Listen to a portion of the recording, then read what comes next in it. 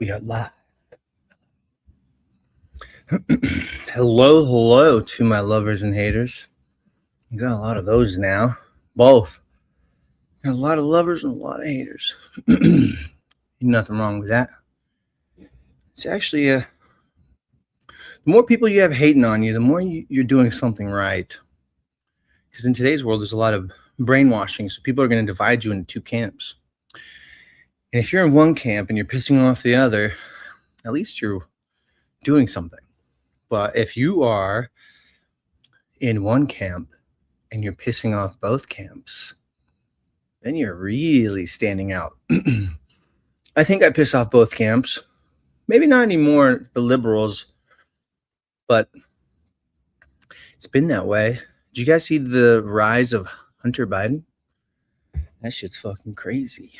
Let's put this podcast on the channels for everybody.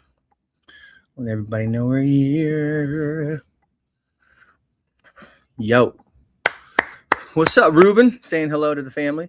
Everybody, say hello to Ruben. I'm going to my Telegram right now, and I'm just going to let everybody know what we're up to. It's Friday. It's 3:00. Wednesdays, I take off so I can finish this movie, which I'm at the finish line. I have about 3 more minutes left to edit. That'll take tonight after this. We are live. Come hang. A lot of people go live on Fridays at this hour. I think Script Keeper might be live. But let's tell the family everywhere. That includes Australia.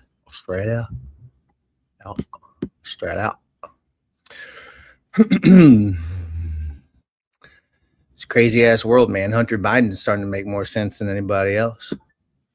We'll go over some of his tweets. Let me just finish this forward into the den. All right. Dunsky. Script quit early. Oh, that's good. All right, cool. You getting ready to drive? You going somewhere fun, somewhere nice, somewhere cool? I do keep in mind that I'm going live on 1, 2, 3, 4, 5, 6 places now.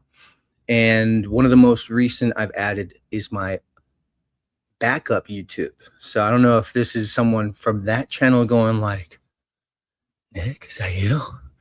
It's been so long. Lucy Vampire, what's up? Hanging out from the Twitchlandia. Fuck yeah. Does that mean you're an old school one, huh? With us? Oh, what's my Telegram channel? That's actually a great question. That channel has gone through so much. The FBI used to fucking lurk in there to get information on me when I was caught for January 6th. Those days. I have 2 channels. One's a broadcast, and then one is a chat. And the chat, that shit used to be bumping. That shit was where it was at for a long time.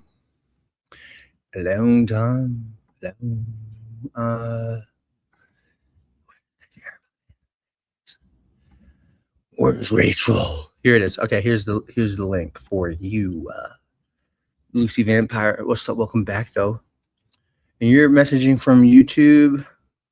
Clyte. Is that Clyte? Click it. Handle it. All right, so here's that. Oh, it's so unclickable. You know, you can just search the name, right? Can't you just search the name instead of getting the link? You can, right? Good Lion Den and Good Lion Films. How about that? Try it with that. And yeah, I think you'll be good. Script quit early. Script. I wonder if he'd come on here. I'll just text him anyway about it. See if he's still got any life left in him. If you want to jump on, I'm live.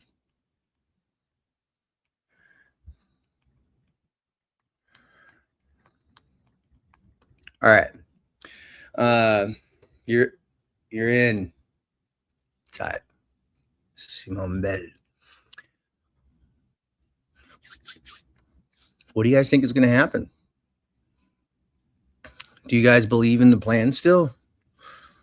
Do you feel weird if you do? Are you feeling like kind of not yourself? If you're believing in something now that would require some magical chain of events to just stop the momentum it's going in. Because from what I see, things aren't looking too pretty. And I'm not comfortable lying to myself. And just because I think it's a lie to myself, it doesn't mean it's a lie to yourself.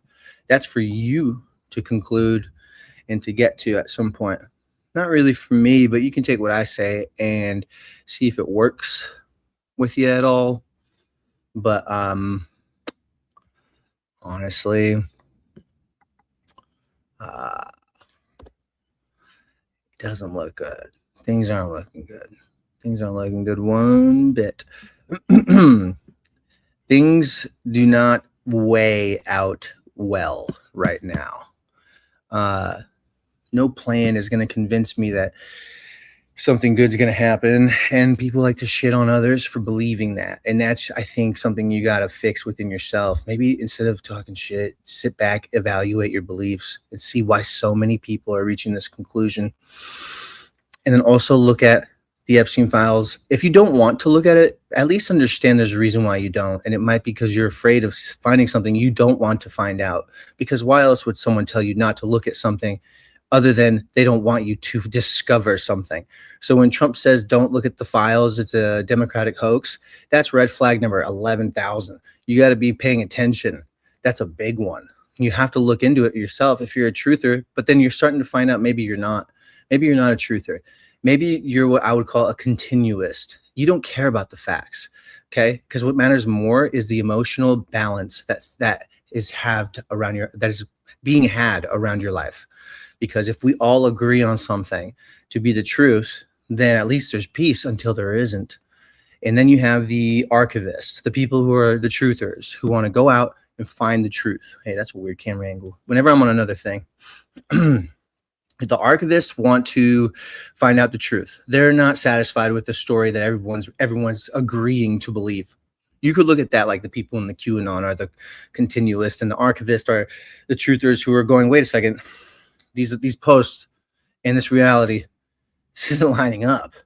And humans, as a natural tendency, are very good at pattern recognition. Some are better than others. So what you have is comms, or decodes or deltas are usually the mind connecting patterns to try and explain something. And if you're given a big terrain, it's going to be very easy to connect those dots into anything. What's up, Sue Real? Good line member? Fuck yeah. Catherine from Ventura? Fuck yeah. Cool. Dude, what the flip flop? That's so dope. Look, in the big picture, in the end, I think they can't win, but I don't think that's in our generation, dudes. Why do I say that? Look who owns everything. You think they're just going to willingly give it up to us? No. Look who owns everything. It's not a military operation when you have BlackRock, who owns everything, now part of the Treasury, now part of the Federal Reserve. Like, there are certain things you can't ignore if you're a truther. But if you're not a truther, then I would call you a continuist. You don't care about the facts. You might look at them and go, I don't care. That's going to destroy my peace and everyone I know's peace. So we want to believe in this. The only problem is you're going to hit a wall at some point, because reality isn't going to match up and the ending isn't going to be for you. And it's not going to be for everyone.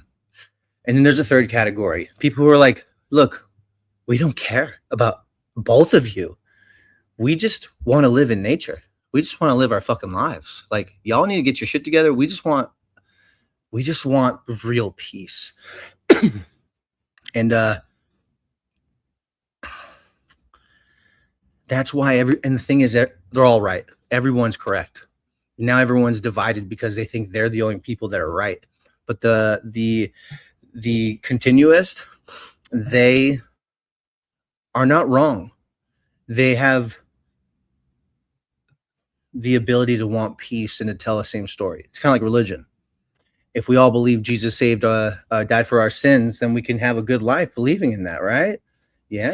Let's all agree. Whether We don't have to look at like what the archivists are looking at. They're trying to find Jesus' DNA and find out if he even existed or if he was just a myth.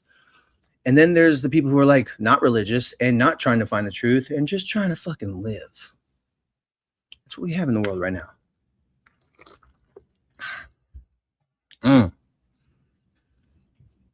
It's a magnesium drink. It's magnesium Trip. It's called Trip, a blend of mindful botanicals. L-theanine, ashwagandha.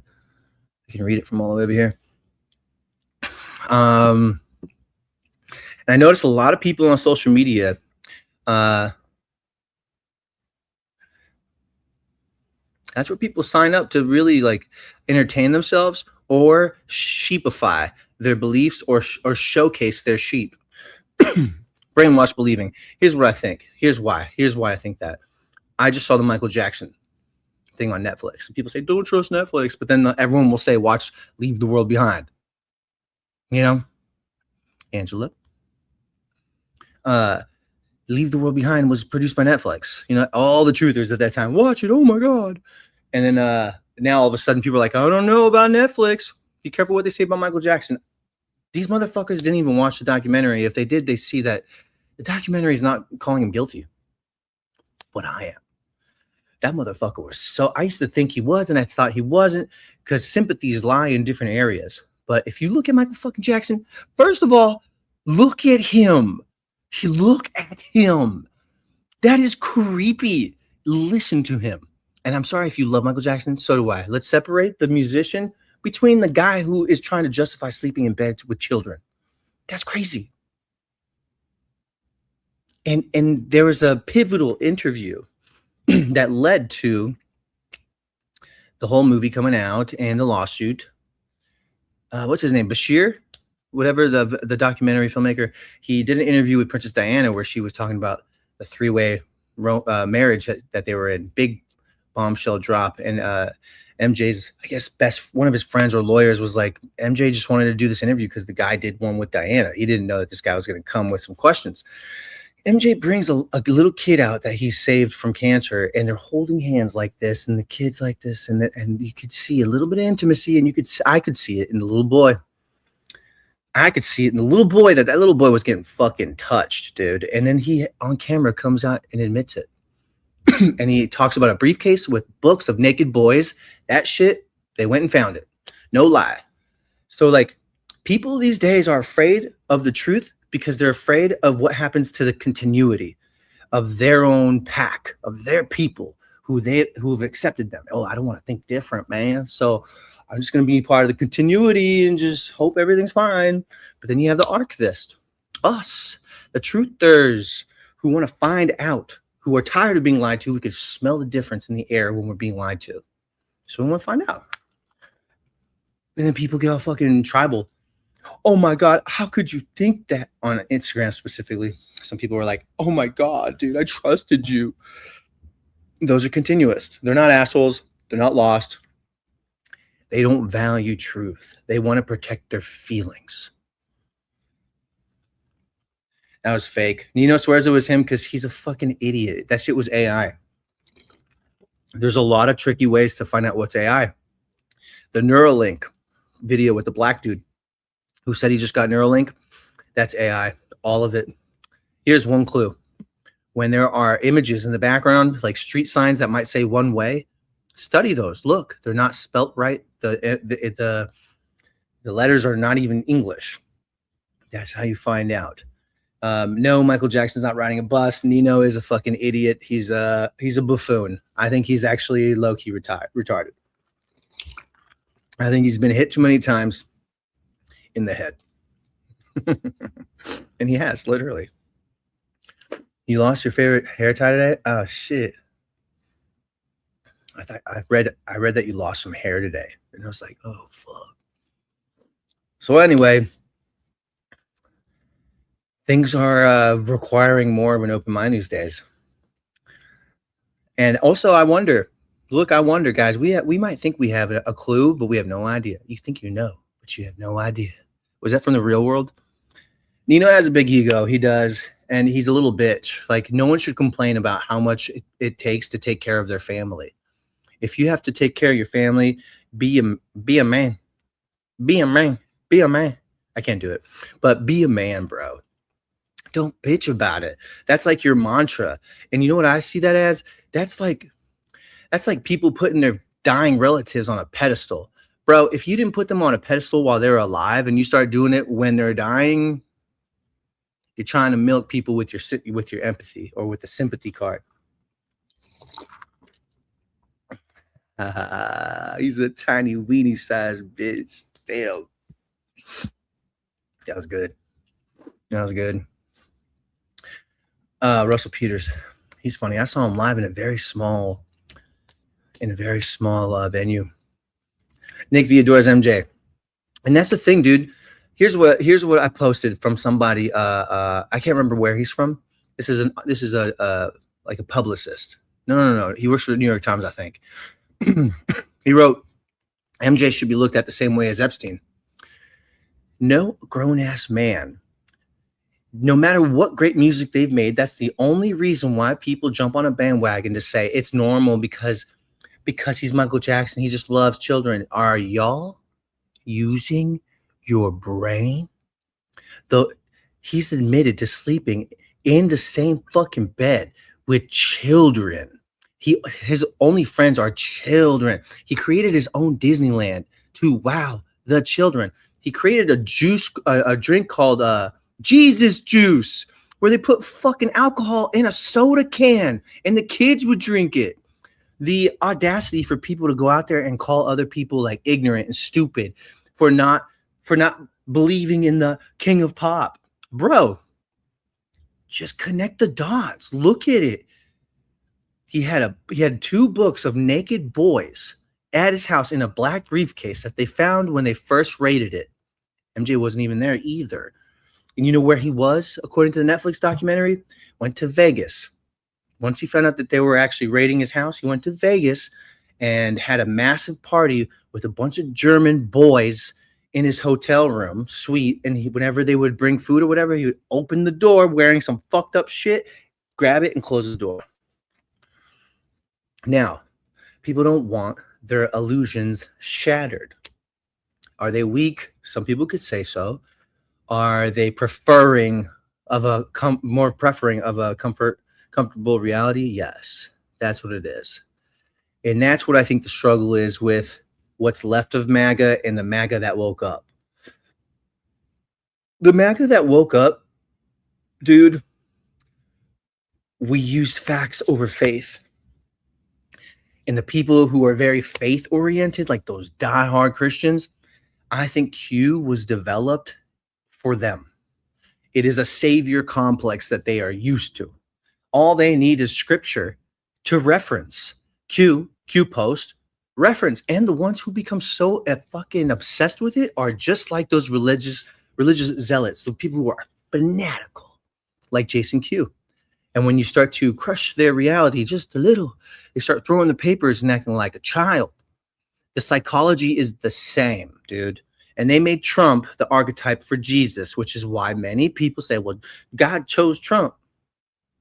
And you can't tell them otherwise. There's a lot of videos out there of people who just, they will not accept anything else. Yo, that's crazy. I used to think that all the truthers were on the MAGA side, but now I see what the liberals saw in us because we're out. We're not in that pool anymore. We're not in that pool anymore.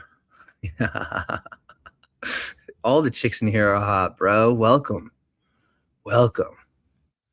Your dad looks like Wolverine and fucking Elvis in one, bruh. Is that your dad? Or are you a chick? I don't even know, bro. Today's day. Oh shit, who was that? Was that someone in here? Did someone just buy Access for Life? It says Zaza Jadel.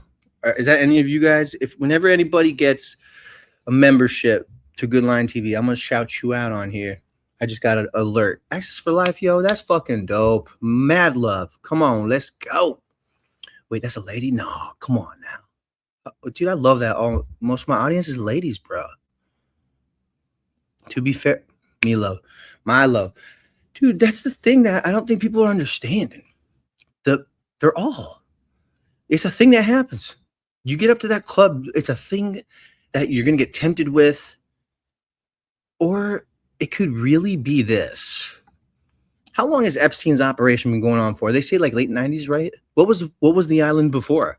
Was it just a bunch of hotel rooms that they like had, a fancy hotel, the Chateau Marmont or whatever it's called? Like maybe there. Maybe they had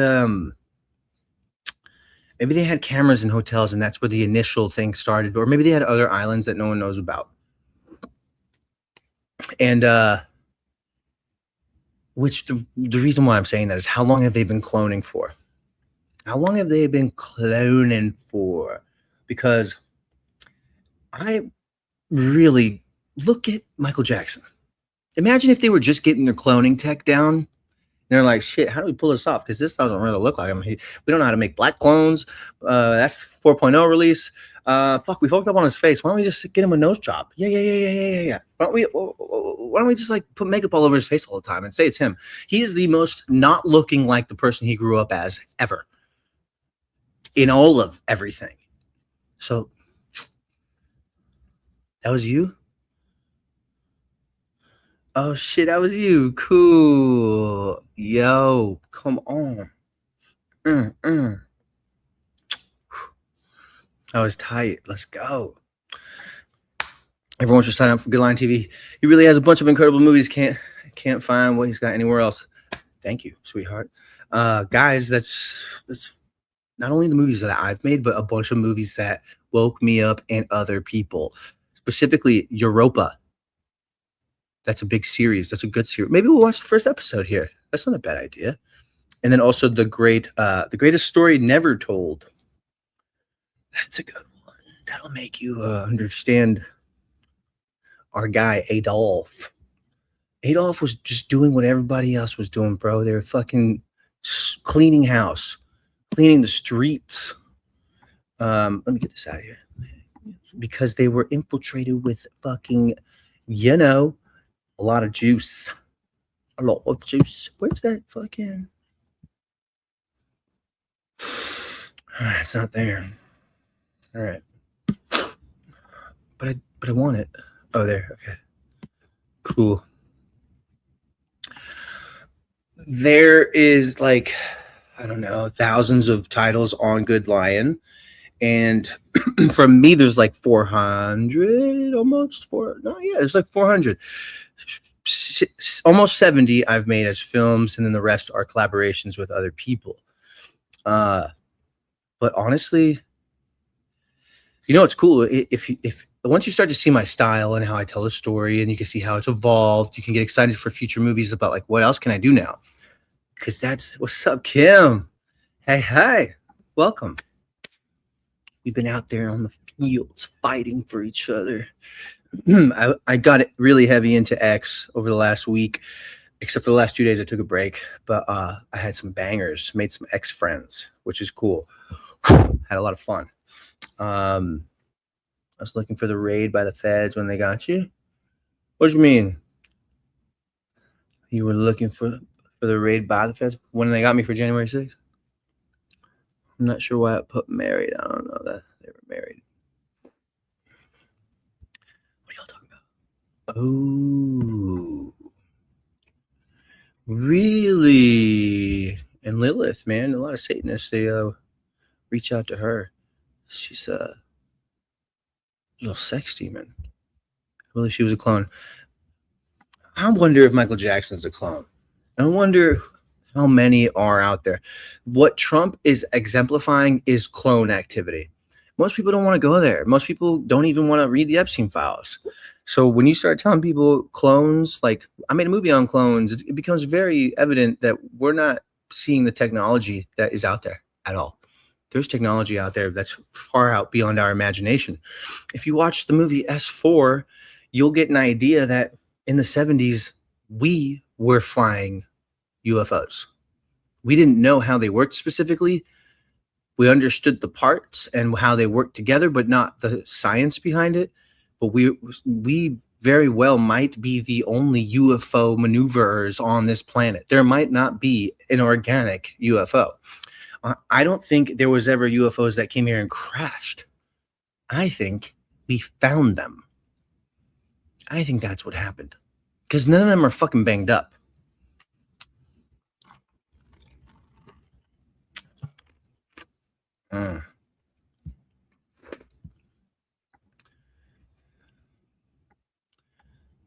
Blamps.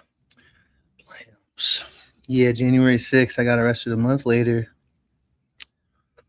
I spent time in jail, and I wasn't even sentenced to jail time.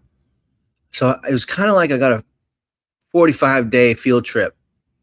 And because I knew I was going to leave, I kind of just wrote it out. I was like, I didn't know it was going to be 45 days, but I just kind of like knew, like, I'm out of here soon, guys. And that helped me a lot.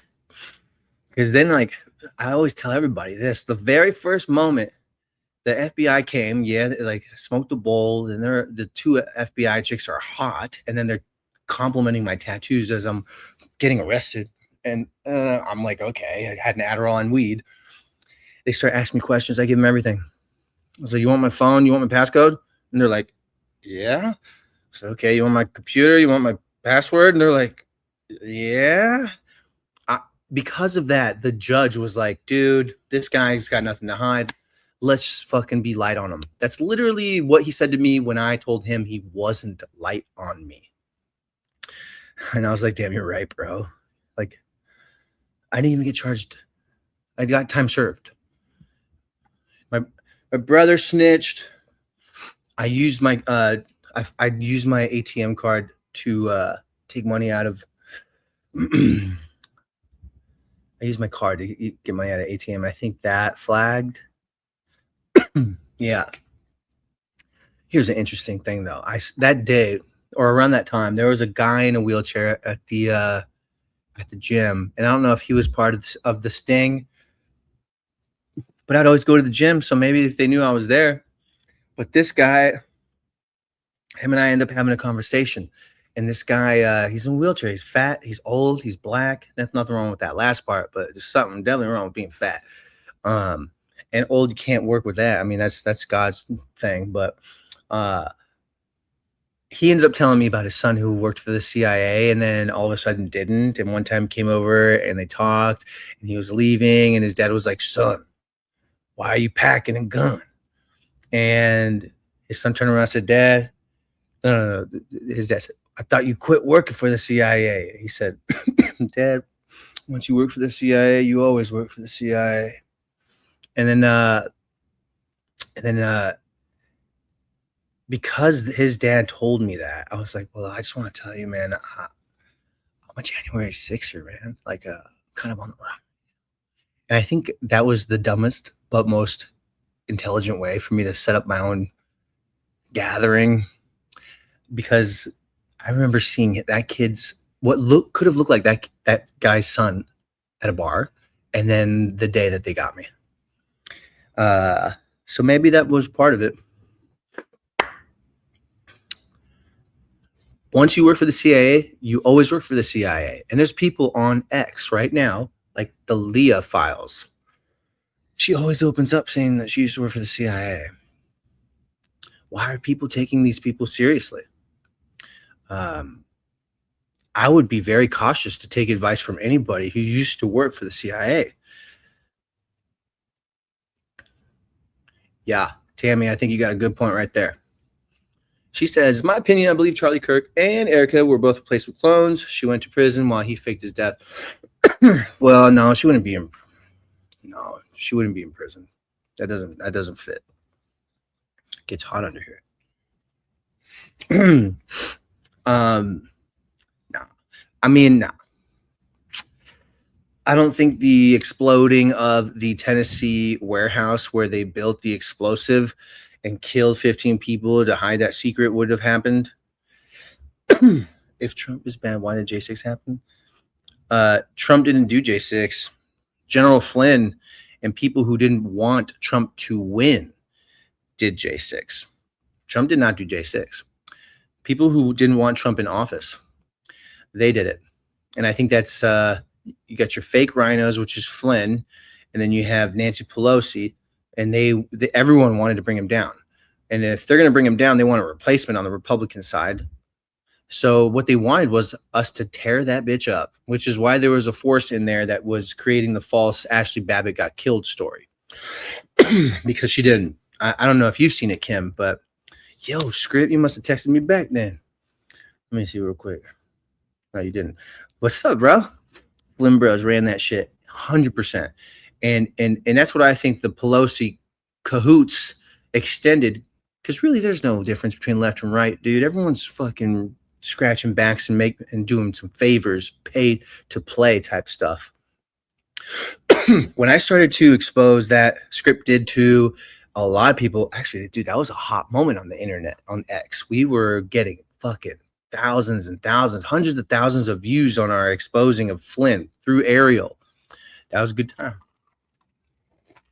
Roger Stone started to defame me.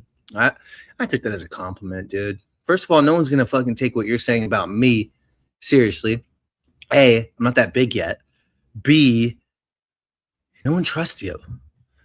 Like, you have a tattoo of Nixon on your back, and there are stories of someone finding you boning a kid at the Chateau, the fucking hotel. And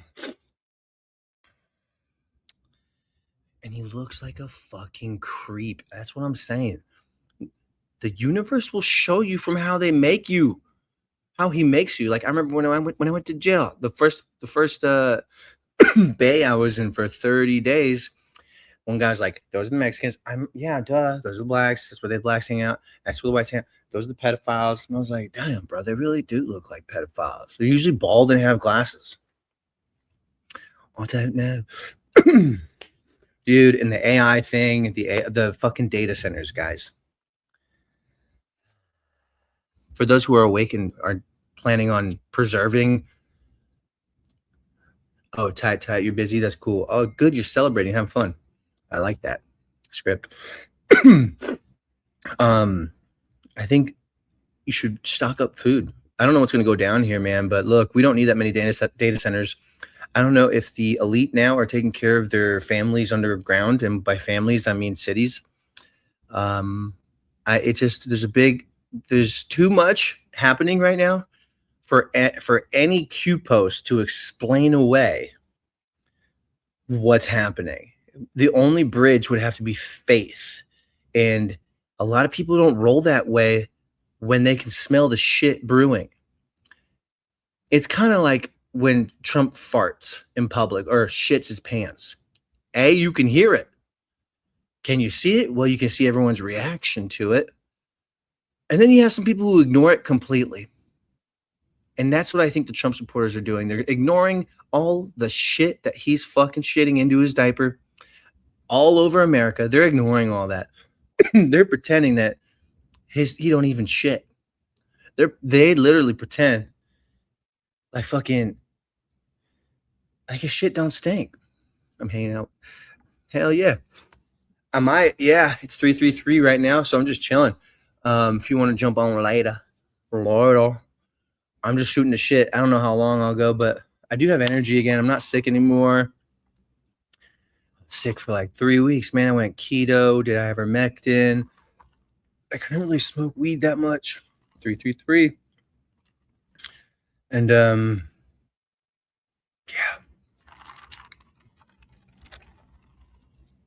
Whoa, 9:33. So it's June 5th, and I have a movie coming out in 9 days. So if you want to get tickets, or if you have a membership already to Goodline TV, you'll be able to watch it. We're going to have Q&A, a session where we're hanging out before and after. And the movie is going to be in 2 parts. And the second part isn't coming out until my birthday, August 24th. So we have June 14th, one movie releases, and then August 24th, the second movie releases. Combine them together, it might be an hour total. This first one's almost 30 minutes. I don't want to blend part 2 with part 1 because part 1's just, it's perfect. And it tells history in the way that most people can't deny. And so then what comes up next is a part 2 is going to be the ruffling of feathers that some people aren't ready for yet. You guys are, because you've been watching and you know what I talk about. But I don't want to put that in the first one because I think it'll reach a lot more people if it's not there. You know? Yeah, I'm a lion. My Leo comes out here, but my Virgo comes out in the movies and how I make movies, how they're very clean and Virgo-like. Let's see something here. All right. Okay. All right. If you are interested. Oh, also heads up. I just realized I had to reactivate my Apple developer account. And so that's for the app I created, the Good Lion app. And ooh, am I gonna sneeze? Let's do this. 10th of an orgasm. Let's go. Almost. Give it to me. No. Damn, it's like I'm edging. Gooning. Okay. Come here. This is where you can buy the pre-sale ticket. Right here. All right. And this is just one of the trailers. Let's watch it because it's been a minute since I've seen it. And I don't want to show you any more of the movie because I leave some surprises, you know? But here we go. All right, let's just see a little 3-minute clip. Karl Rothschild even traveled directly to Rome in 1832 to negotiate with the Pope himself. It was highly controversial at the time, a Jewish banking family financing the Vatican. Some Catholics were outraged that a Jew was allowed to kiss the Pope's hand instead of his foot. But in the end, it was pure cold finance. The church needed money. The Rothschilds, who were already the go-to bankers for half of Europe's governments, happily provided it at interest, just like they did for Austria, Prussia, and Belgium.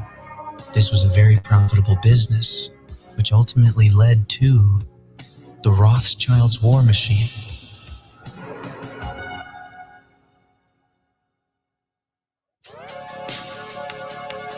From that moment forward, Rothschild financing played a central role in nearly every major 19th century war. They didn't just lend money, they issued massive government bonds and loans that allowed countries to fund their armies and slaughter each other. In the Italian Wars of Unification, 1848 to 1866, the Paris and Naples branches poured money into Piedmont, financing campaigns against Austria, including the bloody battles of Magenta and Solferino. This helped create modern Italy and stripped the Pope of his territorial power. During the Crimean War, 1853 to 1856, the London branch raised £16 million for Britain, directly funding the nightmare battles at Balaclava, Inkerman, and Sevastopol. In the Austro-Prussian War of 1866, Vienna branch loans helped finance Austria's side in the brutal 7 Weeks' War. After the Franco-Prussian War, 1870 to 1871, the Paris Rothschilds orchestrated a staggering 5 billion franc bond issue so France could pay massive reparations to Germany after the defeats at Sedan and the siege of Paris.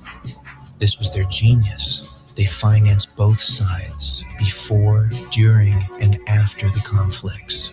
No matter who won the war, the Rothschilds won the peace, collecting interest and tightening their grip on Europe as wars became more expensive than ever before.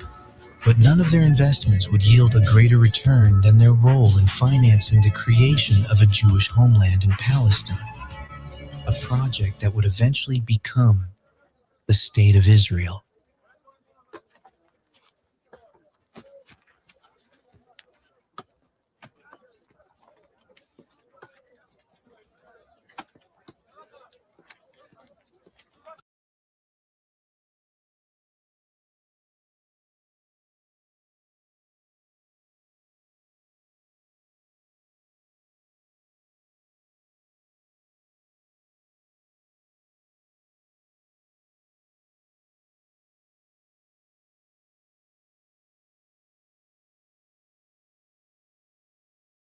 How rude of me. I've been talking without the mic on. If you want to buy yourself a ticket, come over here. There's 139 people who are coming. It's basically going to be a live stream. And we're going to do a Q&A before and after. Maybe just before. No, actually, we can do a live stream before and after. Why not? We can just wrap it into a live stream. That might be better. Yo, where's this lion's dick at? Sorry, but I don't think that's a woman. That's kind of how I feel about today. Where's our dick at? You know what I mean by that? Albania right now is like, fuck no on Trump's daughter and her Jeffrey Epstein replacement, or Jared Kushner. They want to buy this massive island off the coast of Albania. Is Albania? Algeria? What is it? I think it's Algeria.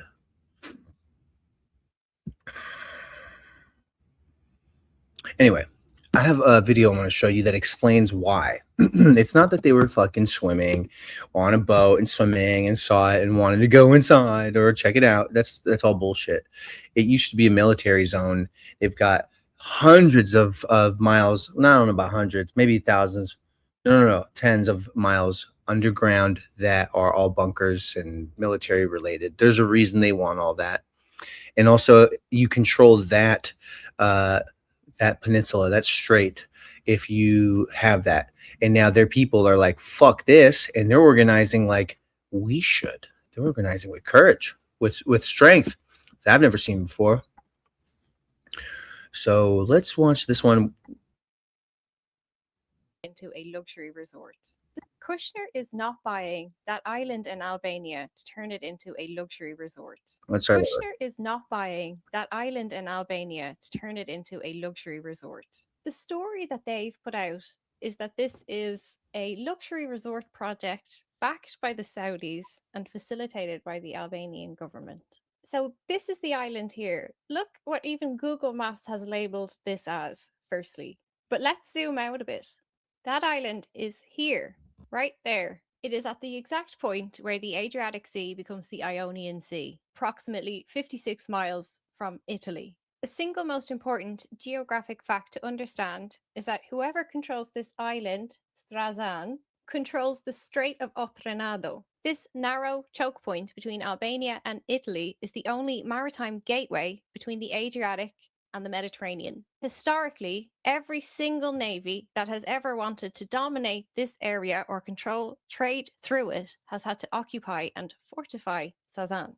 This means a lot of the work is already done for them. There are 3,600 nuclear survivable bunkers on this island. There's also 10 miles of underground tunnels connecting command posts, ammunition stores, submarine pens, and hideouts. There are Soviet submarine pens and deep water anchorages already there, ready for use. All of this militarizing of the island, preparation for nuclear war, was done during the Hoxha regime. I will do a separate video about the Hoxha regime in Albania. But here's the full chain of control. It passed from the Ottomans to the Italians to the Albanians to the Soviet Navy, back to the Albanians, and now suddenly it's going to a private American cartel. The through line here is that it has been a military garrison for the local navy. The exception at the end is that it's now being sold to Jared Kushner. Why is Europe allowing the Project 2025 guys to buy their own nuclear garrison in the middle of the Adriatic Sea? Well, we're not, because this was Albania yesterday. Shout out to anybody that was there, you absolute legends. It's not technically correct to say that it's Kushner and Ivana that are buying this island either. This is the Delaware Corporate Registry. This is the entity Atlantic Incubation Partners LLC. This is who's buying the island. That LLC is linked to Kushner's company Affinity Partners.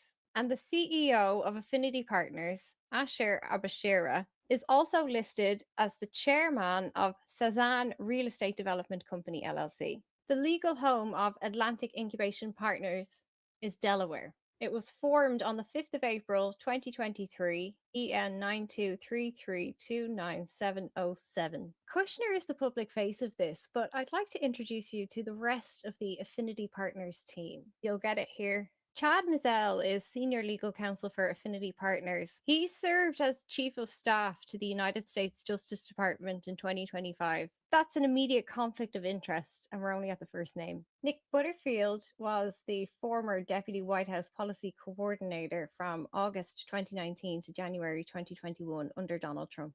Also, before that, he interned during George W. Bush's administration. When you search for Lauren Key, the first thing that comes up is the letter that the US Finance Committee had to send her in this CFO role a year ago, saying specifically, I write seeking information relating to the recent revelation that 99% of the investment funds that you are managing is coming from the Saudi Arabian government.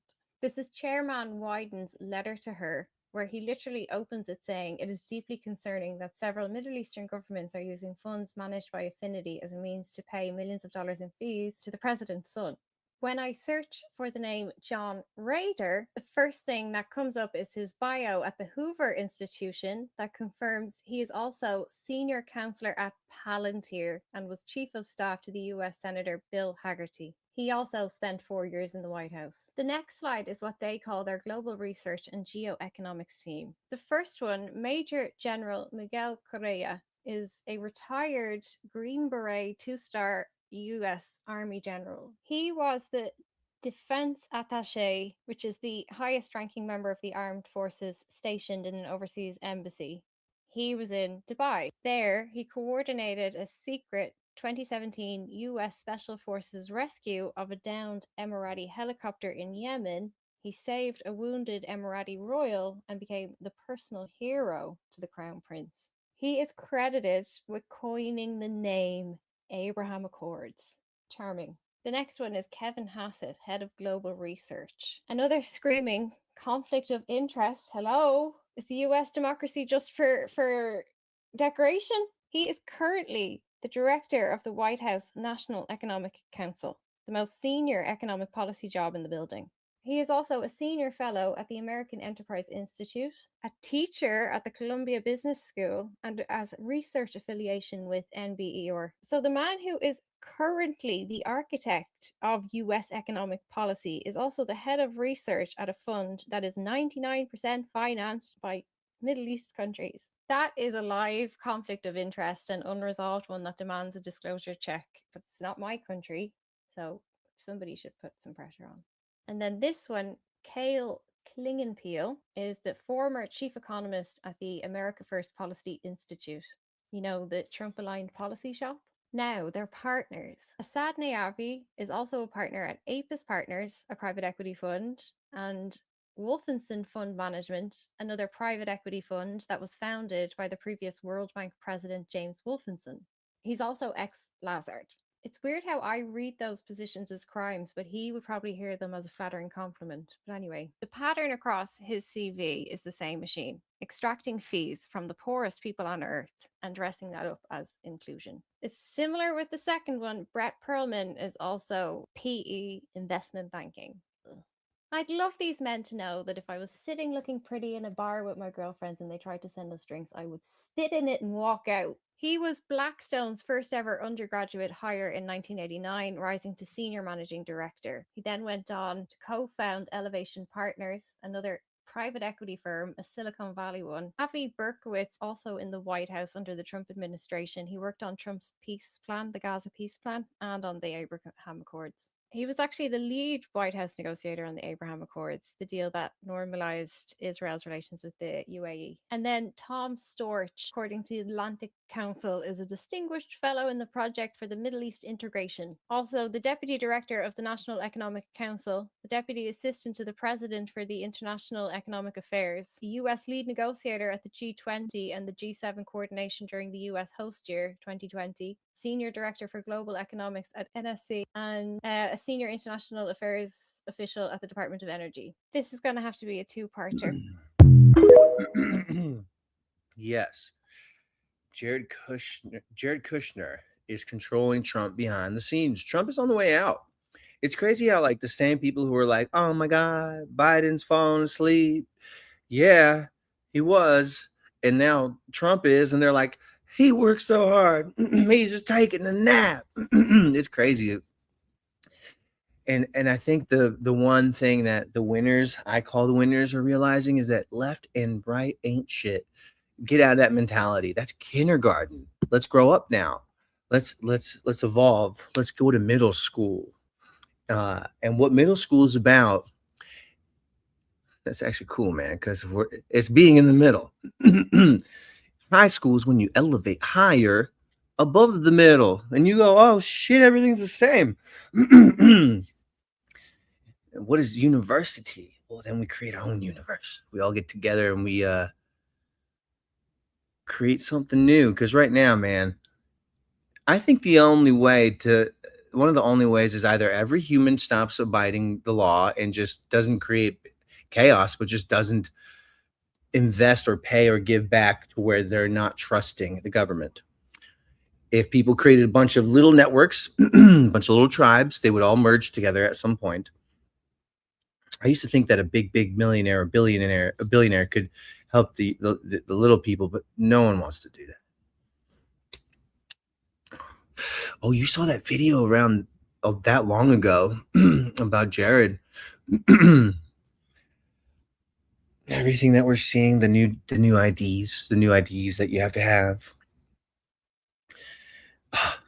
I know what video to play. We're going to go to my Instagram. I think, man, we might have a lot of fun here. All right, so check it out. We're going to share this real quick. This is kind of what I was talking about with the hypocrisy. So there is a court case where Trump loses to sexual abuse to E. Jean Carroll, and people source that. People will, okay. The people who are saying fuck you for calling Michael Jackson guilty, look, he was proven innocent in court. Yeah. All right. I can still have my opinion. But then here is this Trump being proven in court guilty, right? It's rigged. The system's rigged. Come on now. Like, your double standards don't apply. And I'm going to be here to call you out on that phony fucking hypocrisy. I'll call it out, man. So this is what I posted. And also, I'm a troll, dude. I'm a troll. Michael Jackson's repulsive legacy should carry the same condemnation as Jeffrey Epstein's. But then I think there's a higher level of evolution to understand. Michael Jackson grew up with Joe Jackson, who so badly wanted his children to conquer the industry. I think Joe pimped out Michael Jackson. I think what Michael Jackson is first a victim and then an abuser. It doesn't mean I don't like his music, but it does make me look at him different. When I see him, I see creep now, dude. I can't help but just see creep, dude. No fucking rich-ass adult male has sleepovers with kids in his bed, and where the kids know the passcode to get into his bedroom, and the parents don't. No amount of money is ever going to fool me. Now, like, the evolved approach is, like, if you want to still love on him, see him as a victim. Because Joe is evil, and we know what the music industry was like back then. We know. Connect those dots, bro. I'm surprised any of the Jacksons haven't come out and talked about that. I'm sure Michael was fucking sexually abused, man, 100%. And I think he got swapped at one point, man. Maybe that Coca-Cola, the Pepsi commercial, whatever it was, with his hair. Maybe they swapped him during that time. And he looks like a zombie. I heard that too. You guys are thinking the same thoughts that I'm thinking, dude. Looks like a zombie. Yeah, he looks like a zombie. And Thriller, he was definitely dead. Because this is Thriller. Castrated Michael Jackson to make his voice high. Actually, there are clips where Michael sinks back into his actual voice. And this is part of the reason why when I see him talking, I think creep. Because he's putting on a show. He talks like this. No, stop it. Stop that. It's because I like them. They're innocent. They're innocent. No one talks like that. No one talks like that. And then there are moments where, like, he slips Yo, shout out to Lori Walter. I don't know if you're watching right now, but you just joined Good Line, and I want to give you some love. Some love. Dude, my brother was obsessed with Michael Jackson. Why are kids obsessed with Michael Jackson? Because he wants the kids. Come on. I wasn't obsessed when my brother was doing all those moves in the 5th grade talent show. So I grew up loving on him. And now my daughter's like learning piano music from Michael. Now it just makes you wonder, who are the rulers of this realm? Remember what they say? Lucifer. Lucifer is a fucking musician. Maybe the way we're seeing the world is fucked up. Because this ain't our world. We want it to be our world, but this isn't our world. Maybe the way we're looking at it is. I know you guys are looking at those tits, so I want to show you. All right, it's a pretty good one. Dating app messages, and my brother let me go through his dating app messages, and I need to talk about it because what the fuck is wrong with women? First girl, they match. He asks her on a date. She says, "Where are you taking me?" He says, "A steakhouse downtown." She says, "It the expensive one or the one on 5th Street?" He said, 5th Street. She unmatched him over the location of a steakhouse. Second girl, talked to for a week. He planned a whole date, coffee, then a walk by the river. She texted him the morning of, "Honestly, I'm more of a dinner and drinks girl. If you can't do that, then I don't think we're compatible." They never even met, and she's already got a price tag on his time. Third girl told him, and this is a direct quote, "I'm talking to a few guys right now, so whoever plans the best first date is probably who I'll go with." She literally turned his dating life into a bidding war. Y'all are out here treating men like DoorDash for a free night out and then wondering why they stopped putting in effort. I'm genuinely embarrassed. You know, what's up, Kel? I like to red pill people on all fronts. So some people are like, why are you posting this? Did someone hack your account? No, but there are young men out there who need to understand. They need to stop giving out their precious resources, their time and their money and their love to the generation that's taking up maybe 80 or to 90% of females now. And it bleeds into generations around it. Will it get better? I don't know. I don't think so. It's record breaking for numbers regarding men and women who are single, women who have no children over 30. The feminist movement just got them by the fucking ovaries and turned them into literal balls. And now they're the ones who are competing with who they're supposed to be led by.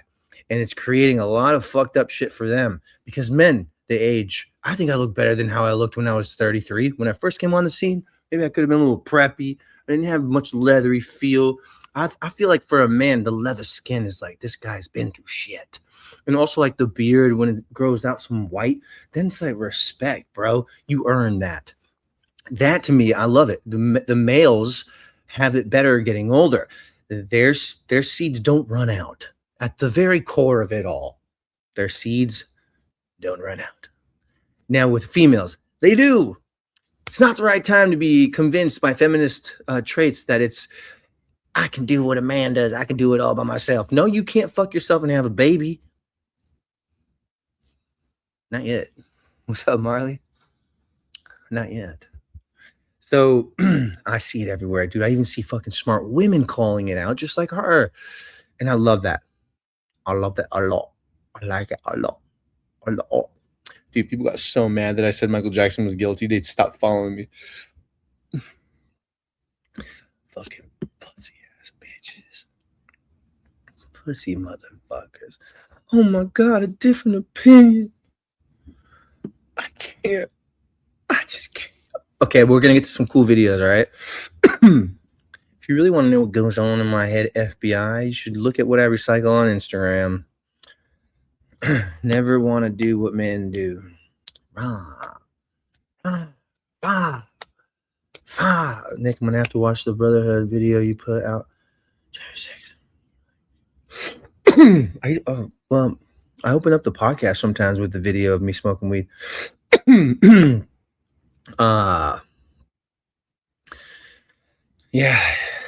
Mary Jane Pants was the day before that it was American flag dance.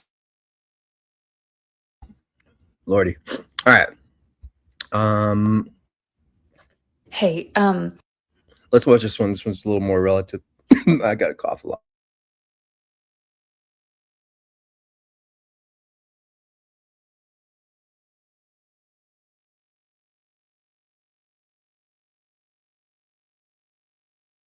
All right, here we go. Here we go. I'm going to tell you something that you need to understand. We have until the beginning of November to get prepared. For those of you who are thinking that the midterm elections is going to be the thing that saves America, it's going to change the course that we're on, I hate to be the bearer of bad news. That's not going to fucking happen.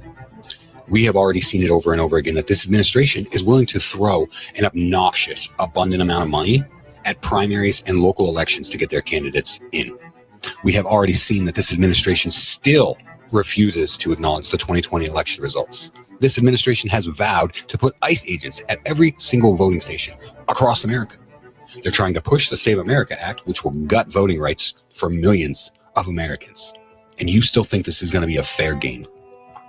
This is not going to be the thing that fixes America. If anything, it is going to be the final fucking nail in the coffin.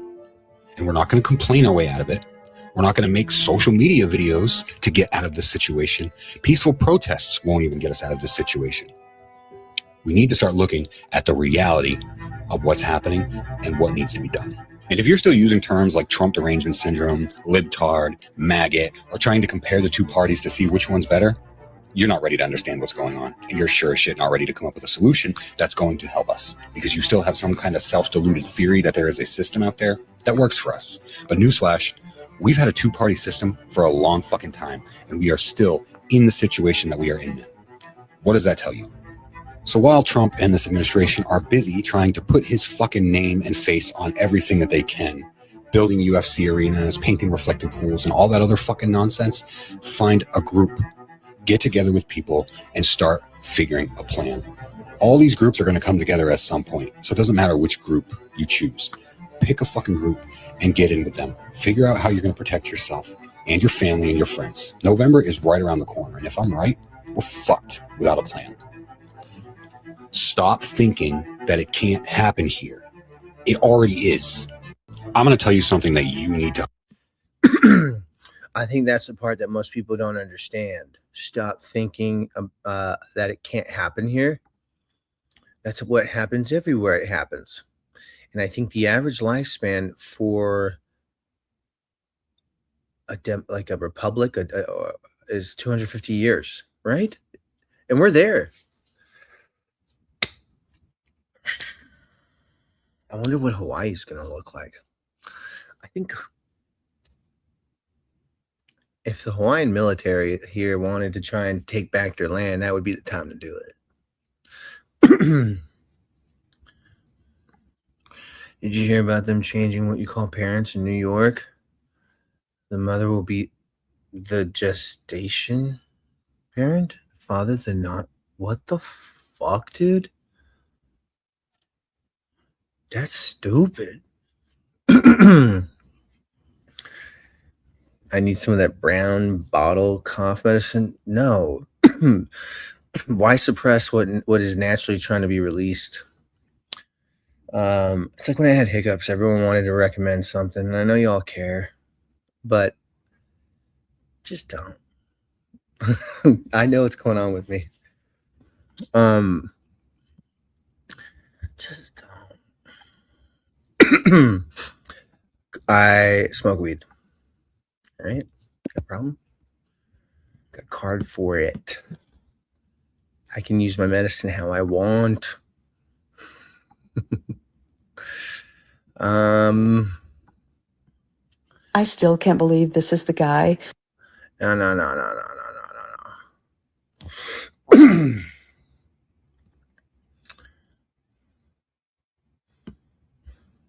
Hey, here's the thing. Donald Trump is dying. I've seen several other. All right. I was really sitting here trying to really think to myself, why should a man in 2026 actually date a woman or commit to a woman? Because I feel like... Hey, here's the thing. Donald Trump is dying. I've seen several other creators talk about this, and I agree with them. The man has been not seen for days at a time and then suddenly reappears. He is struggling to stand. We saw that on Memorial Day where he was like doing the weeble wobble at the wreath laying ceremony. We see him nodding off constantly, example after example after example. And then yesterday, we saw him kind of leaned off to one side as he sat in the Oval Office and proceeded to close his eyes, which demonstrates that not only can he not walk very well, if at all, I don't know, it's been a while since I've seen him walk anywhere. He's always seated, but he also cannot remain, upright and aligned. So the reality that we're dealing with here is that while the exit from this planet may not be imminent, it is certainly happening. He keeps going back to Walter Reed to have these cognitive tests, and that is not a normal thing. It is not a normal thing to have repeated cognitive tests unless there is a reason to have them. I mean, sure, your physical exam after a certain age, doctors will ask you questions to make sure there are no signs of dementia or cognitive issues. But the idea that we're repeating, they're tracking the progression of his dementia at this point. So anyway, I just wanted to show you what I did today. It is time.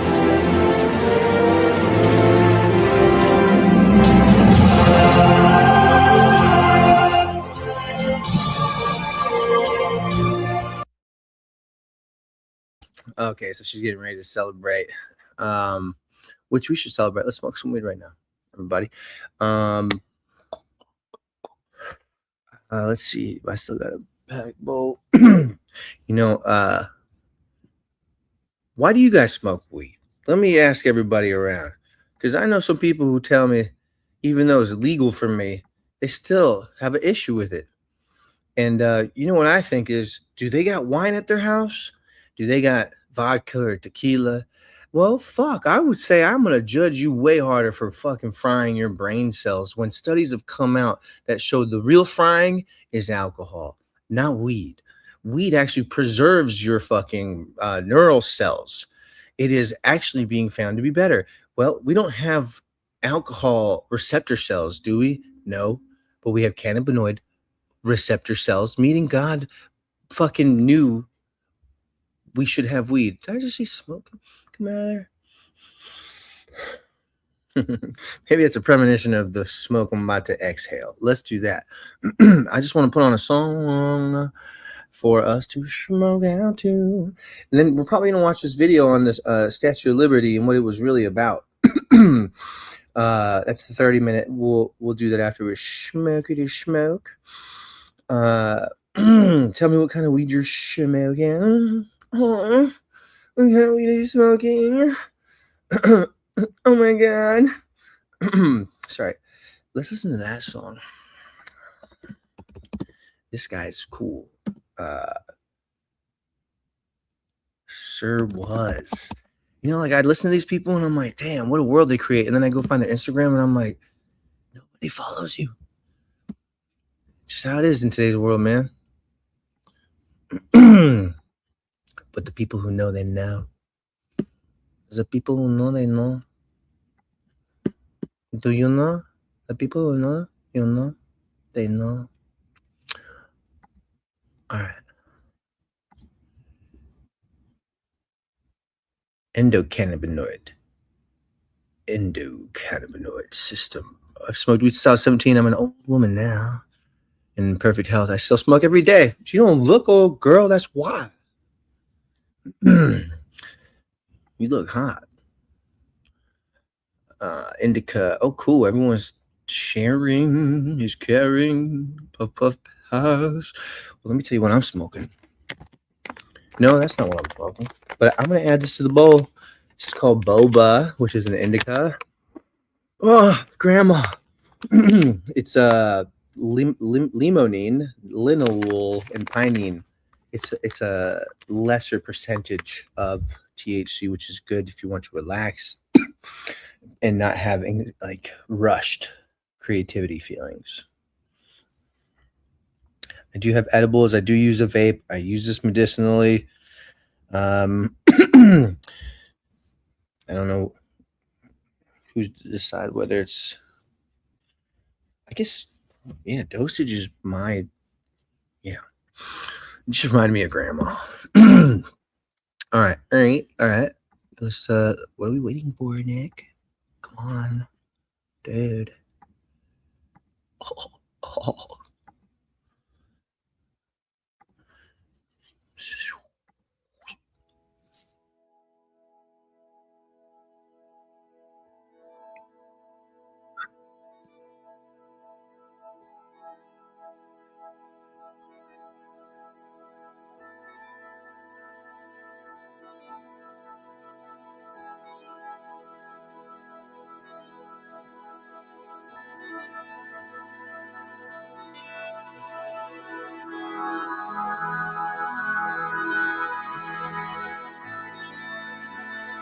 All I want to do is fly away.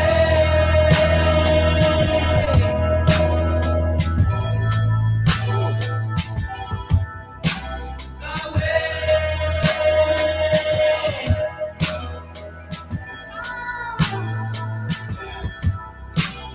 Show them who we are. Yeah. Yeah. Singing out of joy, out of pain, out of love. Oh, been holding on to a dream just a bit too long. What you wanna prove to after all these years? Can I take a break from myself, from my mind, rolling for a day, when I'm in the bed, no need to bring it back. All I wanna do is fly away.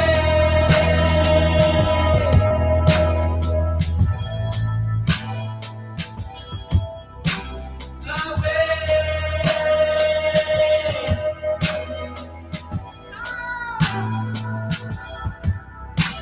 No hindrance in the way. I'm a dreamer. I'm a dreamer. No paying back. I'm a dreamer. I'm a dreamer. Been holding on to a dream just a bit too long. What can you do but to dream? Finding me and you.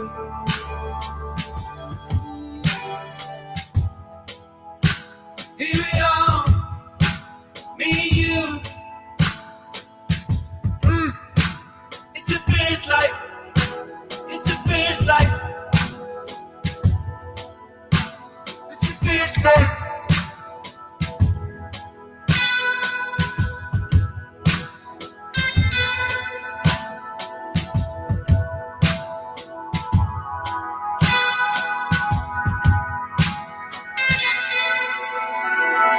All I wanna do is fly away.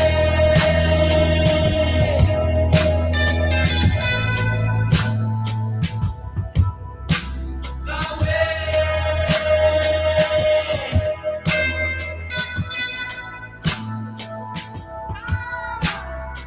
Wanna fly away. Far away. Working out the airport, but we never fly away. Just working out the airport. We wanna fly away. Fly away.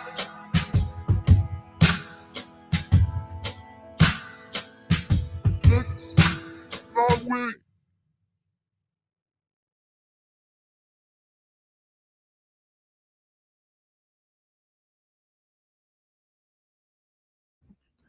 Yo, you know what song normally comes after that on my playlist? Let's see. Does it register it like that? No, I have to I have to look at it on my phone because it's a good one and it's a great one for right now. No, that's not it. That one. That's probably it. No. It's that? That's the name of it? Weird. No wonder. All right. I was just telling Script Keeper, I'm down to move away from Hawaii pretty soon. I move around a lot. Dude, I love Nika right now. I just want to say. Dude, this song has 190 fucking plays from the actual band itself. The flip. That's crazy, bro. Dude, I stopped smoking cigarettes. Does that cause a cough? Do you think that causes coughs when you stop? I think so, because you're detoxing. You're detoxing, letting it all out. Mm-hmm. That's some frog shit. Florida. I would go to Florida if my daughter moves to New York. I wouldn't move to New York, but I would move to Florida. And then I'd visit her every now and then, a lot quicker. I could even drive. I love a good drive. That'd be so much fun, flying or driving. But just to go hang, I'd be only hours away, not like 6 or 7. Oh my god, I'm gonna sneeze. I know it. I guess not. All right, music time. One more song. Pardon me. I'm sorry I keep coughing in front of you guys, but not really. You're here. You're my guest. You have to endure it.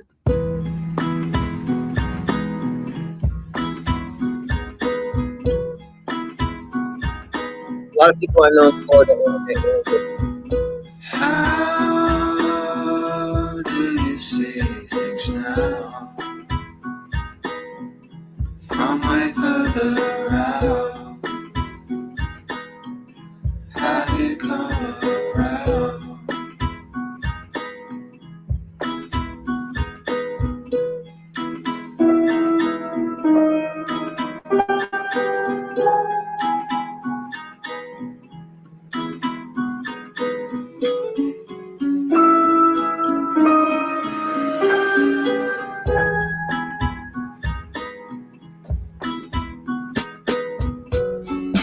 Feeling the heat, let it go.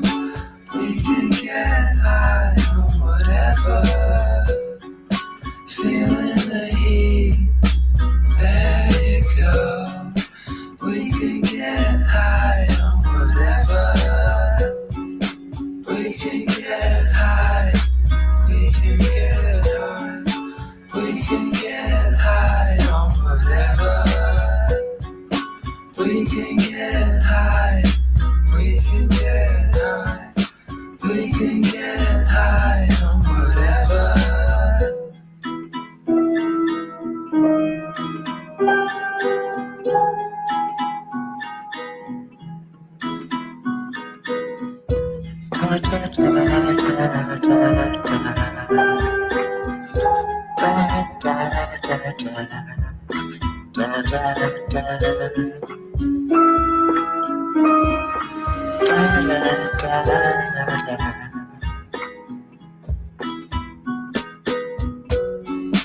Feeling the heat, let it go.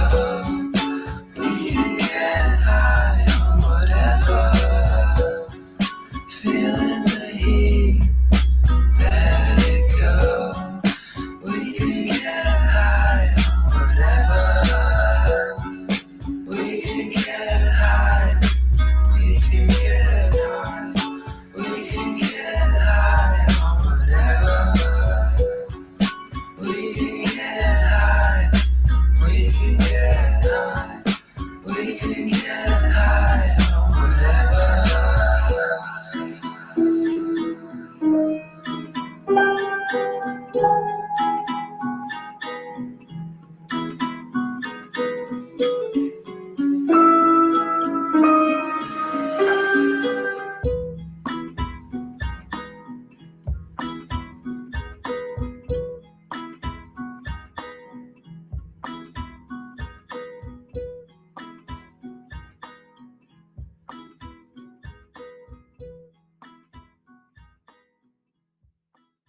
I really held it in there. I've been getting confident.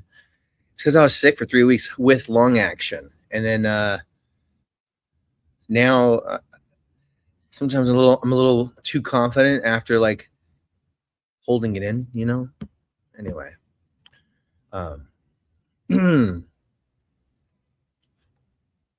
Kaplow. Dude, making movies the way I've been making movies is so fun.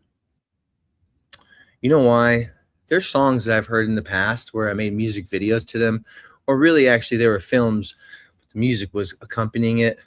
And now I realize a lot of those scenes I can do. And then that opens the door to this. Here's what happened the other day. The other day, in the middle of making this movie, which has a lot of Villeneuve style, I think it's Villeneuve. Dennis Villeneuve. Is that his name? I might be butchering his name. He's a cinematographer, and he does Blade Runner 2049. And I watched it, and my movie kind of looks like that in the beginning. Why does that matter? Because look, I'm starting to realize something. Now that I know that I can create pivotal scenes of a movie that I want to make, then I can make it and use it as the pitch. And if there's any direct line for me to get somewhere where a production company throws down millions for me to make something, this would be it. And so most people don't even fuck with that train of thought because they don't create a story because they don't believe that they can make it. So the bold ones are the ones who believe that maybe I'm going to make this somehow. So with that kind of energy, after I watched 2049, I in my own world created Blade Runner 2099, and that was so much fun. I spent the whole day developing, and I'll let you know. Remember how I talked about in the beginning of this podcast, the continuity and the archivist, and then the natural ones who just want to be in the natural world? That's all from Blade Runner 2099 that I created. And what it ties in are the exact ideas where now it doesn't matter if you're a replicant or not, or if your memories are real or not. What really matters is what is real, because for each of those categories, reality is true to them. And in the end, that's what kind of what you get when you leave. There's a lot of things that you can wonder, but the point overall is there's no one to divide from when you understand everyone is right in their way, but you just understand who they are and what kind of life they'd prefer to live. And I tell that pretty fucking cool. It's a cool fucking movie. So now for fun, I'm going to write the screenplay. And just for my own desire to see how it plays. The thing is, I spent all day, so now I know all the parts. I know the parts people leave the movie theater thinking like, damn, bro, like they talk to their friends like that scene. And then they'll be like, no, but that scene though. And there's usually 3 scenes that become memorable. And so look, all I have to do is generate a scene. Because now making the storyboard is almost as immediate as making a visual AI assisted representation of what it is you have in your head. And making one of those, pitching that to a studio, and then being able to at least start a relationship with studios. This is kind of, I'm just talking about what I think about for my future sometimes. Because building Good Lion and being CEO of GoodLion.tv, that's always going to be there. It's going to evolve in different ways. At some point, everything's going to be free and people are going to get paid to watch. What's up, Alita? Did it notify you? I had to fix some stuff with Rumble, so then on Monday I couldn't go live from Rumble because They were making things complicated. It's been like a troubleshooting week. Is Mercury in retrograde? I stopped tracking that for years, man, but I was always on top. Anyway, that's my world. It's just so much fun making AI stuff. It's like, and I'm going to teach you guys. It's going to be a charge. You're going to have to pay for it, because if you want to be in there and just learn the theory and just hang out, I don't give a fuck. Hang out. Actually, if you're not planning on using it but just want to hang out, come on in. Kind of like sit in the back of the class when it's not your class. You're just sneaking in. Do that, because maybe it'll inspire. But I don't know what kind of world we're heading in. And I don't know what. Well, I think certain tools are going to get more used than others. I don't think comedy is going anywhere. I don't think any robots are going to be doing stand-up. I don't think robots are going to be writing humorous television or movies. I don't think they have the soul to. So I think in a crazy fucking way, the arts are going to be really more appreciated and valued, because people are going to want to get away from their world. So why not learn how to do art? Movies combine all the arts together. And that's what makes movies the greatest storytelling mechanism. And if you know how to watch movies like I do, fuck, this is what we're going to do too. I've already talked about this before, but these are ideas that are bridging over time. And not to you guys. I haven't told you guys this, just with others. I want to do a great director's class where we watch movies together. And one of my favorite professors, Roger Durling from Santa Barbara City College, who is the director of the film festival, Santa Barbara International Film Festival. He probably still is. He's the most flamboyant, cool, goth, rebellious fucking professor who would have us in his class, which was a movie theater. And he would get screenings of movies before they came out. Like we saw Birdman before it came out. And he would pause it for us and explain what we were seeing on screen and how it added to the story. That's called mise en scène. That's where you can get more of the heart of the story and theme through the physical movement of the camera, or the placing of the people, or the framing and the people, like and the objects around, or the symbolism. There's cool tricks that directors do that no other directors do. And then when you're an audience member who can think that way too, then you can never be bored in a movie if it's a good director. Because then you're just like, what a shot. Because there's stuff that you're more receptive into feeling and understanding, because you're looking out for it now. I heard someone the other day say, it's like, no, I'm just trying to do less TV, not watch movies, and just be outside more. He's like, I can't stand movies, they're just boring. And I was like, he needs to see like I see. But I get why he sees the way he sees. The movies are fucking cool. I just want to watch movies and do exactly what he did. And point out the certain areas that emphasize something you feel that you might not understand. The positioning of everything on the screen is helping you feel that way. What do you mean, Nick? For example, if you go moving the camera on a scene from right to left, you're going to create tension. People don't read that. People read from left to right. If you want them to feel comfortable in a shot, go from left to right. But if you want some subtle tension, like you're about to go up to a bad guy, or there's anxiety around the corner and they're walking to it, go from right to left. And now your people are feeling something, and they don't even fucking know why. Like, these are the little tips and tricks of a director that he has in his quiver for almost everything. Like if you want your subject matter to be strong and how do you do that if they're weak? What if they're Al Pacino? Well, come down below and look up at them, and they take bigger space in the frame, and that defies their presence. It's big. Boom. That's some cinema shit. You know what I mean? You know what I'm saying? That's where I get all fucking obsessed with movies, because they're so fun to watch like that. And if you've been my girlfriend, and if you're spying on me and you're watching, they learn how to watch movies hanging out with me. Because I do that. because it's fun. It is fun. All right. Dude, that place is tight, Script. You just showed me a picture, or you sent me to that place. All right. Okay.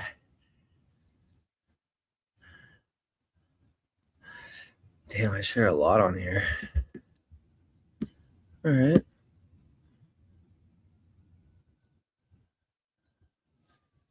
So a lot of people think Trump is dying. I'm not sure.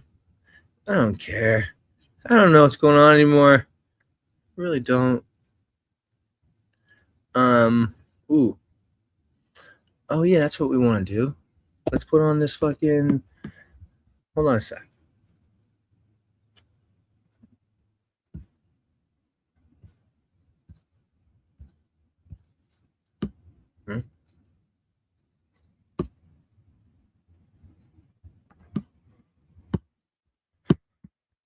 We're gonna watch this video about the Statue of Liberty. It's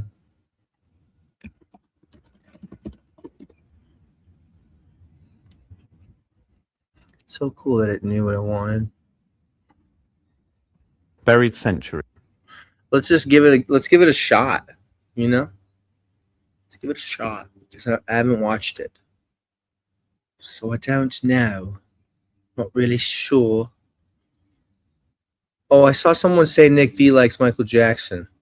I know. Just depends on who he is.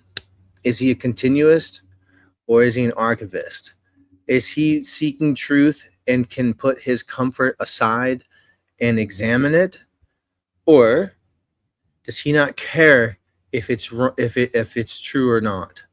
That he would prefer to stay in the Matrix. Damn.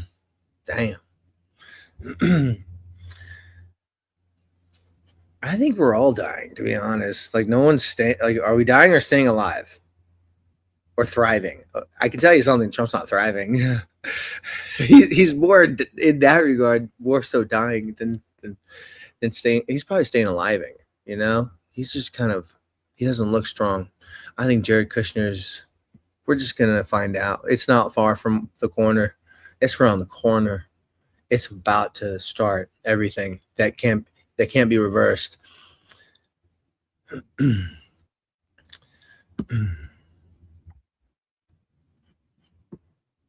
can't be reversed. We're heading into a place that hopefully we will learn to like.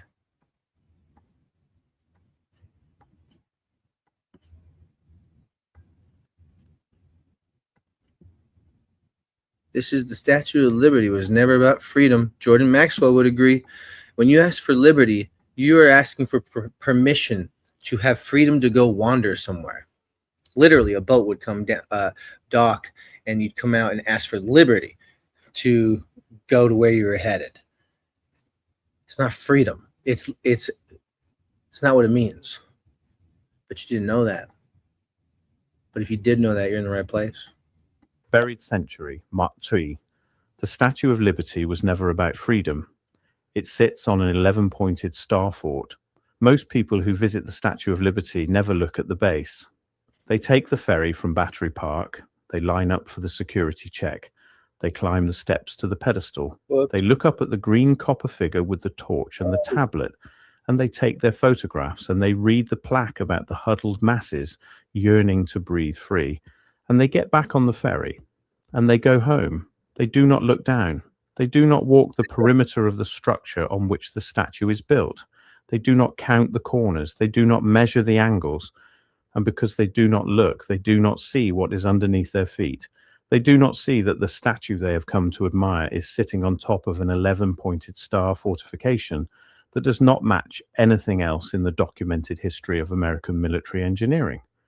They do not see that the structure beneath the pedestal is older than the official record claims, that its geometry corresponds to fortifications built across multiple continents in centuries that predate the United States, and that the official explanation for its existence collapses the moment you compare it to the structures the same engineer is supposed to have designed elsewhere. The Statue of Liberty was never about freedom. It is a specific monument with a specific iconography, dedicated by a specific organization, placed deliberately on top of a structure whose origin has been deliberately obscured. The official story is so smooth, so well rehearsed, so universally accepted that almost nobody thinks to question it. But the structure is still there. The geometry has not changed. The masonry can be measured. The angles can be compared. And once you start looking, the cracks in the official narrative spread in every direction. They lead you to a network of similar structures across Europe and Asia, structures the textbooks insist were built in different centuries by different cultures for different reasons, but which all share the same impossible features. They lead you to a class of monumental sculpture whose iconography points back to ancient pre-Christian symbolism that has been scrubbed from the public-facing history of the project. And they lead you eventually to the larger question that the keepers of the official record have spent 2 centuries trying to keep buried. The question of what was actually here before and who actually built it and why we are not allowed to ask. This is the story of the 11-pointed star at the entrance to New York Harbor, what it actually is, and why the most famous statue in the world was placed on top of it. If you want more of these investigations, the kind of buried history the textbooks have spent generations trying to keep out of the public conversation, subscribe to the channel right now. New videos drop every week, and we go after the questions the official record has spent centuries closing. The official version of the story can be found on any government website. The structure beneath the Statue of Liberty is called Fort Wood. It was named after a Lieutenant Colonel Eleazar Wood who died at the Battle of Fort Erie in 1814. The fort was built between 1808 and 1811, designed by a young Army engineer named Joseph Gilbert Totten as part of a coastal defense system erected by the United States in the years before the War of 1812. The site was an island in New York Harbor called Bedloes Island after a Dutch colonist who owned it in the 17th century. After the War of 1812, the fort served various secondary functions for the rest of the 19th century. By the 1870s, when the French began discussing the gift of a colossal statue to the United States, the fort had fallen into disuse. The 11-pointed star walls were already there.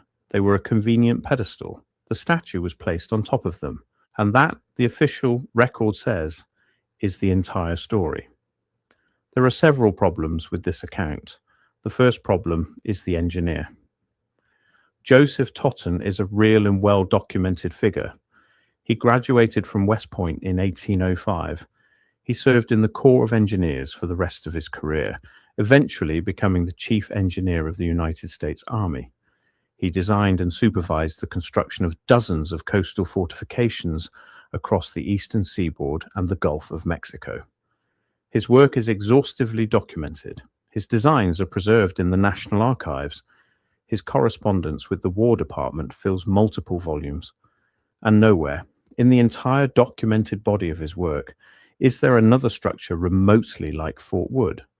Look at the forts Totten designed in the years immediately after Bedloes Island.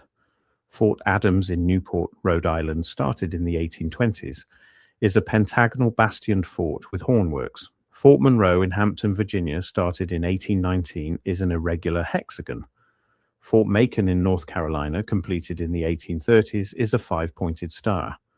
Fort Pulaski in Georgia, finished in the 1840s, is a pentagonal casemated fort. Fort Sumter in Charleston Harbor, on which Totten worked extensively, is a pentagonal masonry fort. The pattern is consistent. Totten designed pentagonal and hexagonal forts. He used straightforward bastion geometry. He designed for specific defensive functions and specific lines of fire. His work is competent, conventional, and recognizable as American military engineering of the early 19th century. Fort Wood is not.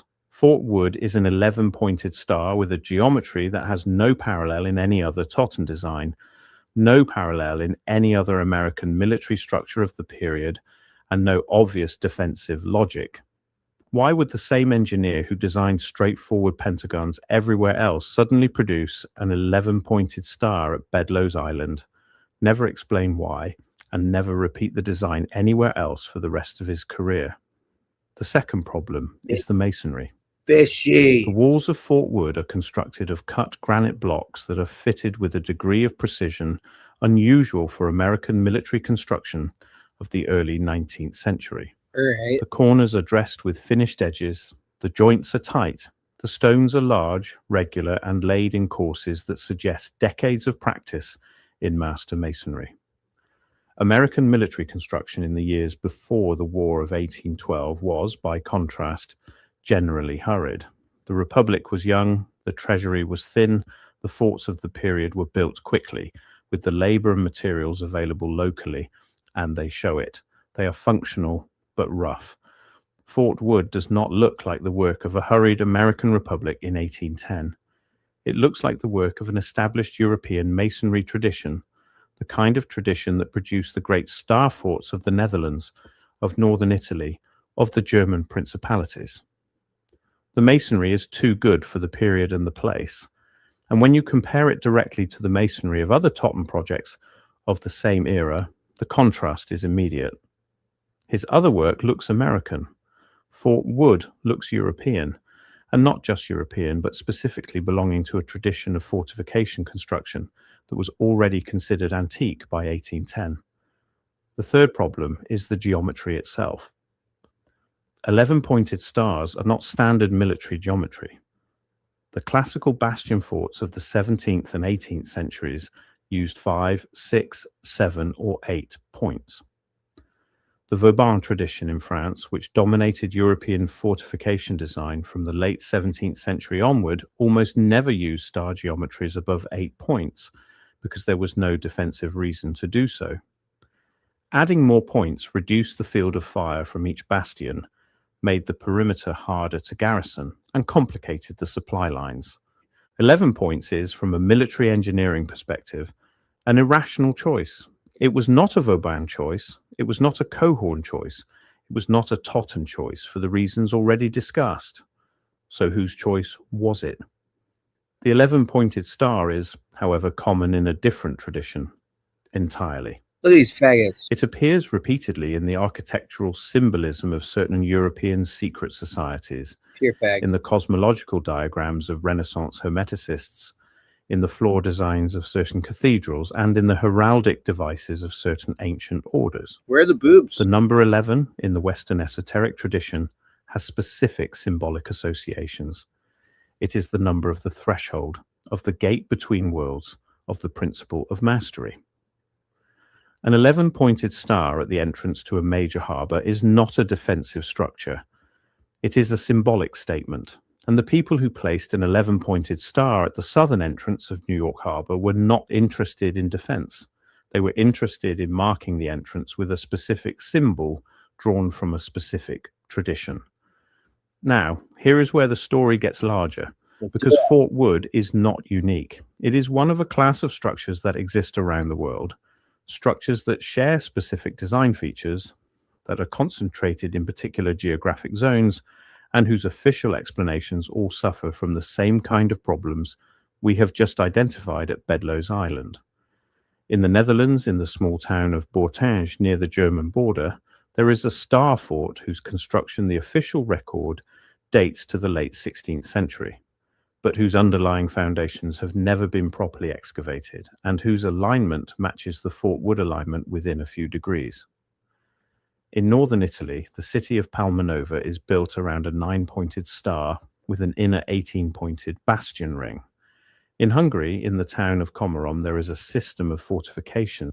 I could take that photo and turn it into real video AI shit. I could do that. Literally. It's 444 right now. Here. My heart goes out to y'all. That the textbooks attribute to the Habsburgs, but whose lower courses, examined directly, show stonework that predates Habsburg control of the region by centuries. In Russia, across the territory that older European maps label Tartaria, there are dozens of star fortifications, many of them in remote regions, many of them with 11-point or 12-point geometry. Did my guy just say Tartaria? Tartaria? Bro, have we been saying it wrong or is he saying it right? Tartaria sounds way more like a country. That's Tartaria, bro. Tartaria, Tartaria. My boy just brought in a whole new pronunciation to me. Tartaria. Come on. Oh, man. I'm going to be sitting on that one for a while. All of them officially attributed to 19th century Russian military construction, but none of them with documented construction records that hold up to scrutiny. In South America, the pattern repeats. The city of Cartagena de Indias on the Caribbean coast of Colombia is surrounded by a system of star fortifications that the official record attributes to Spanish colonial construction in the 17th and 18th centuries. It takes 90 seconds for this NASA-engineered AC cool down your room. It's smaller than a toaster, cools any room in 90 seconds, and uses just a fraction of the energy of... The masonry of these structures examined directly shows multiple periods of construction. The lower courses, in many cases, predate the Spanish arrival in the region. The geometry of the fortifications corresponds to the same family of designs found at Bedloes Island in northern Italy, in Central Asia. The Spanish, by their own admission in the colonial archives, did not design these structures from scratch. They incorporated existing earthworks and stone foundations into their colonial defences. The existing structures are described in the early Spanish documents as having been there when the Spanish arrived. By whom they were built, the Spanish never determined. The local indigenous population had no tradition of monumental stone fortification. The structures, in the words of one early Spanish military engineer whose report survives in the Madrid archives, were of a type and quality that pointed to a culture of which the local people retained no memory. This pattern, repeated across continents, is the pattern that mainstream history does not want assembled in one place. Star forts of complex geometry are not a phenomenon of late medieval and early modern European engineering. They are far older. They are far more widespread. The named European engineers who took credit for them in the 17th, 18th, and 19th centuries were, in many cases, the inheritors rather than the originators. They walked into landscapes already populated with these structures. They refurbished them. They incorporated them into their own military plans, and they wrote them up in their official reports in language that gave the impression they had designed them. The reports went into the archives. The archives became the source material for the historians of the late 19th and 20th centuries. The original origin of the structures, which was openly speculated about in the older travel literature, was quietly dropped from the modern academic discussion. Consider what the older travel literature actually says. In the 17th and 18th centuries, before the modern academic establishment had organized itself into a single coherent narrative about the history of European architecture, European travelers wrote about what they saw with a candor that the later academics found inconvenient. The German diplomat Adam Ilarius, traveling through Muscovy and Persia in the 1630s, described star fortifications in the interior of the Russian Empire that the local inhabitants attributed to a vanished civilization. He published his account in 1647. The book was a bestseller. It was translated into multiple languages and was considered a standard reference on the region for over a century. The German naturalist Engelbert Kempfer, writing in 1712, described similar structures in Central Asia and made the same point. The Frenchman Jean Chardin, in his account of his travels in Persia, described fortifications that did not match any known historical construction, and that the local people said had always been there. These accounts, taken together, paint a consistent picture. The territory east of the Vistula and south of the Volga was, in the 17th century, dotted with monumental star fortifications whose origin nobody could explain, that the local populations attributed to a vanished imperial culture, and that the European visitors recognized as superior in workmanship to anything being built in their own time. By the late 19th century, all of this had been quietly written out of the standard histories. The structures were reattributed to 19th century Russian military construction. The travel accounts were dropped from the curriculum. The local oral traditions were dismissed as folklore. And the question of what had actually been built, where and by whom, was no longer something a serious academic could discuss in public without damaging his reputation. This is the moment of the rewrite. It happened across Europe and Russia, across Asia and the Americas, in the same decades, by the same kind of institutions, with the same kind of consequences. The world had inherited a vast architectural patrimony. The new academic establishments of the late 19th century took that patrimony and reassigned it to a much smaller and more recent set of named engineers, none of whom had the resources or the manpower or the time to have actually built what was attributed to them. The lie was never explicit.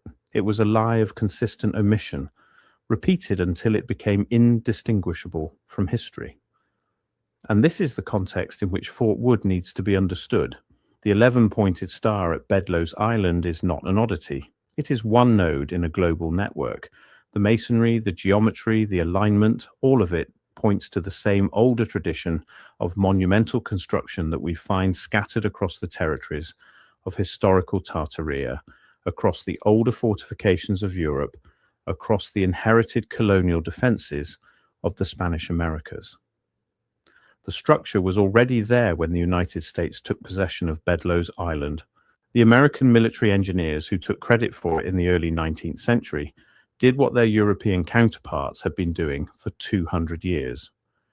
They incorporated the existing structure into a new official narrative, dated it to their own period, attached it to a named designer, and wrote it up as if it had been built from scratch. So what was Bedloe's Island before it was Fort Wood? The honest answer is that we do not know with full certainty, because the records of the early colonial period are thin, and the records before the colonial period are non-existent. What we can say is that the island had been used and reused for various purposes for at least 2 centuries before the construction of the official fort. We can say that there are scattered 17th and 18th century references to structures on the island that do not match the conventional explanation. We can say that the 11-pointed geometry of the existing walls fits the broader pattern of inherited star fortifications across the world. And we can say that the choice of this specific site, with its specific geometry and its specific alignment, for the placement of the most prominent monument in the harbour was not an accident. Right. The men who chose the site knew what was already there. They knew its symbolic associations. They chose it precisely because of those associations. Also, this is around the same time my next movie starts. This is around 1810. This next movie starts 1812. I really wish I knew what they were up to, for real. These Freemasons that came here as the founding fathers, eventually, they were into some fucking shit, dude. What's up, Anthony? Welcome. Dude, life is good. I'm releasing a new movie soon. It's going to be in 5 languages. I made friends with a Japanese truther, and we talk in Japanese because I translate what I say and what I write. And then I'm learning how the Rothschilds infiltrated the Japanese government around the late 40s. And it's kind of wild to see the web and how it extended like that.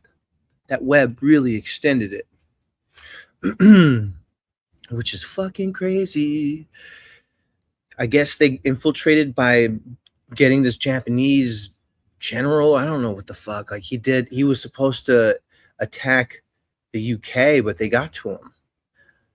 And then then we struck Pearl Harbor.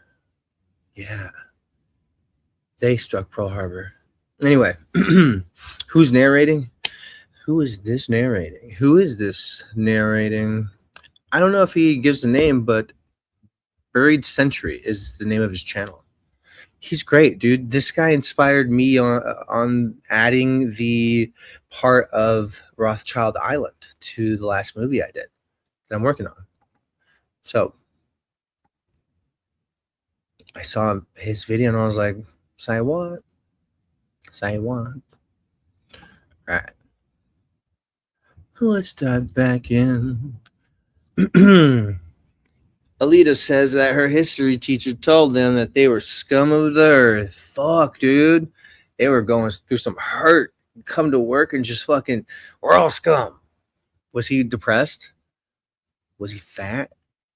Was he, not saying that fat people are depressed. I'm just going down a random list. Was he black? I had to include it. I don't care. Don't answer it. Anyway, let's just. The men in question were Frederick Auguste Bartholdi, the French sculptor who designed the statue, Edouard de Laboulaye, the French politician who originated the project, Richard Morris Hunt, the American architect who designed the pedestal, Joseph Pulitzer, who ran the public fundraising campaign, and Gustave Eiffel, who designed the internal iron framework. All of them, by the public record of their lodge memberships, were Freemasons. The cornerstone of the pedestal was laid on August 5th, 1884, by William A. Brodie, the Grand Master of Masons of the state of New York, in a public ceremony that followed the traditional Masonic ritual for the consecration of a public structure.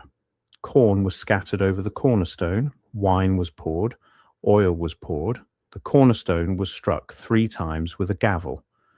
A copper box was placed inside the cornerstone containing a copy of the Constitution, copies of the New York newspapers of the day, a list of contributors, and other items that have never been fully catalogued in any public source. The ceremony was attended by hundreds of Masons in formal regalia. It was reported in the newspapers. It is a matter of public record. The dedication of the statue itself 2 years later was similarly attended by Masonic dignitaries from across the country. The official iconography of the statue, when examined in detail, follows the symbolic conventions of the same tradition.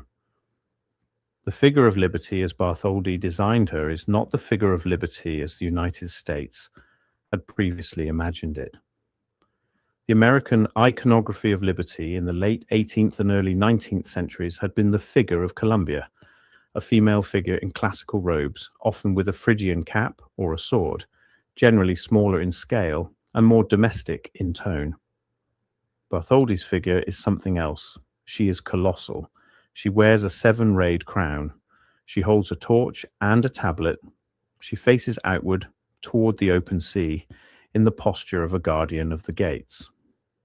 The closest historical parallel to her, by Bartholdi's own admission, is the Pharos of Alexandria, the great lighthouse of the ancient world, which was a colossal goddess figure standing at the entrance to a major harbor. Bartholdi's original concept for the figure had been developed for a different project, a colossal lighthouse at the entrance to the Suez Canal, depicting a robed Egyptian female figure holding a torch. The Egyptian project did not move forward. He reused the design for the American project. The figure that now stands in New York Harbor is, in its iconographic lineage, a direct adaptation of an ancient lighthouse goddess figure placed on top of an 11-pointed star fortification of unexplained origin, dedicated with the rituals of a specific organization. The 7-rayed crown is itself a specific iconographic choice. It was not a generic decorative element. It corresponded, in the iconographic tradition Bartholdi was working in, to the 7 planetary spheres of the older cosmological systems, the 7 rays of the older solar religions, the 7 hierarchical levels of certain initiatory traditions. The torch was the torch of illumination, in the specific sense that the term was used in the writings of the European Illuminist movements of the 18th and 19th centuries. The tablet, often interpreted in the public-facing version as the tablet of the law of the Declaration of Independence, carried older iconographic associations with the tablets of esoteric law as understood in the older Hermetic tradition. None of these associations are speculative. They are documented in Bartholdi's own correspondence, in the writings of his collaborators, in the published statements of the Masonic organizations involved in the project. They are simply not part of the public-facing version of the story that is told to the millions of tourists who visit the statue every year. What this means, when you put it all together, is that the Statue of Liberty was never about freedom in the sense that the public has been taught. The statue is a specific iconographic monument drawn from a specific symbolic tradition, dedicated with the rituals of a specific organization, placed deliberately on top of an 11-pointed star fortification whose origin was already obscured by the time of the dedication. The public-facing meaning, the immigration story, the huddled masses, the gift from one republic to another, was a layer of narrative paint applied over the actual symbolic content. The actual symbolic content was a marker placed at the entrance to one of the most important harbors of the New World, in the same iconographic language that had been used to mark major harbors in the older world, in a tradition stretching back through the lighthouses of the Mediterranean to the goddess figures of the ancient Eastern Mediterranean and beyond. And the 11-pointed star at the foundation is the deepest visible layer. It is what was there before the statue, before the official Fort Wood narrative, before the American Republic itself, in any meaningful sense. It points back to a tradition of monumental construction that the modern academic establishment has collectively decided not to examine. It connects by its geometry and its alignment and its masonry to the network of inherited star fortifications that span the territories of the older European empires and the territories that the older maps labeled Tartaria. It is the most visible piece of evidence in the most visited harbor in the world that the story we have been told about the construction of the modern world is not the story that the physical evidence on the ground supports. If the 11-pointed star at Bedloes Island is part of this older inherited tradition, then the official story of New York Harbor itself begins to look different. The Dutch did not arrive in a virgin wilderness in the 17th century. The English did not inherit a blank canvas in the late 17th century. The Americans did not build a new harbor on top of nothing. They inherited, layer by layer, a landscape that had been organized and built upon by something earlier, something the official record has chosen to forget, something whose physical traces are still visible to anyone who chooses to look. The 11-pointed star is the most prominent of those traces. It sits in plain sight, photographed by millions of tourists every year, hiding in front of everyone, while the public-facing story trains every visitor to look at the statue on top and not at the structure beneath. The same pattern repeats in city after city across the Americas.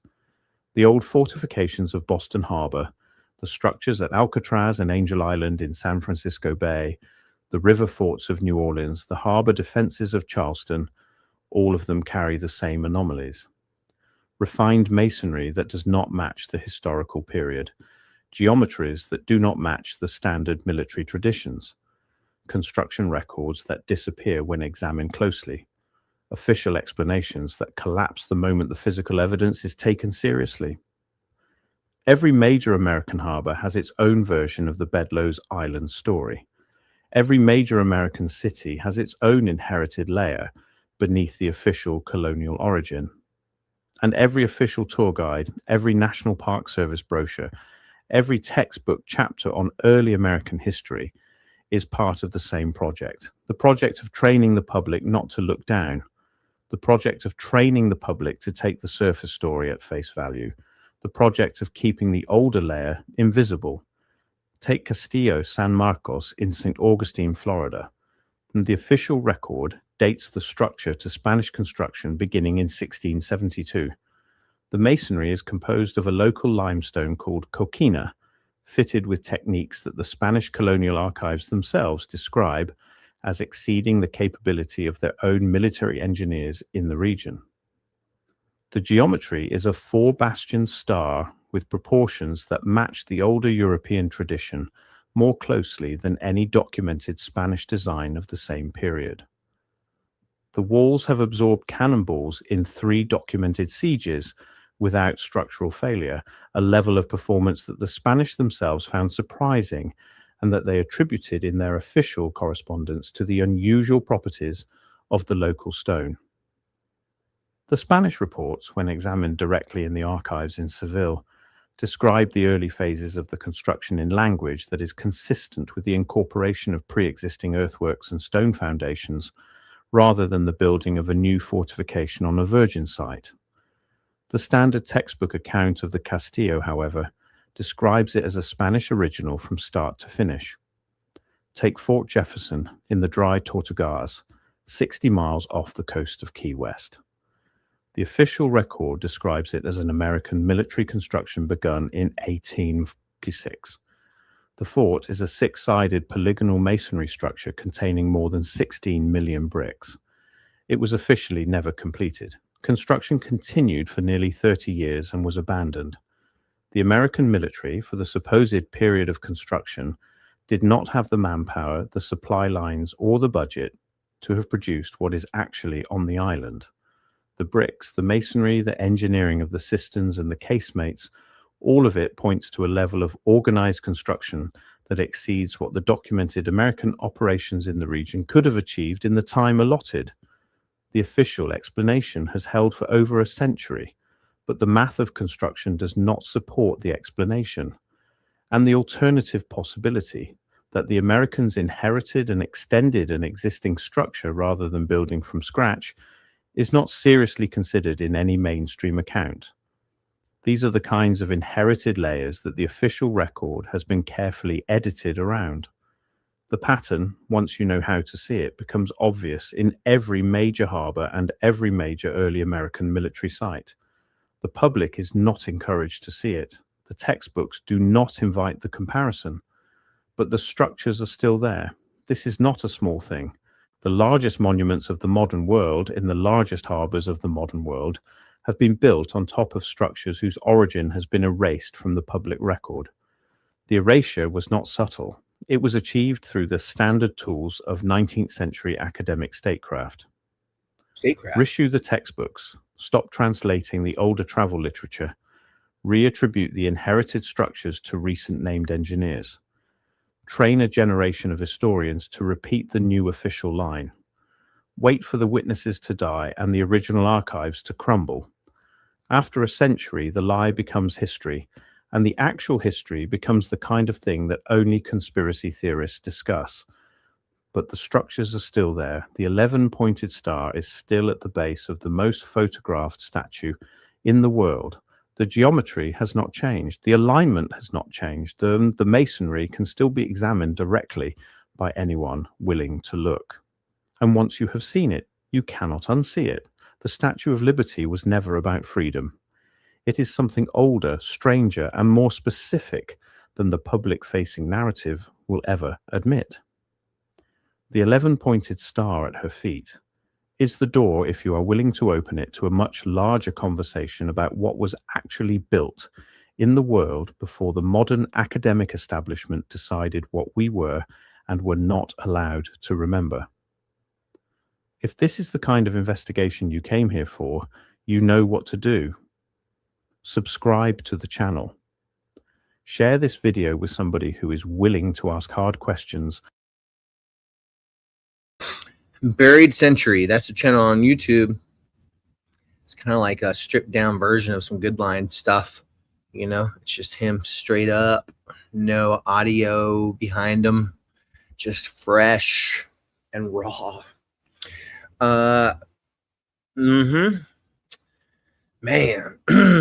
So it's 5 o'clock over here. We're just chilling still. I don't know. That was cool to watch, understanding what a lot of people don't realize what's really built around here in the United States, around the whole world.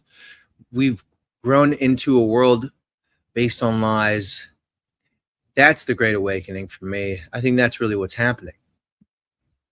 But does it matter? How big is it? How many of us think this way? It seems like it ripples over time that you tell your kids the truth and their cool parent friends tell their kids the truth. Then over time, it becomes an info war. That's where we're at right now. And people are getting smart. Did they know that we would get smart. They are boomers. They're the booming of all the boomers, which means they're probably they're the boomers.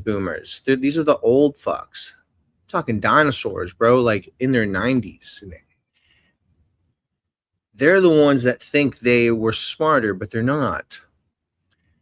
Unless they're getting intel from other sources like a different type of being, or they can see the future in some weird way. None of these concepts seem too far out anymore, huh? Yeah, my lunch break is the same style like that. So, I don't care much, as you can tell, how people react to what I feel and think and see. I'm getting more comfortable not caring. And because I believe in my skill set and what I can bring to the world, if I lost everything again, I know how I could continue. That's happened to me 3 times. Everything taken. And I rebuilt. Actually, for a long time, I didn't even think about all those times I did that. So there's freedom in almost having no boss. Yet people still support me, subscribe, and they do that because they get something out of it. And I appreciate that, because now it's almost like being honest is such a superpower in our world. The authenticity someone can carry through representing their true self, where they know people are going to be attacking because of it, and it doesn't stop them from continuing, right? That's the cool thing. That's the wild, very cool thing, because I've been fired from almost every job I've ever had for talking too much, for being too much of myself, for being too kind, for helping people outside of, the establishment. I broke all the rules. I didn't understand them until later, after I broke them. Sometimes that's how it goes for some people. They have to break the rules in order to find out why they're even there, and then sometimes they don't even apply. And that's the crazy part. 11/11, make a wish. Ooh, it just changed. Boom. 11/11. Alex Jones called it right. Prison planet. It does, right? It's like they're harvesting us. If when you're on DMT, they've done a study on this, and you get a red laser and you shine it, I guess, into a mirror or wherever, and you can see coding in the laser. Right? Is that how it works? What? Everyone who's on DMT, they can see writing in the laser like it's code. Like this is all code. And it would make a lot of sense. It's probably going to make so much more sense 100 years from now, or maybe 20 or 10. Because at the bare bones of everything, when you just zoom right into every single thing that makes up an atom, vibrating strings that never even touch each other. Nothing ever really touches, but you feel it. But they say nothing actually is really touching. That to me sounds like we're in a simulation. And to see the laws that apply at the macro world, or I guess that is macro, yes. No, micro. Macro's bigger. Micro, when you zoom into everything, the laws of physics aren't the same. So what's real then? And that's the part that gets me going. Microdosing is legal in Florida. That's cool. I think microdosing DMT, I've seen studies on that where they talk about it's good for depression, anxiety. Microdosing. It's people microdose mushrooms. It's like you got your scene of people who think they're partying with mushrooms and want to go crazy. But then there's people who like have a little bit of a chocolate, go on about their day with no hallucination. But after like 4 hours, you're like, dude, it's been a really good day. Like I've been really happy. And then you're like, oh yeah, I had a chocolate earlier. That's always been my experience in the past with edible mushrooms. They're like that. And that's why in other cultures, I once met a shaman from Chile who would take drug addicts and alcoholics out into the forest. They would have mushroom trips, and he would coach them out of their addictions. There's something about it, something about it. And in this world, they like to tell you what you can or can't put inside of you. Yet what they make available is some of the worst shit. Dude, what kind of... I guess, in the end, these movies help because it paints the picture for people to go, that feels like the real story. And then it gives them a reason to stand up for what could be, for the world that once was. And I bet you the population of the world isn't even as high as they say. There was a woman who came out and said that China's numbers are more like 500 million and not, what did they say? 2 to 4 billion. She's like, nah, dude, it's really 500 million. You just never know, man. It's a crazy world. It's not the world that we grew up thinking. And I think that's what a lot of people are part of the continuity. They are the ones who want to preserve order because peace cost something. Nice. Get in the shower, girl. You trying to throw me those visuals? Come on, it's working. Gosh. I lost my train of thought. The continuity. They're the guys who are the heads of churches, heads of state, heads of the Federal Reserve. Like, they might be looking at, oh yeah, there's a lot of inflation, but we must continue. We don't want to end the world, so we must print more money. And then at the same time, they're like, but we're driving into a wall. Yet they just push faster on the pedal. Those are continuists, but not smart ones. That's why you can't win any arguments. Everyone's divided naturally. The only way you're going to win an argument is when everybody agrees that everybody's right in their own way. Now, how do we work together? That's the next question when you are not trying to win. It's how do we win together? Because we have the same enemy. Why are we talking shit about what we look like and sound like? Don't we care that we're in this position on the same fucking side anyway? Why aren't we bonding together? That's how it should be. Like, I'm coming out clean with how I see things, and people are like, oh my God, fucking liberal.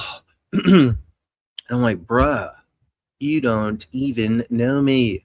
But that's like what people do. They just throw out labels when they don't understand something. I can't handle that. I'm just going to label you something and just hate you and stop following you. That's how people are. Ew, unfollow. I don't give a fuck. That shows that you are such a superficial cuntosaurus rex. And if you're a dude, you're still a cuntosaur because your balls are so shriveled up that you can't handle an opinion that is not yours. Oh my God, this guy thinks different. Oh, I can't even follow him anymore. I hate him now. You're worse than a bot. A bot hangs around, studies and learns. But those people who just fucking are so pussy to truths of others belong in those echo chambers because they're not even using their heads. Ew, I'm gonna unlike this. Ew, I used to be so much different. Why have you changed? Remember in the yearbooks in middle school? Never change, bro. No, change, bro. Bro, I don't want to hang out with you when you're 30 and you're in 7th grade still. Change, bro. Change. You suck right now. Change. That's what I would write in all these fucking Cuntosaurus Rex's yearbooks today because they're acting like school children. unfollow. And last week they're like, oh my god, you're so funny. This week, oh, fucking fucks. You were supposed to be one of the good guys, dude. Y'all are so Christian, probably. Because what the fuck? Like, I think it's beautiful that someone can still be who they were before their account blew up. You know? I don't want to post because I think it's going to get a ton of views. It's just how I am. If you don't like it, you can wipe my ass. That'd be kind of cool.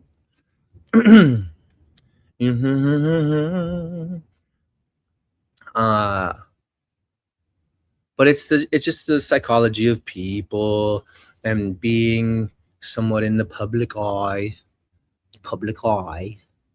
People see you. They've got opinions. I got cool emails about great movies I've made, and some guy's like, "You're a fucking asshole." I just look at you and you're an asshole. I get it, dude. I've seen people too that I hate right off the bat.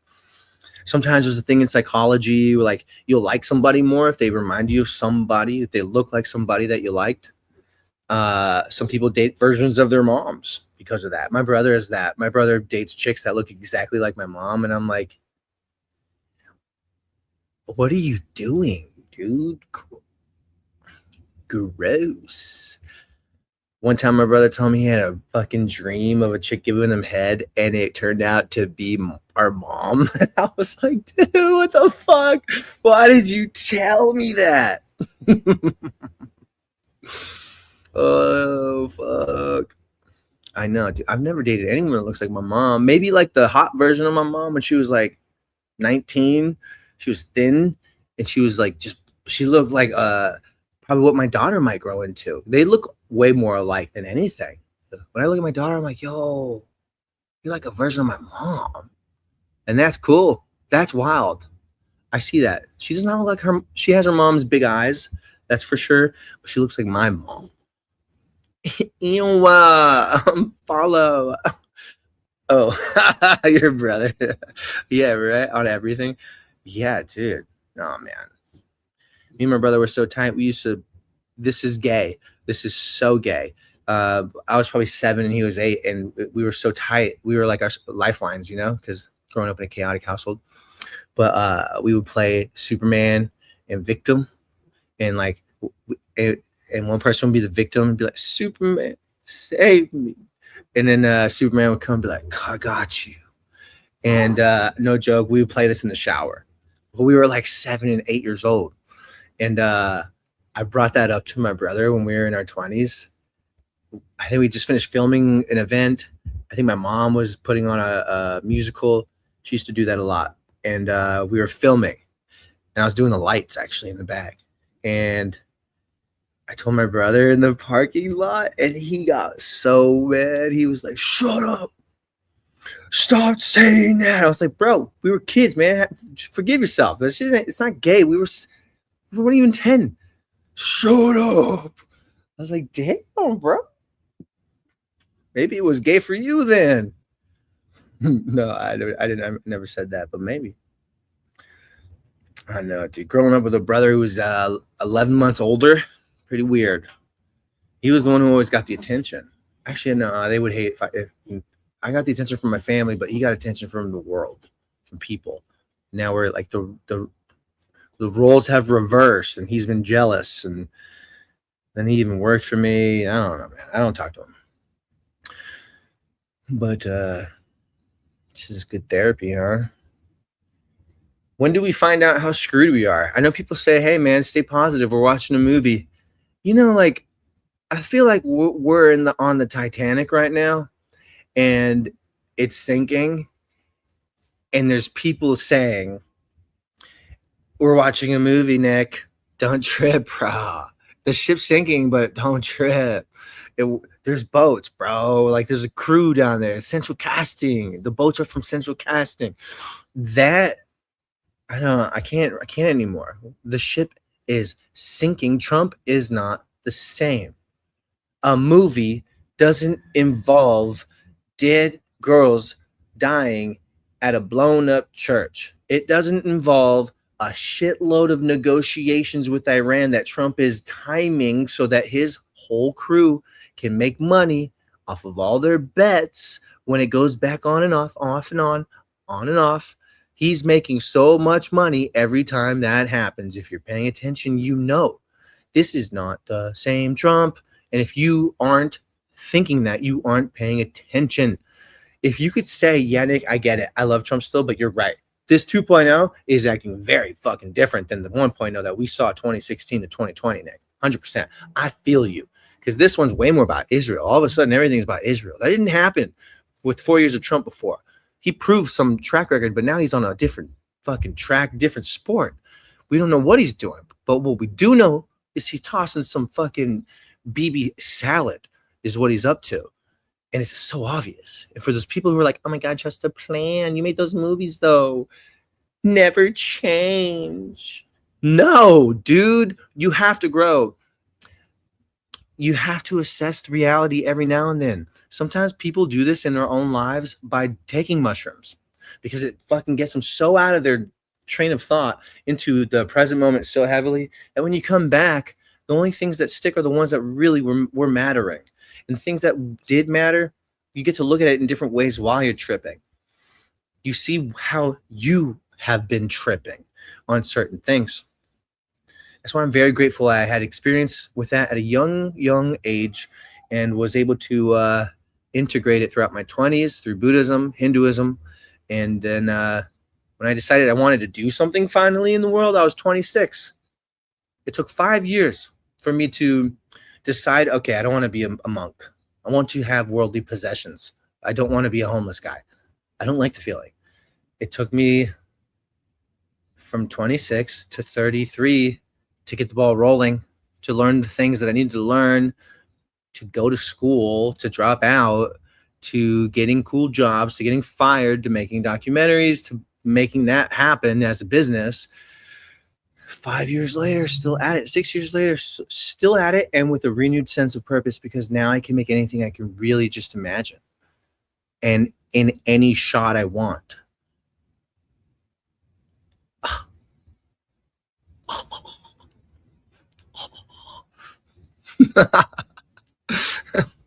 That's crazy. It's crazy, man. It's crazy, man. You want to talk to me? Scarface. Yesterday, wait, what was yesterday? A couple days ago, I slept through 2 movies, Scarface and Pulp Fiction, but no way. Children of Men? Yes. I fell asleep to Pulp Fiction, but I wake up and I see it on TV and be like, oh shit. And then I woke up to Scarface, and that was fun. Right when his empire goes away, starts crumbling. He gets too greedy. He gets sloppy.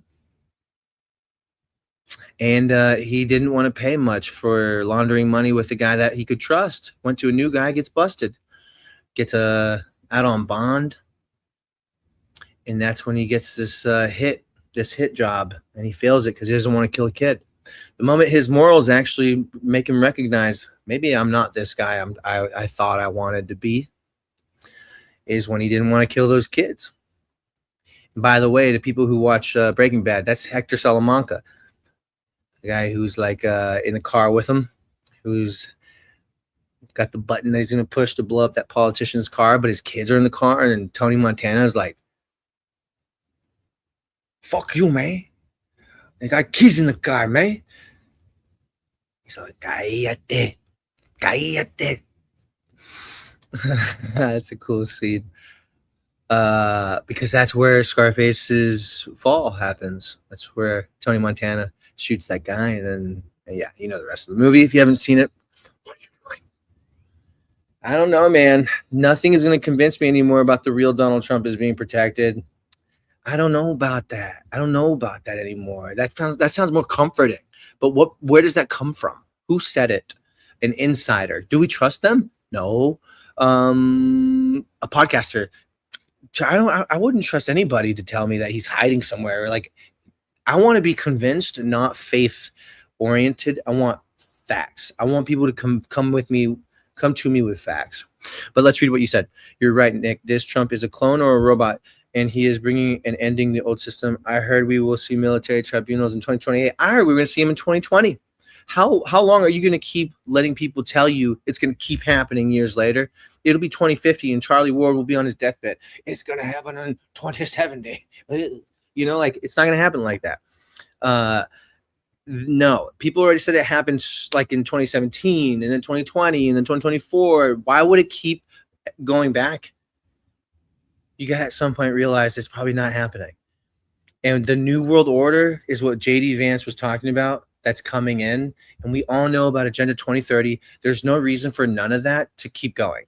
There's no reason for none of that to be on its way. It very much seems like it's on its way. The House just passed that fucking bill that says Israel's army gets merged with ours.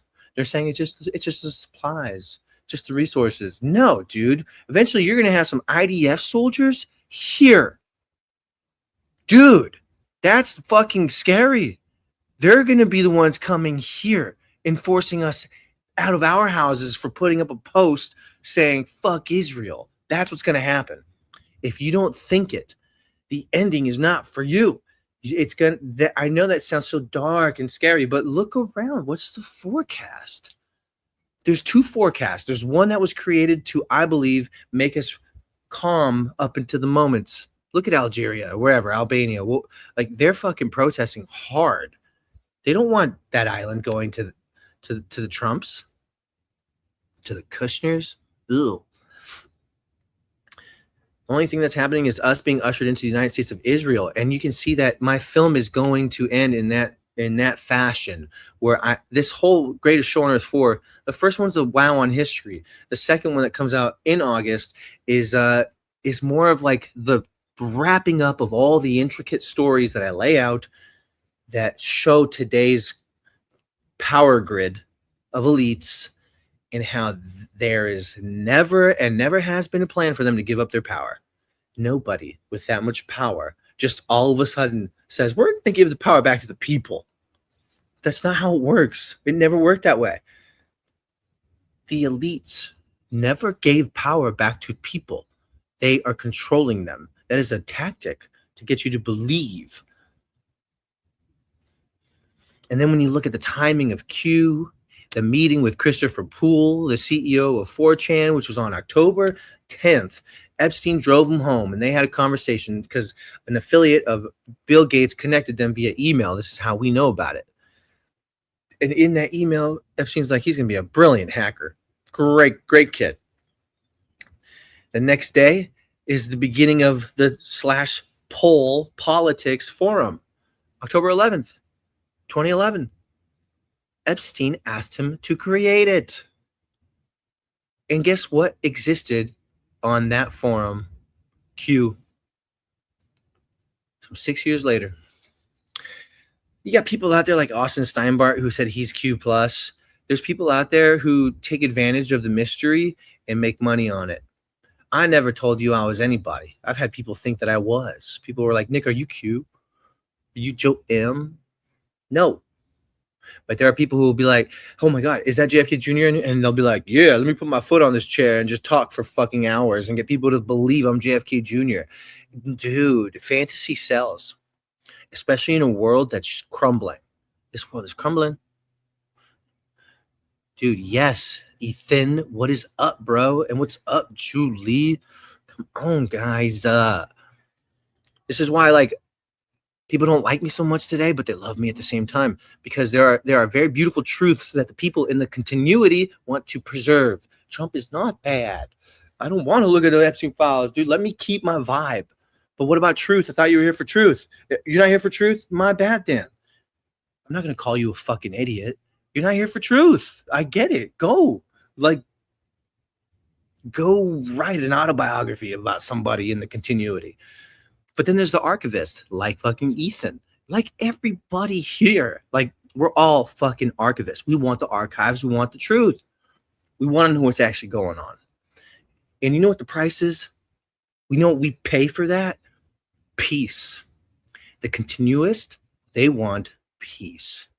Hey, man, there's a price for this peace, and we're going to pay for it. So we don't even want to know what's real or not. And then the archivists are like, dude, how do you not want to know it's fucking real? Archivists are truthers. And the price is depression, sadness, but also a lot of highs, because you find out shit that you've never known. You know what happens every time there's a song Agape that they use on Instagram Reels? Is so fucking heart. It's a heart opening song. So like people use it when they want to jerk those emotions out of you, right? The combination of that song with any video or photo from 1900s, and I see the old world, dude, I cry. I'm just gonna be honest.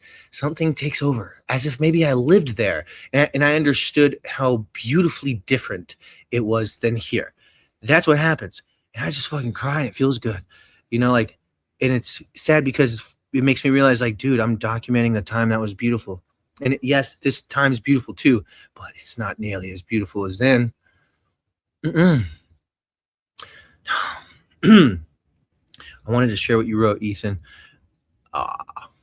Trump won't be POTUS next year. Palantir is going to have him removed with the 25th, unless he just dies, bro. The narrative of him dementia-ing and sleeping and fucking farting in his pants and shitting in his diaper, like, it seems like the clones expire, especially like older ones. But let's see. Then they'll try to keep their boy JD Vance as POTUS for terms after he finishes the last 2 years of. Yes, dude. And that's that. You know what? They got Elon Musk on the team, and you know what just came out? Elon Musk told Ashley St. Clair that now she's venting about is that fucking Elon rigged the election. Elon rigged the election. And that when Doge happened, it was Elon coming in and erasing all the fucking clues and the evidence. Dude, I think we're fucked. And I think this Q thing was absolutely a thing to make us believe we weren't until it was too late. That's why they don't give a fuck what they're telling us right now. Yeah, they should release the other 3 million Epstein files, but we would revolt. They're giving us enough to not revolt. What else can we do? Give them the aliens. Give them the aliens. What else can we do? I don't know. More Epstein files? No. What else? Bomb Iran? Maybe. We can benefit from that. We didn't ask for alien files in the middle of a fucking war, dude. It's like that's like getting a fucking random tit pic or a dick pic. It's like, I didn't ask for that, but if it's nice. The streamer wants you to collab with him. His kick is Jacob93. Is that what they do on Kick, bro? Comment something, bro. I'm new on Kick now, man. I know people get upset, people get like, oh man, Nick doesn't like Trump anymore. Dude, I mean, all you gotta do is open your eyes. It sucks, but that's the thing. Some people prefer comfort over fear because they don't know how to handle it. And fear, women don't do good with fear. Women don't do good with uncertainty. Men are great with it. They know how to handle things of uncertain nature. And that's why I think, honestly, like, women don't give men as much respect as they deserve these days anymore. I'm not saying y'all with me. I mean, obviously y'all are here and chilling. That's respect. I'm just talking about out in the world. And it really, I think, stems from just that theory, man. Ideological subversion. It's how you take over a country when the values ain't shit. That's what I think what we would experience in a time machine if we went back to the 1900, 1850. I bet you it was like everything was a vibe, on the same vibe wherever you were. I just, throughout all history, dude, history repeats itself. And there isn't a time in history, and we're not special in any way, compared to any other time, and all their inhabitants, they were special, just as us. We're equally as special. But why would they give us the world when we can't even control our own? Why would Trump want us give it back to you, the people, when we're so divided, when that would mean nothing to the people right now? You know what that's like? Giving a homeless man $1 billion. He doesn't know anything about the literacy of money. People right now, the majority of America, they're not literate to how politics and government work. If he gave all the power back to the people, what the fuck would the people do with it? They would destroy it. Just look at the state of people, and you wonder why they call us goyim, and they don't like us. And most of our government is filled with dual citizen Israelis in America. They look at us as goyim. They're giving free healthcare, 0% loans to Israelis, Jews in America. What do we get? When you start realizing all this, and then you start tracking the reality of what Trump does, you should really honor your intelligence and let yourself look at the truth and not just your own, because you're doing yourself a disservice. It's not that hard, but people don't want to destroy their peace. But what matters more, peace or truth? And that's what it comes down to. And if that's the case, if you would value peace over truth, then don't hate on truthers, because they'll eat you up for lunch. Like, they will show you what you're missing and how you might be correct in your beliefs, but you might be led astray and not realizing where we're headed. There's no white hats, and that's the thing that's sad. I believed it at one point. Devolution is not what Derek Johnson was describing it as, man. I've been doing more research on clarifying all that. And dude, I was told by someone who's buddies with fucking, what's his name? It's General Flynn's left guy. It's another general.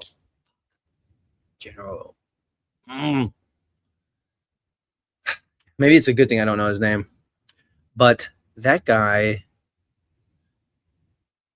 this person who ended up producing with me the Brunchman Brothers movie told me that if he knew what he knew now about Derek Johnson, he would have never introduced me to him.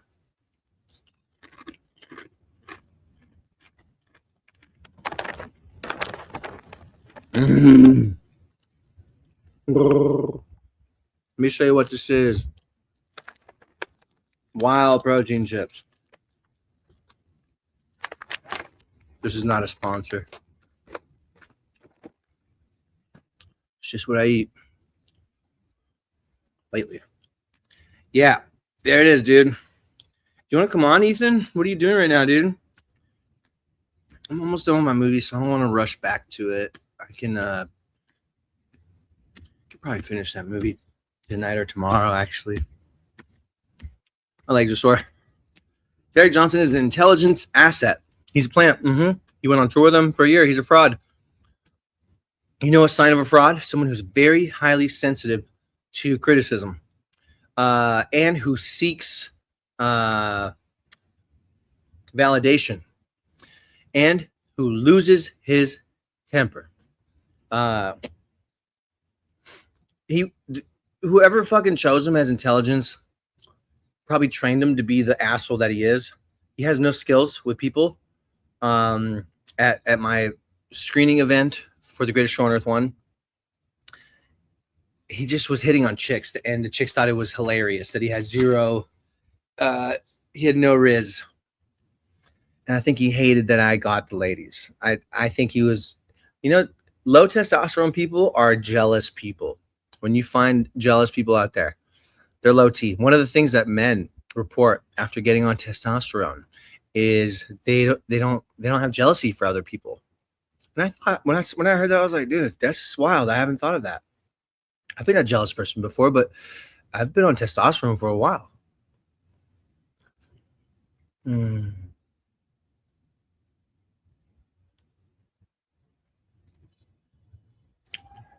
Testosterone supplements are really good. They actually can increase your testosterone. Okay, cool. Oh, you can come on the camera. Hold on, man.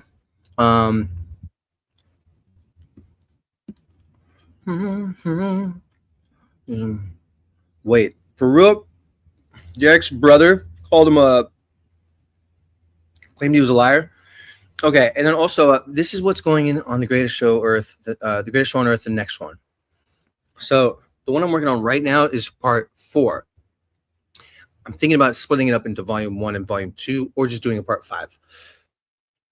Because part 5, like, there are some people who don't know Derek Johnson, and part 1 can live in a wider audience if it doesn't involve some of the politics of our movement. So that's why that's going to be that way. And then I add a section about Derek Johnson.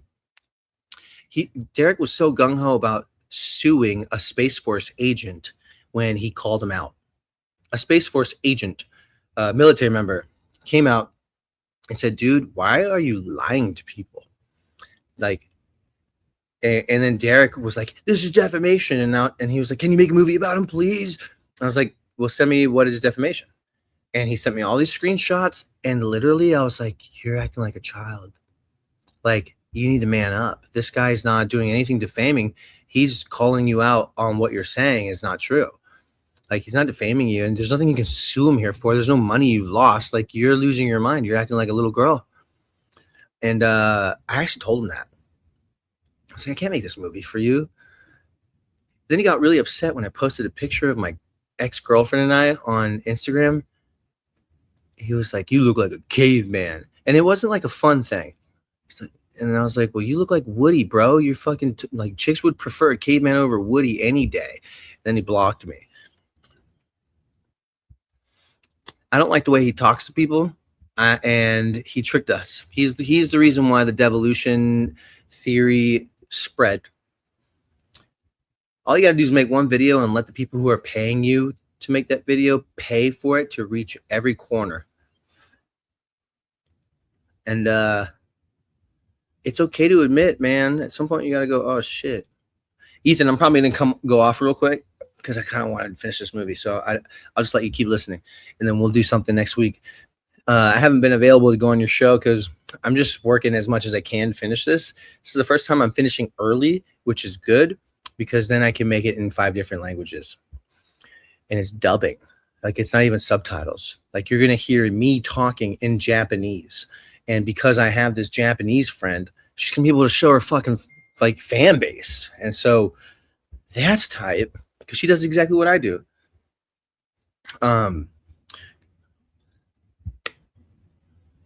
I love Japanese women. They're not from this earth, bro. They are not from Earth. They look so beautiful. They're just wildly beautiful. He does look like Woody. Yeah, he does. He's Woody, bro. Yeah, then he blocked me. No, fuck him, dude. He's not a, you know what I told him? I think that actually made him block me. I said, bro, your book's not a New York Times bestseller. It costs $2,000 to get someone to make that for you. It does. I know the businesses that you pay and they do this and that, and all of a sudden you're a New York Times bestseller or Amazon bestseller. It's all marketing. You can pay for that. It's not real. It's marketing. See, Derek Johnson blocked Ethan. See? Let's see. Actually, no. I'm going to give you a link, bro. We're going to have a phone call. We're going to have Ethan call in and just tell us your experience because you fucking hung out with him for a year. A year? You went on. Wait, how long were you on? How long was the tour? Hodor. Let me send you this. And then once you come on, I have to go pee.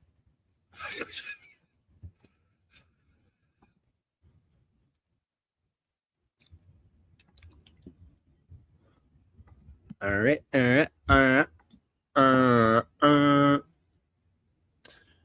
hate that he wears even the military knows he gets things wrong. No, he's purposely deceiving people out there. When my friend who's connected to the military said, man, I wish I knew who he was before I told you. And I was like, what do you mean? And he was like, I can't tell you on the phone. I was like, I don't know when I'm going to see you again. He's like, let's just say this. They don't call him Derek. I was like, what the fuck? Oh, shit. Okay, I have to go pee.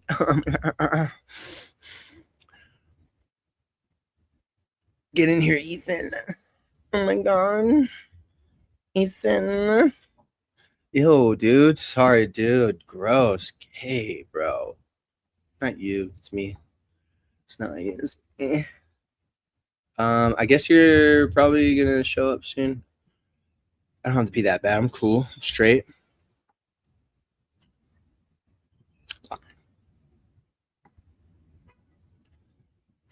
Let's listen to some Hitler, dog.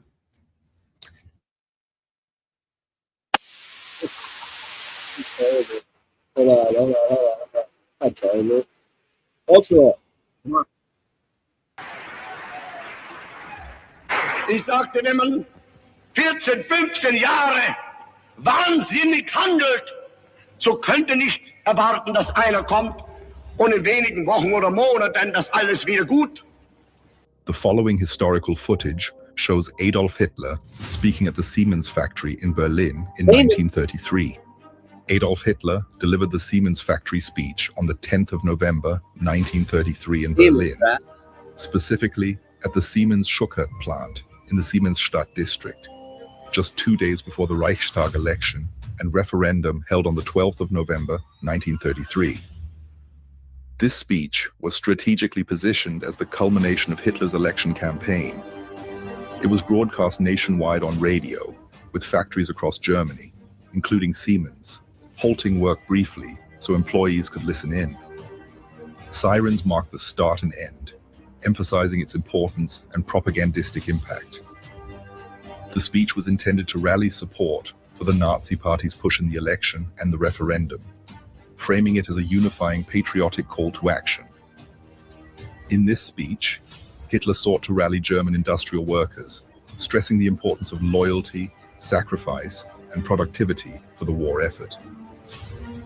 This video has been restored and colorized for educational purposes.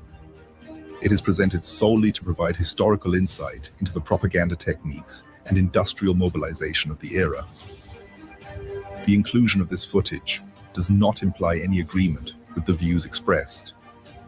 For viewers who wish to follow along in their own language, YouTube offers an auto-translate feature. By turning on subtitles and selecting auto-translate, you can read the speech in your preferred language. Please note, the rhetoric in this footage reflects a destructive ideology and is shared here only as part of historical study. Before we get into that, I want to let you know I have a Patreon. Over there, I can share the full, uncensored... Hold on, let's continue with this DJ talk. Derek Jones, you know? Let's add our guy. Ethanio. Yo. What's up, bro? How are you? Can you hear me? Yeah, you sound good. You sound like okay, cool. Clear. Yeah, sorry, I'm traveling right now. I'm actually in between Knoxville and Nashville. So, I mean, I could turn the camera on, but it's just black. It's dark. It's nighttime, so you won't see anything anyway. This is cool because it's like a radio show. Yeah, and it's like calling into George Norrie coast to coast. You know, it is. Yeah, it's cool that I can have you off the stream, but we can still hear you. Guys, can you still hear him? I can still hear him. Can you still hear you? I can still hear me. I think you should be able to be heard still. But maybe not. Let me see. Guys, could you hear him? Because if not, I can just... It says I'm in the show. Yeah, and I can hear you loud. I think it does play even if you're not shared on screen. Well, somebody needs to be a homie and put it in the chat. I think they just said it. I think they said, yeah. Yeah, okay. I'm not watching the chat anymore. So tell us about Derek Johnson, bro. Oh, God. So he actually, you remember when he just like came out of nowhere? Yeah. It was that one Facebook post he did, right? And he started ranting and raving about all this stuff with the war manual. That's the day my whole life changed. On Facebook, right? Yeah. I always bring it up. And all of a sudden, like nobody knew anything about him. He was literally just came out of nowhere. And then I was on tour with Lewis Herms on True Tour. Actually, Lewis Herms, as you know, did several tours. True Tour 1, True Tour 2. There's the Freedom in Action tour. I was in True Tour 0. I was the first one to ride in that tour bus. Yeah. So I was. Which yeah, anyway, Derek Johnson just came out of nowhere, like in the middle of one of those tours. And all of a sudden, of course, Lewis Herms wants to bring him on the tour because he's, you know, the hot new topic and everybody's all excited about him. And, you know, at the time I didn't really have an opinion because I don't draw opinions about people until I meet them and I just kind of analyze what's going on and get to know them and see what's going on. But here's the point with it. After, you know, I wouldn't say it was exactly a whole year that I toured on it, but it was that 1 year on that tour and on several other tour stops and different things that he made appearances. But I was actually with him for quite a bit, especially on the Truth Tour, and we were traveling all over, making stops. I mean, we were in different cities every day almost, and you know, staying in the same Airbnbs, same hotels.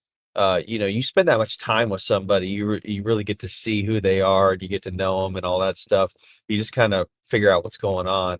And you know, I'm not a constitutional scholar, but I've been studying constitutional law for a long time. My cousin and a really close friend of mine, who's actually a DC attorney who worked for Trump for 2 of his terms, they're both constitutional scholars, and I've learned a lot from them. In fact, my cousin, who's a constitutional scholar, and he's a judge now, actually, he taught me pretty much everything I know about contract law. And I've been a student of the Constitution since I was a teenager. And I knew that what he was saying off the bat just wasn't jiving. It didn't make any sense. And so he ended up blocking me at some point. This was way after the tour.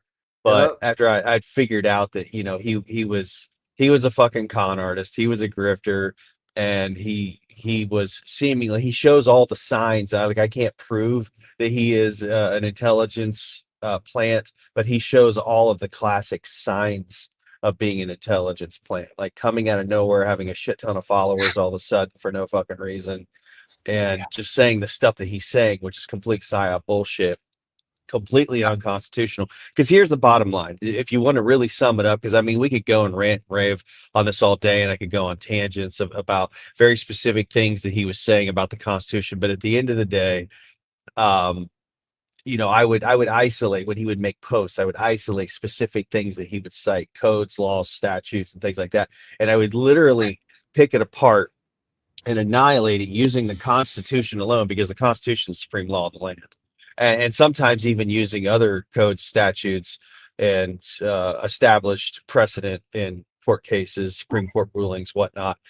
Almost everything he says is completely unconstitutional. If there was some kind of secretive military operation going on in the background, and personally, I don't, you know me, I'm actually a Q guy. I'm the author of the Jesus Q Connection, but I don't view the Q operation the way the mainstream people do, right? I actually think people like Derek Johnson are part of the intelligence psyop. There's a lot of assets implanted into these movements to steer the direction of how people view the Q narrative. And the things that he's saying and the things that others saying aren't even in the fucking Q drops. I've read them all the way through. The same thing happened with the Bible that happened with the Q drops. They've been saying, reference Q? Does he do any of Q referencing?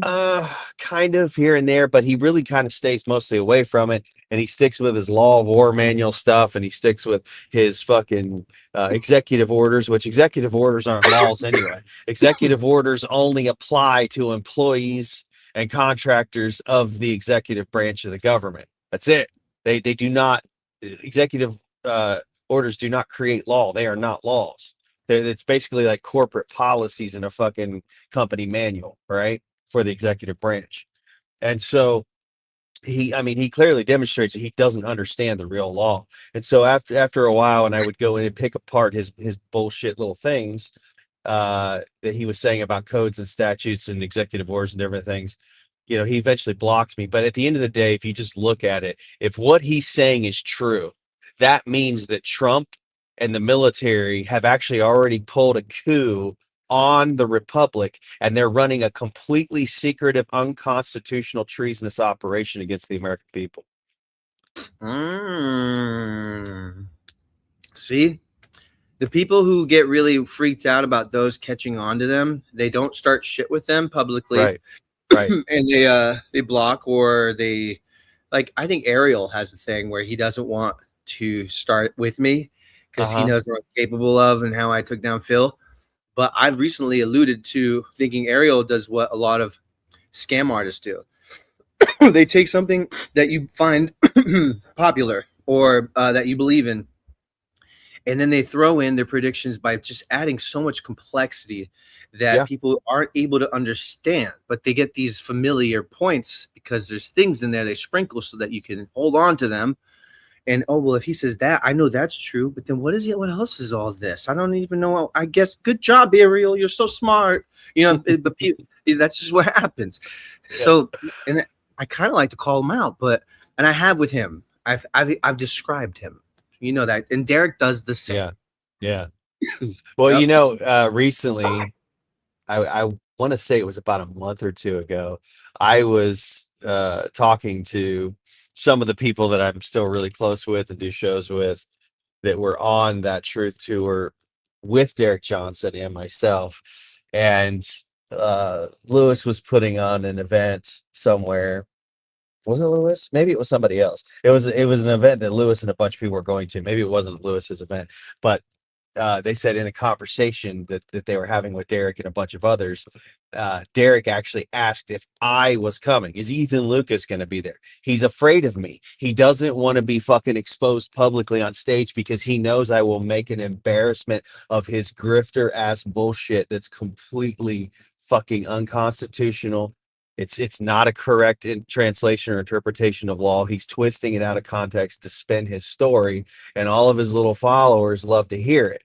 And so he is deathly afraid of someone like myself who actually knows the Constitution, understands law very well, going up there on a stage and talking while he's talking in a round table and exposing his bullshit in front of everybody. He's deathly afraid of that because he knows it would be the absolute. I mean, he's already facing the end of his grift, and he's trying to keep it going on as long as he can. But he knows if somebody like me, and there's other people who could do it too.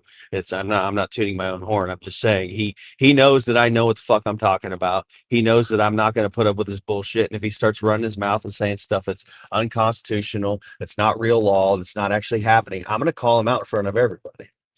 Well, I'm doing it in the next movie in part 5.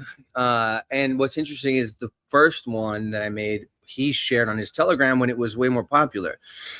And so, like, and then all these channels posted it. So I have a lot of people's followers. And I think the sect of the Derek Johnson people who understand that I used to be there, we all understood it. They're going to be like, either like, wow, thanks, Nick. I've been thinking this recently. Or they're going to be like, you fucking asshole, you turncoat piece of shit. And they're going to be like, give me a refund on everything. They're going to be like, explosive. And I'm going to be like, dude, I guess I didn't do that great of a job. Well, you know, the people that say that, they're basically proving the point that you were talking about earlier, and I make a couple comments on the chat. They're basically admitting that they're not interested in the truth. They're only interested in being told that what they already believe is the truth. So they're saying that they're willing to pay you money to tell them what they want to hear. But if the day you stop telling them what they want to hear, even if it's a fucking lie, then they want their money back. Yeah, 100%, man. That's not a genuine person. And that whoever does go out there and steps up to bat and says, hey, I used to believe in this. You paid me a lot of money because you did, and I did, and I was there for you. I don't believe it anymore. And so most people would be like, no, dude, I'm not going to do that. Are you fucking crazy? No, I like how much money I'm making right now. I was like, I would like being me, and I haven't been me in so long because I'm afraid of what people are going to think of me. It happens even after you make success happen in your life. It happens all the time in different ways. And for me, this was my turn, and I was like, shit. Again, because I had to come out against all of Phil's followers who paid me a lot of money with their membership. Like, it was like, I've faced a few big times where I chose to do what's right instead of keeping a lot of money. And like, if you're tight with me, if you've been my friend, so I will do stupid shit with my money, and I'll like buy you things, and it's things you need. And like, the way I treat money is the way it comes in my life. The way I understand that if I let money go, more money comes. That is the reason why there is the abundance in my life. Like, I give, even when I'm broke, I will give $20 to $50 to some homeless people, or that's the law of sowing and reaping a harvest. It's biblical. Yes, and I've been doing that since I was in my teens. Everywhere I go, I overtip, and I watch how they react, and I remember getting that, and I get it still. People still tip me in ways where I'm like, that's why I give, because there's this relationship where we're sharing experience of like that. If you can make someone go, then you're going to have a moment in your life where you're like, you shouldn't do it just to get it, but it makes the world a better place. Oh, it does. But there's also an economic principle built into the fabric of the universe, because it's all mathematical. The Bible scripture that backs that up says, it's in the book of Isaiah, says that be not deceived, God will never be mocked. Whatsoever a man sows, that shall he also reap. So whatever you give, you're sowing seed. Everything in the whole entire universe is built on the principles of sowing and reaping a harvest. So if you're sowing seeds of discord, if you're sowing seeds of dishonesty just because you're trying to make money off of people, you might make a bunch of money, like the Derek Johnsons of the world who are or Godlewski, who are making money off of telling people what they want to hear. But eventually the chickens are going to come home to roost. And we're at that moment now in this movement where, and we don't all have to agree. Like, I think you and I even see Q a little bit differently, but here's the interesting thing. And I think this proves the point that there's not just one look at it, because you and I definitely don't believe the mainstream version of Q, but we still see Q differently. But my point is this: we're at that point where it's becoming that a lot of this stuff was a grift, and the grifters are being exposed. And I would venture to say by this time next year, you're not even going to see a fraction of the influencers on Rumble or on X or anywhere on social media that actually even have a relevant following, because everyone's going to figure out that it was all bullshit. They were just making money off of them, telling them what they wanted to hear. They had a clever story that worked for a while. The Pied Piper movement was really all it was, and they deceived the masses. Now, here's the thing: you can either, like you said before, you can either admit that you've been had and wake up and smell the fucking coffee and actually get on board with reality, or you can continue to lie to yourself and be deceived and understand that, hey, maybe it wasn't your fault. It's not saying that you're stupid. A lot of intelligent people are deceived by things. In fact, the Bible even says that sometimes the most elect among the people are deceived. So, there's no shame in admitting that, you were deceived by somebody you were following. But if you're really interested in truth, you want to do yourself a favor, you want to do the rest of the world a favor, then it's time to start, ringing these people's bells and asking the hard questions, because the people that are telling the truth, the people that are honest and genuine, the people that aren't afraid to stand up, people aren't afraid to be to lose followers like you and me, just to tell it like it is, because we're not trying to make money off of a fucking bullshit story.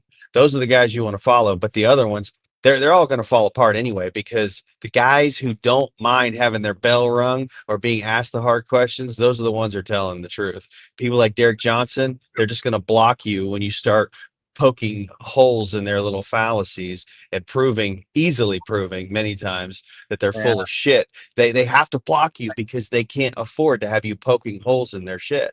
But there's this thing that happens with the law of authenticity, where if you, like, for me, for example, once I realized, I've asked myself twice in my life where I'm like, okay, if I do this, I'm going to lose a lot of subscribers and a lot of money.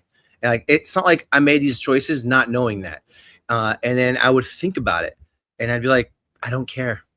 And I would proceed. Like when I told all of Phil's followers in my Telegram chat, I said, in that moment, after I decided, okay, I said, if you are a fan of Phil's, get the fuck out of here.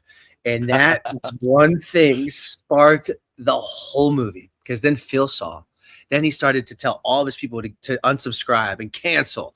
And what I saw would happen happened, but in the end, it wasn't that bad. He's a fucking cult leader, man. $1,000 to me out of nowhere, right when all that stuff was spicing up. So like, there's a power that is conducting almost scenarios so I can believe more in that higher power. And that's what I always find happening, where it's like, dude, I really thought I was going to fail. And then it's not me. There's a thing, a greater source that is conducting, and I'm listening. It's so... I don't worry about it. The way I look at it is every person who unfollows me for speaking the truth and asking hard questions, my following base is just purified all the more. I don't need those kind of people following me. If you're not interested in truth, get the fuck out of here. Yeah, or interested in having a different opinion. Like, for example, when I like knowing your take on Q because it's in the back of my mind sitting next to mine. And anyone else's whose theory makes a lick of sense, I'm going to put it in the back of my mind. And what I'm doing is I'm watching the world and I'm going, which one does it fit to the most? That's pattern recognition. And so it's not like I'm sitting back here with, oh no, it's a movie and nothing's going to convince me otherwise. Like, no, I'm not set in stone. And I don't think any real truthers should be set in stone. No, they shouldn't. And everyone, like, when did we get to the point where we were afraid of having different opinions or different perspectives and having healthy debate? Because that's how you actually arrive at the proper conclusion, is by having different perspectives and having healthy debate. And it's not always clean. Sometimes it's messy. But the people who are only interested in towing the line and preaching one storyline, and if you deviate from that, there's a name for that. It's a fucking cult. You're in a goddamn cult. And there's no truth in that. It's all manipulation. It's all it's spell casting, and it doesn't serve you or anyone around you. So it's like, why would you even want to be involved in that? Because here's the thing. Those people, you can tell they're cult leaders too, because they're afraid to be wrong. That's why Derek Johnson blocked you. He blocked me. Anyone who could prove him wrong, he's got to block him, because he can't risk Toto pulling the curtain back on the man behind the curtain, right? The Wizard of Oz show must continue. The delusion and the control and the fear, it must continue, or the admiration of this floating Godhead thing, it's got to continue. Otherwise, the whole thing falls apart for him. But someone like you, someone like me, and there's a lot of others, not as many as there are grifters, but there are quite a few people who just are not afraid to be wrong. I don't give a shit. What if I am wrong? Who gives a fuck? At least I stood in my truth. At least I spoke with authenticity and transparency. And those are the people that you need to follow. And quit worrying about whether you're right or you're wrong, because we're not in on the 4 a.m. meetings and all this private shit that's going on at the top. We don't know exactly what the fuck is going on. All we can do is analyze it, use intelligence, and figure it out like Sherlock Holmes. Sometimes we get it right, sometimes we get it wrong, but who cares? Because at the end of the day, if you're following the real principles of what actually will lead you to health, wealth, love, and happiness and freedom in this life, that's what you need to be focused on. I don't even give a fuck if I'm right about Q at this point. I think I am. Maybe I'm not. It doesn't matter. But what matters is if I'm a living, walking, breathing example of a Christed individual who's teaching and showing people how to increase health, wealth, love, and happiness in their life, and how to live as freely as they can. And that's what I'm doing. That's cool. That's cool you're doing that.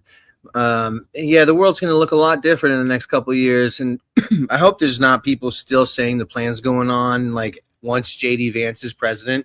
That would be insane. It's going to happen, dude. The hardliners are still going to be there. They will drink the Kool-Aid and wear the track suits. What was that? Heaven's Gate, where they fucking put on all those same jump suits or track suits and the Nikes and drink the fuck. It's going to happen, dude. That's they really happen. Are that. Yeah, I honestly, once I saw the Epstein and the Christopher Poole and the 4chan, it made me realize he did say that Christopher Poole was going to be one of the best hackers. First thing I thought was, it's pretty obvious when Q got hacked. Mm-hmm. right in the middle, somewhere around the middle, where when the dialogue changed. It wasn't military jargon. It was very clear, Right. straight and forward. It was like, wait a sec. Yeah. Was that when they jumped from 4chan to Akun?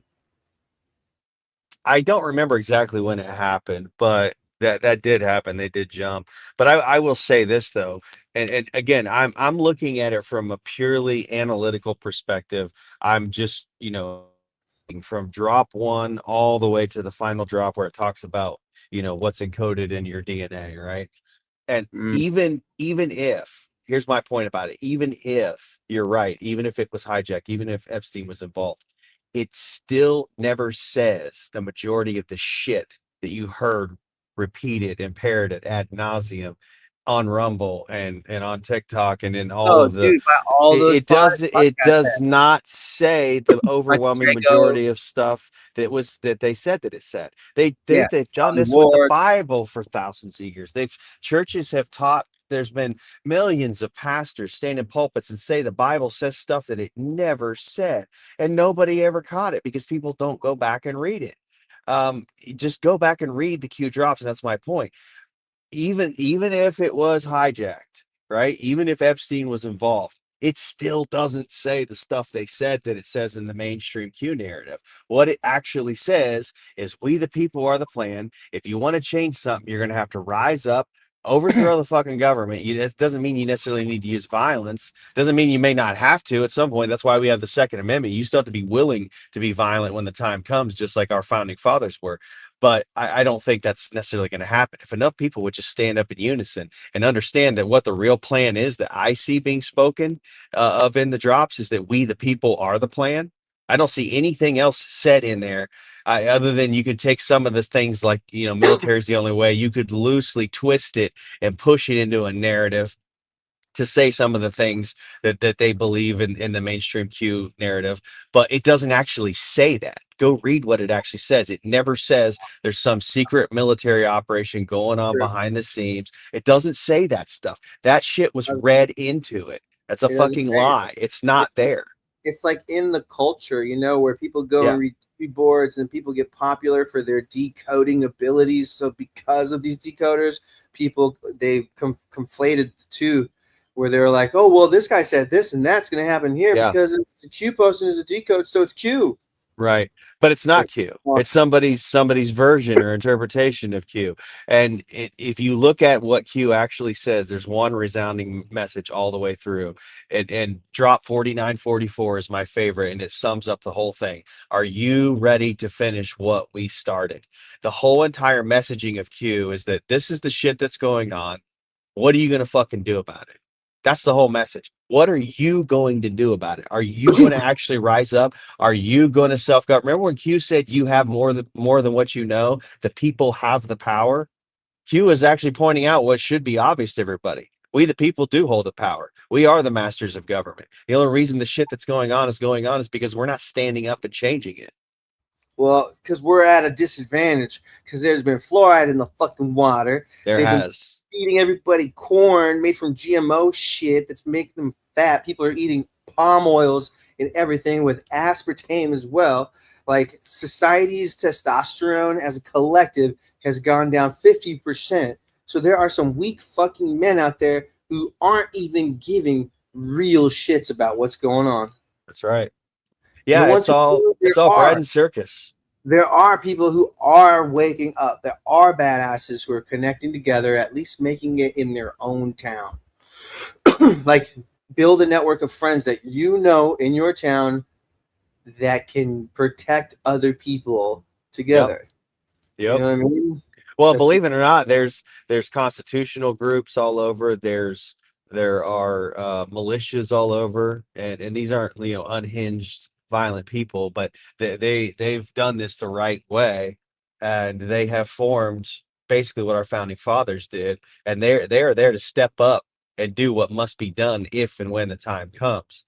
And regardless of the technologies, the AI and all the data centers and the shit where they can literally use Wi-Fi, turn your Wi-Fi router into a human camera in the dark that can see through walls. Regardless of all that, there's still so many more of us than there are of them. So if people would just simultaneously stand up all at the same time and just say no, It's a real simple 2-letter fucking word.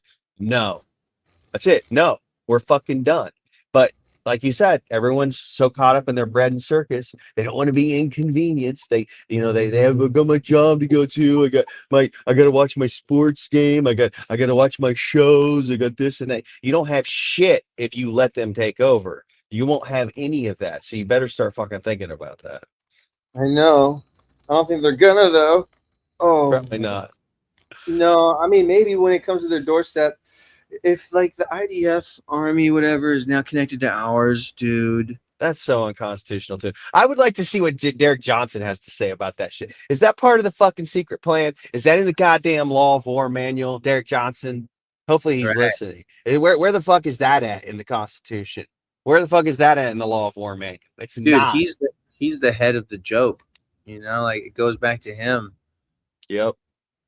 So he's gonna fight it to the end. Well, he knows this, and he knew going into it that it was a grift, it was all a lie, it was bullshit, and he had the clock was ticking. There was an expiration date stamped on his fucking story, the same way there's an expiration date on your milk when you buy it at the store. He knew that day was coming, and now it's upon him, and he's just trying to preserve this for as long as he can to keep squeezing every last little fucking drop out of everybody that he can. But like I said, by this time next year, they'll have lost 80% of their following or more because people will finally figure it out. And even if they don't ever want to act,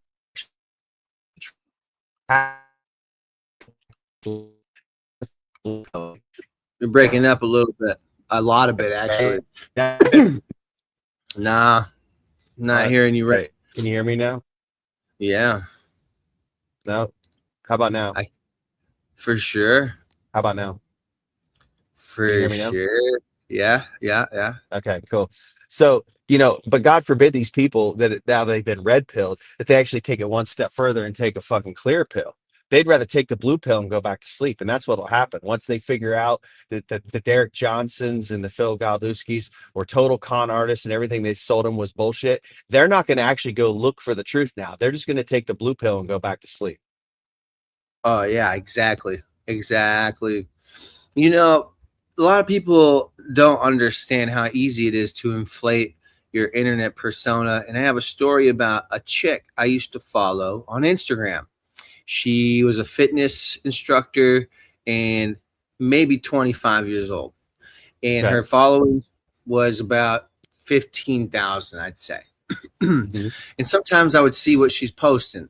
And one time I saw a post and it had 22 million views on Instagram, and the post was like her taking out the trash with her mom. It was nothing sexual or like arousing. It was just stupid.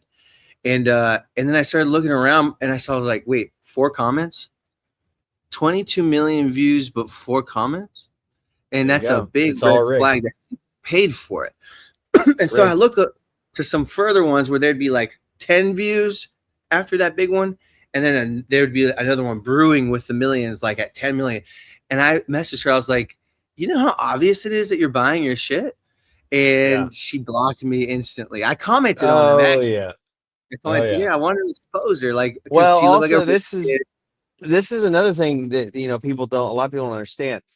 It's followers don't mean shit. You buy followers, or you may have 500,000 followers, but all that requires is somebody clicks a follow button and they may never come back and watch your shit ever again. So followers don't even mean anything. I'm only showing about 10,000 followers on my Rumble channel, but I get over 300,000 views a month. That's over 3.5 million views a year on my stuff because I don't chase followers because I know it's bullshit.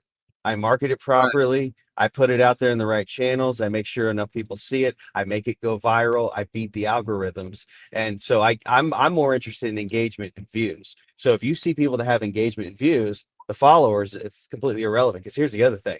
Everybody wants to go to the peep show, Nick, but nobody wants to get caught going to the peep show. And somebody like Ethan Lucas is really controversial and saying bad stuff about Trump. They don't want to get caught following Ethan Lucas, right? So they're not going to follow me, but they're watching the fucking shows. Right. That's true, man. That's why a lot of people won't comment because they support it, but they're like, I don't want people knowing what I think. Exactly. Mm-hmm. Yeah. So look, everyone, like, how does this never happen again? Like, are we realizing that what politicians say never actually pans out? Like, do we still believe in a left and a right? Do we? Like, doesn't it seem like we're not getting what we want? Isn't this? That's all part of the game, man. It's the Hegelian dialectic. So what? The Hegelian dialectic. Who's gay, an alien, and It's not. I didn't say gay aliens, but that's probably coming next. That's probably the next distraction is the gay aliens. No, Hegelian dialectic. It is a philosophy of using and the the Trilateral Commission, the Bilderberg Group, all these secret societies. They've been using the Hegelian dialectic against the people for a long time.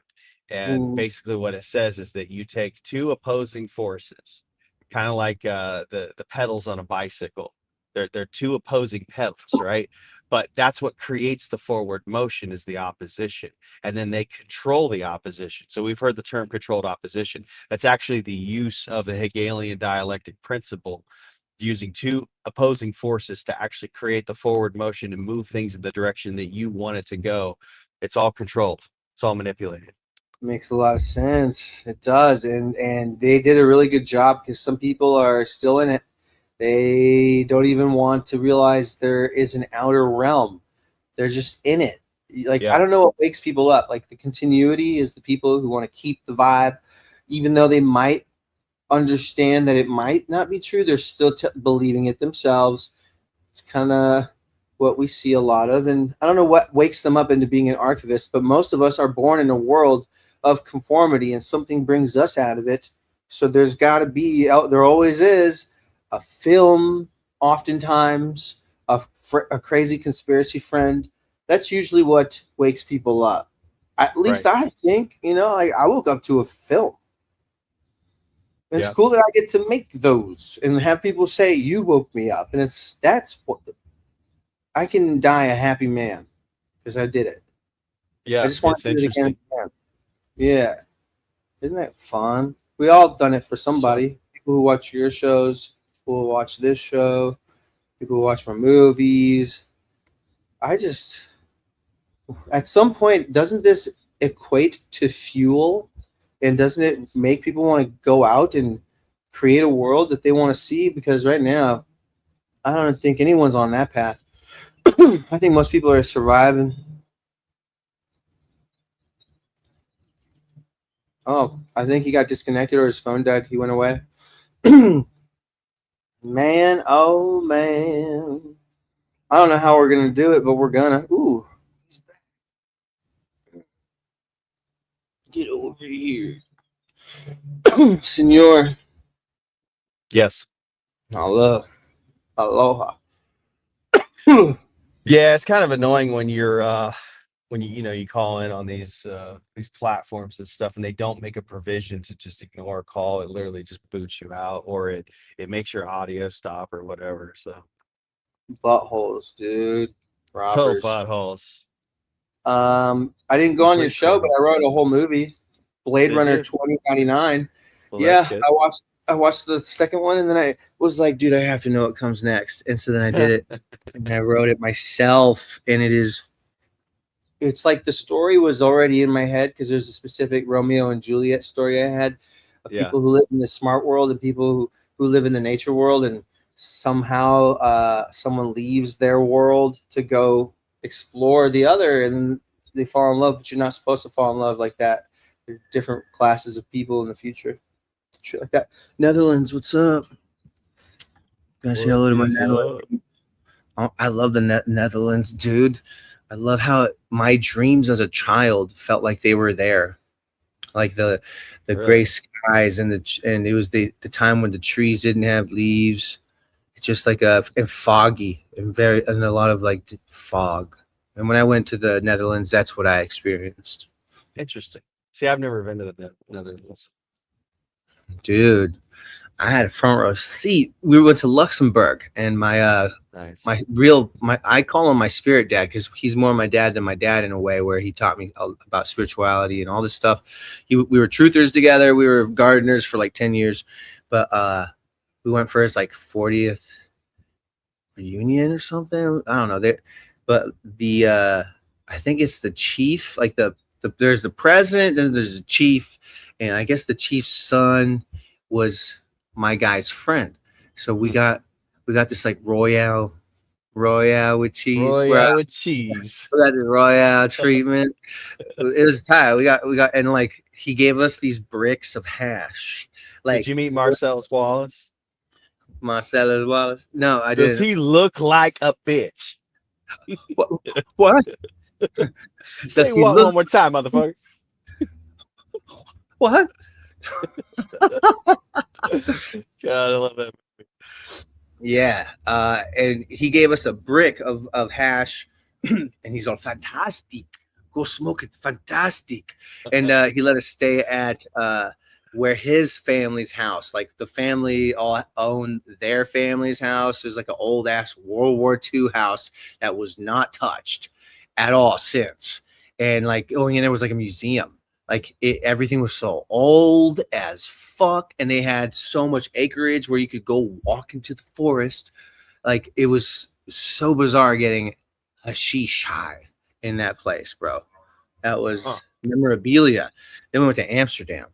Then I saw the red light district, bro. I even did it, dude. You did it? You did it? I did. It was so awkward, dude. Because I'm in there and her phone lights up and I see a kid on there. And I was like, damn, you're a mom. And the first, though, look, that's the ending of the story. Let me tell you the beginning. I'm walking with my spirit dad and his two kids who are my bros because we're all the same age. And they're all, Nick, you're going to do it? I'm like, yeah. And they're like, let us pick with you. I'm like, ew. Like, no. Ew. That is kind of gross. I was like, that's weird. Like, that's just so weird. I was like, meet me back here in like an hour, like, all right here on this bridge. And they were like, okay. So the first place I go, I see this like hot MILF schoolgirl type shit. Like she's wearing the glasses with a short skirt and she's big tits. She's like Barbie. And I was so nervous. And I went to the door and I didn't know what to say. And I was like, how much for 15? I meant 15 minutes, bro. And she was like, for 15, I'll slam the door in your face. And she did. She slammed the door in my face. She thought I meant 15 euro. Wow. I didn't mean it like that, dude. Wow. And then I had a walk of shame for a while. And that's when I found this beautiful, skinny Italian. And I saw she had a kid. And did she make you spaghetti? No, but I spoke to her in Spanish, but I couldn't really do it. I don't know. All the horniness left me when I realized that she was a mom doing this for a living. Yeah. Wow. Maybe she was counting on you, Nick. She got paid. It's not like I left. Okay. So it's kind of like the hooker that you gave her a massage for an hour or whatever. It was my first hooker. I mean, you should have at least made her cut your fucking grass or something, you know.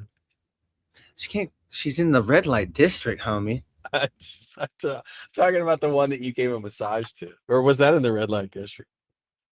No. You're like, oh, that one. No, oh shit! Carrying on topics from other shows into this one. Yeah. Oh God. I've been a bad boy. You should come on Throw Away Do Not Eat on Tuesday with me and Scott. It's always fun when you come on, dude. Lots of shenanigans. I just have been saying no so I can finish my movie because it's out. But you finished it? No, hell no. No? Okay. I didn't finish it. There's a lot to do. The ending, but then the preparation work of putting on the site, making it in 5 different languages, all that stuff, putting in the producers' names, getting the last round of producers in. How do you put it in different languages? Do you just have like AI translate it for you? 11 Labs. 11 Labs is a software that you just, if it's less than 30 minutes of a thing, you can cut it into 30 minutes each, but it'll dub even the radio in the background in the language you want it. Holy shit. It's insane, dude. We had Tupac in one scene and he was talking in Spanish. He was rapping in Spanish.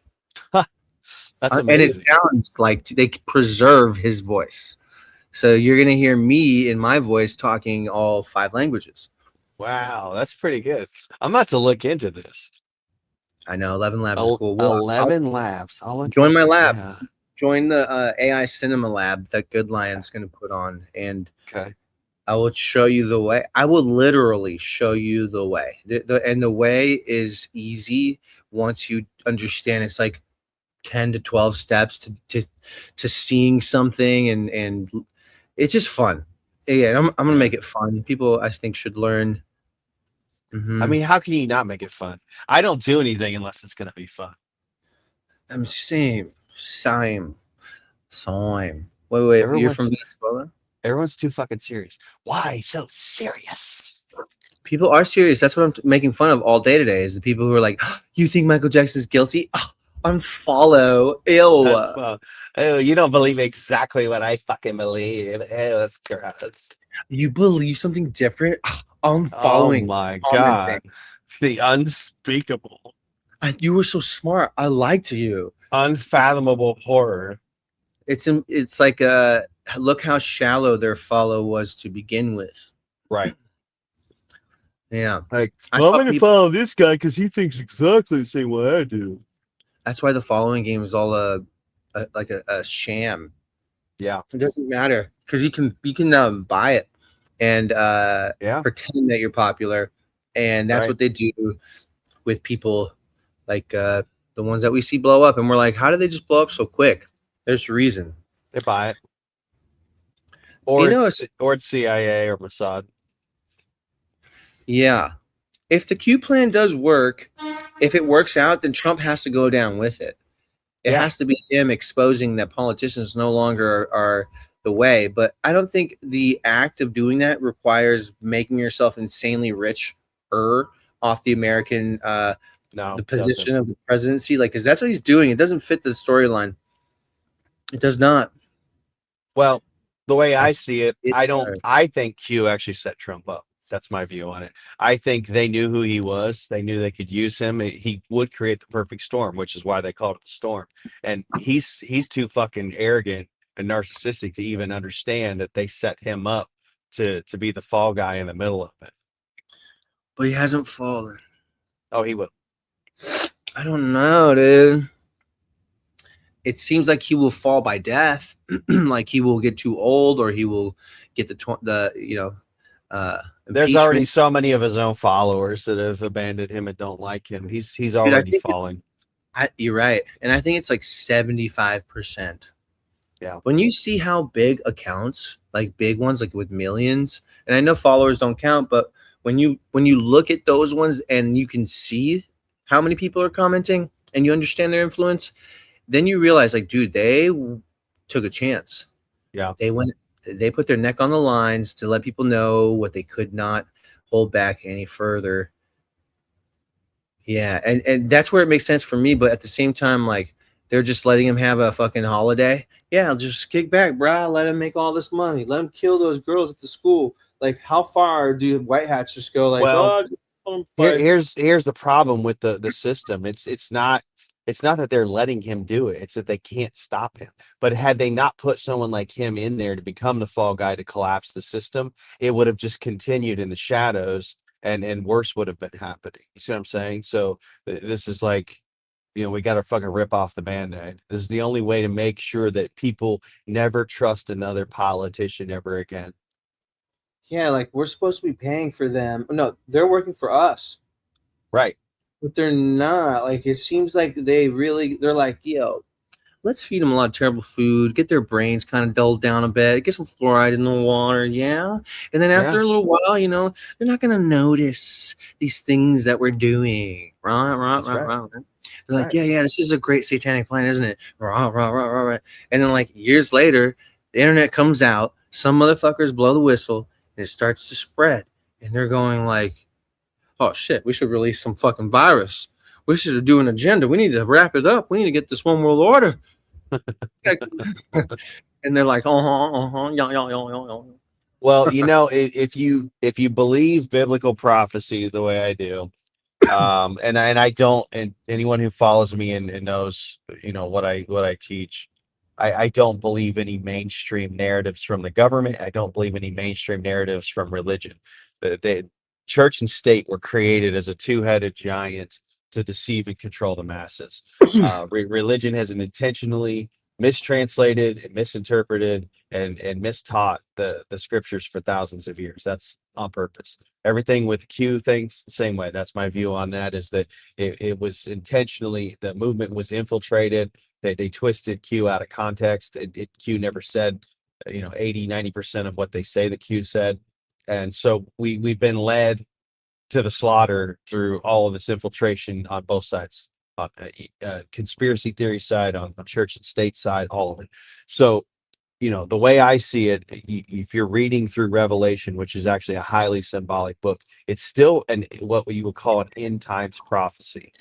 And the interesting thing about end times is it's not one event. End times happens individually because everything is fractalizing, right? The entire, this, I know you've done DMT and all that stuff. You understand that the fabric of reality is nothing but a bunch of fractals. It's like a Mandelbrot set. And so the end times prophecy is not only happening on the micro scale, it also happens on the macro scale. And they happen in different times. And sometimes it'll be an individual they go through their revelation end times from beginning to end, the whole entire thing. It all happens within them in their own life. And then sometimes it'll happen in a family unit. Sometimes it'll happen in a community. Sometimes it'll happen in a nation. Sometimes it'll happen to the whole world. And we're interestingly enough, we're witnessing a lot of those all at the same time right now. And it's because we are coming to the end of the age of Pisces, which is really what the Bible is talking about. It's a mistranslation. If you look at the King James Version and a lot of the other versions, if you read it and it looks like Jesus is saying, I will be with you until the end of the world, or talking about the end of the world, the Bible never one time says anything about the end of the world. Not one single time. It's not in there. The original Greek in the New Testament does not say the end of the world. It says the end of the eon. Eon is a Greek word for age, right? Until the end of the age. And there's a few translations that get it right. So Jesus said, I will be with you until the end of the age. He's talking about the age of Pisces because he came at the beginning of the age of Pisces, which is why the fish became the Christian symbol. And the point that he was making is, the way you know me and understand me, I will be with you until the end of the age of Pisces. And then when we get to the age of Aquarius, which we're moving into now, we're having that end times, the end of the age, where the upheaval happens and the shift takes place. The great white throne judgment is taking place right now. And it's not Jesus literally coming down, flying out of the sky on a fucking white horse like Lone Ranger dodging 747s and Katy Perry space capsules. That's a joke. It was all symbolic. The John the Revelator, when he wrote this stuff, and anybody else who wrote anything about this stuff in the Bible, they assumed that you would be smart enough. Like you actually have an adult brain. You'd be smart enough to figure out, just like the talking snakes with the two naked hippies in the Garden of Eden, when the snake told them they didn't have any fucking pants on. They figured you'd be smart enough to understand this is a symbolic story and not to read it like a cheap ass newspaper. But no, we've got literal PhD level people for thousands of years who have read this. Every Sunday they go into churches, they check their fucking brains at the door, and they pretend like this is actually literal. And the irony of it is they'll read the book of Revelation. They'll read the part about, the beast with 7 heads and 10 horns coming out of the sea. And they're like, well, that's symbolic. But the rest of it, Jesus flying around on a fucking hobby horse in a clown and donkey show, followed by a fairy band of angels with wings and jewelry and halos. That's all real, like it's wild. The mental gymnastics and the fucking word salads that people throw together and want to be taken seriously about the Bible. But it all falls apart under very simple scrutiny that a 5th grader can understand when you just read what it actually says. It's very clear that the book of Revelation is symbolic. And so what you're watching right now, we're watching that end times happen right now, not only at the individual level on the micro, but it's also happening on the macro, because we are in that end times revelation, great white throne judgment, second coming of Christ consciousness. That's what the second coming is. It's very clear that it's not some clown and donkey show in the sky where Jesus is flying down from fucking planet Zulu. But some people really believe that. And like I met one guy who was a truther, or at least I guess he was.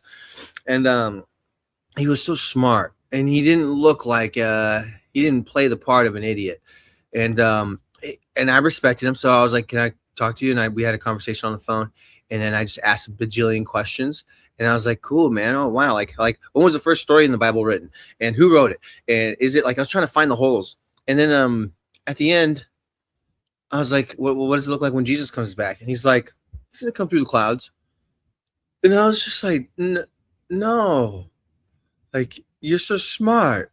Why would you think that? Like. I know, dude. That's what I'm saying. You literally have like PhD level people who check their fucking brains at the door every time they walk into a church, and they read. It's called a Bible. It's not a fucking newspaper. It's not a goddamn encyclopedia. It's not a history book. It's a highly symbolic, metaphorical, spiritual book. It is a blueprint to your soul. It is chock full of wisdom and deep hidden symbolism. And the Bible itself even tells you that. And yet they still want to ignore what the Bible tells them. It's literally like, yes, because what's that? That's why your book is genius, because you see the same thing happening in the Q movement, where people are thinking the God source, the Q, is saying things that they're not. And how easy it is to go in there when a movement starts. People who are believers perk their ears, and people who are scammers, they perk their ears because they recognize the tidal wave that starts in the beginning of a movement, and they're like, "Ooh, this is our time. This is the new one." Well, again, the Phil Godlewskis and the Derek Johnsons of this movement are the TV evangelists of this whole thing. TV evangelists, yes, they are, dude, and they got no shame in their game. But when you look at them now, they're like, they got no movement. They just talk like this, and that's just how it's going to be. And because they know the jig is up, man. They have they got no spirit or soul. And then if you go watch Derek Johnson, he's just like, y'all are idiots. Y'all are stupid. Just read. Just read. I know it's fucking. And what's funny is it's like, you know what, Derek Johnson, I do just read. In fact, I read a lot more than you do. And I don't talk like a fucking redneck idiot like you do. I actually do read. And then when I point out to you what I read, and then you look at it and go, oh, fuck, he just called out my bullshit, block. It tells you everything you need to fucking know. Yeah, it's not cool, man. These folks, I don't know. It's just what happens, man. That Trump is the king of it right now. Yeah. He is scamming so many people, and it's wild that some just don't give a fuck. But, you got to understand who the person is. Are you a continuist, or are you an archivist? Instead of labeling him like, you fucking asshole sheep, or like, you fucking MAGA fag, like, we should actually just divide it up into like a term that helps us understand each other, not distinguish in a negative way. Like, I think it's a good thing to call people continuist. Like, they should know you're choosing to not look at facts. Okay, I won't show you any, Mom. Like, maybe we could start having Thanksgiving together. Like, maybe that's how things start forming again. And people just go, oh, no, that's just Uncle Nick. He's an archivist. What's that? He just wants to know the truth. Like, he's just getting down to the truth. Like, instead of, he's a conspiracy theorist. No, that fucker cares about history. He knows how we've been lied to. And that's his job. Let him be a fucking archivist. We'll learn from it. Yep. That's it, man. And no, Phil didn't lose his wife. His wife left him. She took $2 million and fucking booked it, bruh. Because there was probably a prenup. She saw the fucking writing on the wall. She saw it all, dude. She had to lie to herself. Every time she was like, Phil, I think that you are. He's like, do you want a boob job? Yeah. Phil, I think that you are. You want a BBL? Yeah. Phil, are you a crip? You want your teeth done? Yeah. Now she looks pretty good. Yeah, man. But it's all fake though.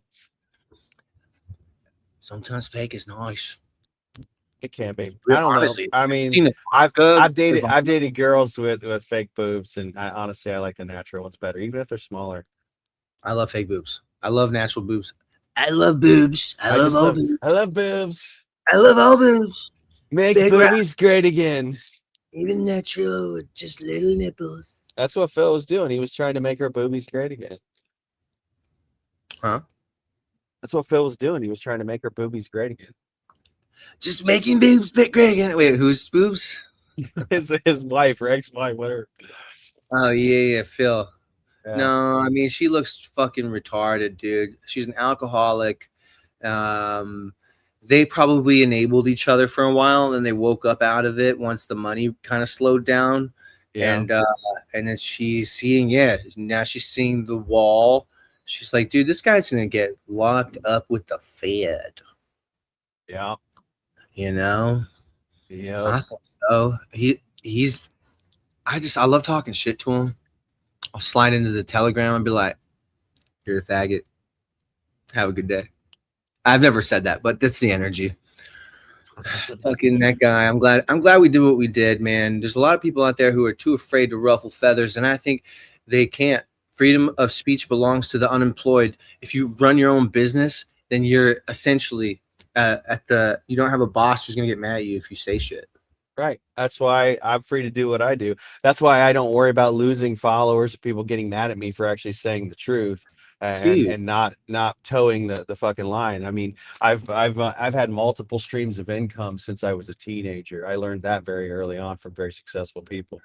That's tight. You don't become a tax slave. You don't become a debt slave. And I did. I made the mistakes early on. I had to file bankruptcy in my early 20s, and then after that, I was like, never again. Never doing that shit again. I learned from my mistakes, got my teeth kicked in. I didn't have good role models in my family growing up. Everybody was fucking broke. And most of them still are to this day.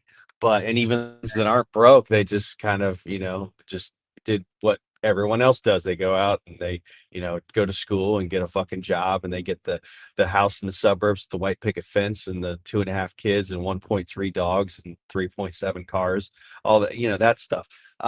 I never did that. I'm like, I'm not even interested in that. I want to be free. Freedom and peace are the two most valuable things to me. And I want to actually have a shot at becoming independent, wealthy, where I'm not beholden to anybody. I don't want to have to wake up at a certain time every day and go clock in. And if I don't, my fucking water or my lights get shut off. I don't want to get fucking evicted because I was too afraid to, stand up for myself, and then I just made myself fucking miserable, and then I finally snapped one day at work because I'm doing something I shouldn't be doing, and then I do end up getting evicted because I lost my fucking job. I didn't want any of that, so I learned very on to actually That's a real story.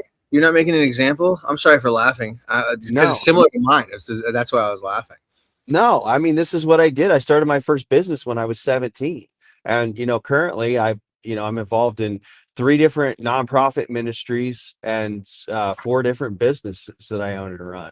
And so all of my income comes from, a lot of people think, and this is what pisses me off, because they hear me talking about stuff and whatever on the shows, and they're looking at these other grifters like Derek Johnson and those guys selling $40 fucking baseball caps at speaking tours and selling shithole books that they're grifting off of their whole entire bullshit story, and all they do is make money off of their show. I don't make any money off of my show. Make $0 off of my show. In fact, Rumble is still asking me to fill out my W-2 to collect the fucking shithole $900 that they owe me after 2 years and 7.5 million views on my shit. I'm like, I don't even want your 900 some dollars, because I'm not filing your fucking tax slave documents. It's not happening, and that's not how I make my money anyway.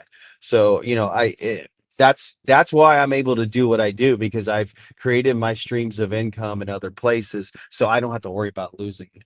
So I could literally have 0 followers tomorrow. Nobody watches my show. I don't care. I'd still be doing the show. It'd be like the first show I ever did. I was just talking to myself. And yeah, exactly. Same. I think a lot of people don't see what Angela put up here. You got to have the right mindset and resilience to be successful. A lot of people take shortcuts and lack experience, and they do. And I noticed this the more successful I got, the more people that I would meet that would sense it would either fall into a couple categories. One, actually, I regret really taking her under my wing, because she just knew. She's like, Nick needs people. Nick needs people to check his email. Nick needs this and that and all this. Now, and at the time I was like, nah. But I see the opposite in people, where they're like, oh, I'm going to throw so many ideas at him, and he's going to catch one, and I'm going to be valuable, and then I'll stay in his orbit. And then I realized, like, dude, I get too excited about other people's ideas and want to do something about them. So I had to stop hanging out with people so I wouldn't get carried away. And once I understood that, then I gave myself my own ideas and started to build my own things. And I think that's what other people don't do. They don't realize that if they just spend some alone time hammering out something that they believe in, that they can foresee how long it'll take so they can plan out how long it's going to take, then they'll never make something worth it. And some people deep down don't really believe they deserve it. So they don't ever make that initial move that seems so easy. Like, that's right. And if they ever get a taste of it, this happens with chicks in relationships and guys in relationships. Once they get a taste, they'll self-sabotage it in some way, because they haven't healed enough to understand their relationship with becoming something. They might really think of themselves as worthless, and they don't even know it. That's it. You summed it up. Boom, dude. Boom. Stretch my thigh all weird. Getting old, man. Shit. But yeah, no, Don't I say love that. Your body's listening to your mouth, man. Getting all awfully awesome. It's in the book of Proverbs. The power of life and death is in the tongue. I don't say it. Where at, bro? No, but you'll feel it. You'll feel it. Where is it at? No, yeah. I believe it, dude. I speak things into existence. Like, that's the coolest part, if you can be the Delulu. And I think that's where some people are like, nah, man, the white hats are here, dude. They're here. They're fucking here, man. Like, they want us to believe what they believe to make it real. And then I'm just like, sorry. I can't say it. It's not there. I don't see it. Can't fucking see it. I can't fucking see it. I can't see it, mate. See it. I can't fucking see it. Jesus. I know, dude. Where is he? He's supposed to show up by now. Well, again, if people are looking for him to come flying down out of the sky on a white horse like Lone Ranger, they're missing the second coming, because that's all spiritual symbolism. The second coming happens within you, and if it doesn't happen within you, it doesn't ever happen.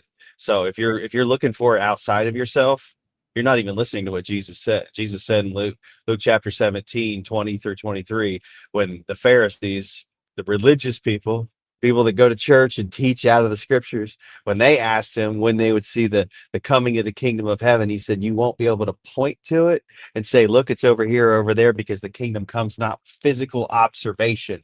The kingdom of heaven is within you. And then he turns to his disciple in the next, as the circle of disciples there in the next verse, and he says, not only will you never physically see the coming of the kingdom of heaven, because that's not how this works, but there's going to be many who are going to say, the Christ has returned, or the Christ is coming back. And he said, do not follow them. Straight out of the mouth of Jesus. I didn't say it. Jesus said it. And they don't want to read it in churches because it blows up their whole entire false narrative. So if you don't like that, you just have to rip that page out of your Bible and tell Jesus he's a liar. But what if they threw that line in for the masterful division? For when it does come, people will be like, nah, dog, nah. And then people will be like, but brah, he's turning water into wine. Like, and people are like, but the Bible says so. But what if the Bible put it in there? Like, what if that was the ultimate division of getting us to, if that's the case, then you might as well just burn all the Bibles and never read it again. No, we just have to take it carefully and understand that they might have infiltrated it at some point. They did take out some books. Well, the Bible was never a book. It's a collection of books, and they've taken out some books as well. They didn't take anything out. They just arbitrarily one day decided what was going to be there and what wasn't. The Ethiopian Bible, they decided, well, we're going to put 88 books in. Well, it was never in the Catholic or the Protestant Bible, but the Ethiopian Bible has 88 books in it. The Catholic Bible has 73, and the Protestant Bible has 66. At the end of the day, it doesn't matter how many books you put on the same cover. If you want to go read the Book of Enoch, if you want to read any of these other books, the Book of Maccabees or any of these, just go get the book. It doesn't all need to be under one cover. No, you're getting the wrong idea, man. The idea is that they've taken them out, which means the one thing that controlled the people at one point was manipulated when they rewrote the edition. Well, I understand what you're saying, but I'm also telling you this as a biblical scholar myself. I can tell you for a fact that I don't have a problem with some of those books not being in there because some of them I don't think should be in there. I don't think everything that was written. I don't think everything that was written that people that think that just because they didn't let that book in there, it should be in there. Just because it's not in there doesn't mean it should be in there. You know what I'm saying? Some of these books are actually written by con artists like 200, 300 years after Jesus, and just because they put one of the disciples' names on the fucking book, they're like, well, that book should be in there. Are the mainstream media, and before the mainstream media, the powers that be were the church, and the way they were tired of revolutions and insurrections, they had to pretty much fabricate a good book to make a good person. And I don't blame them for it because it worked.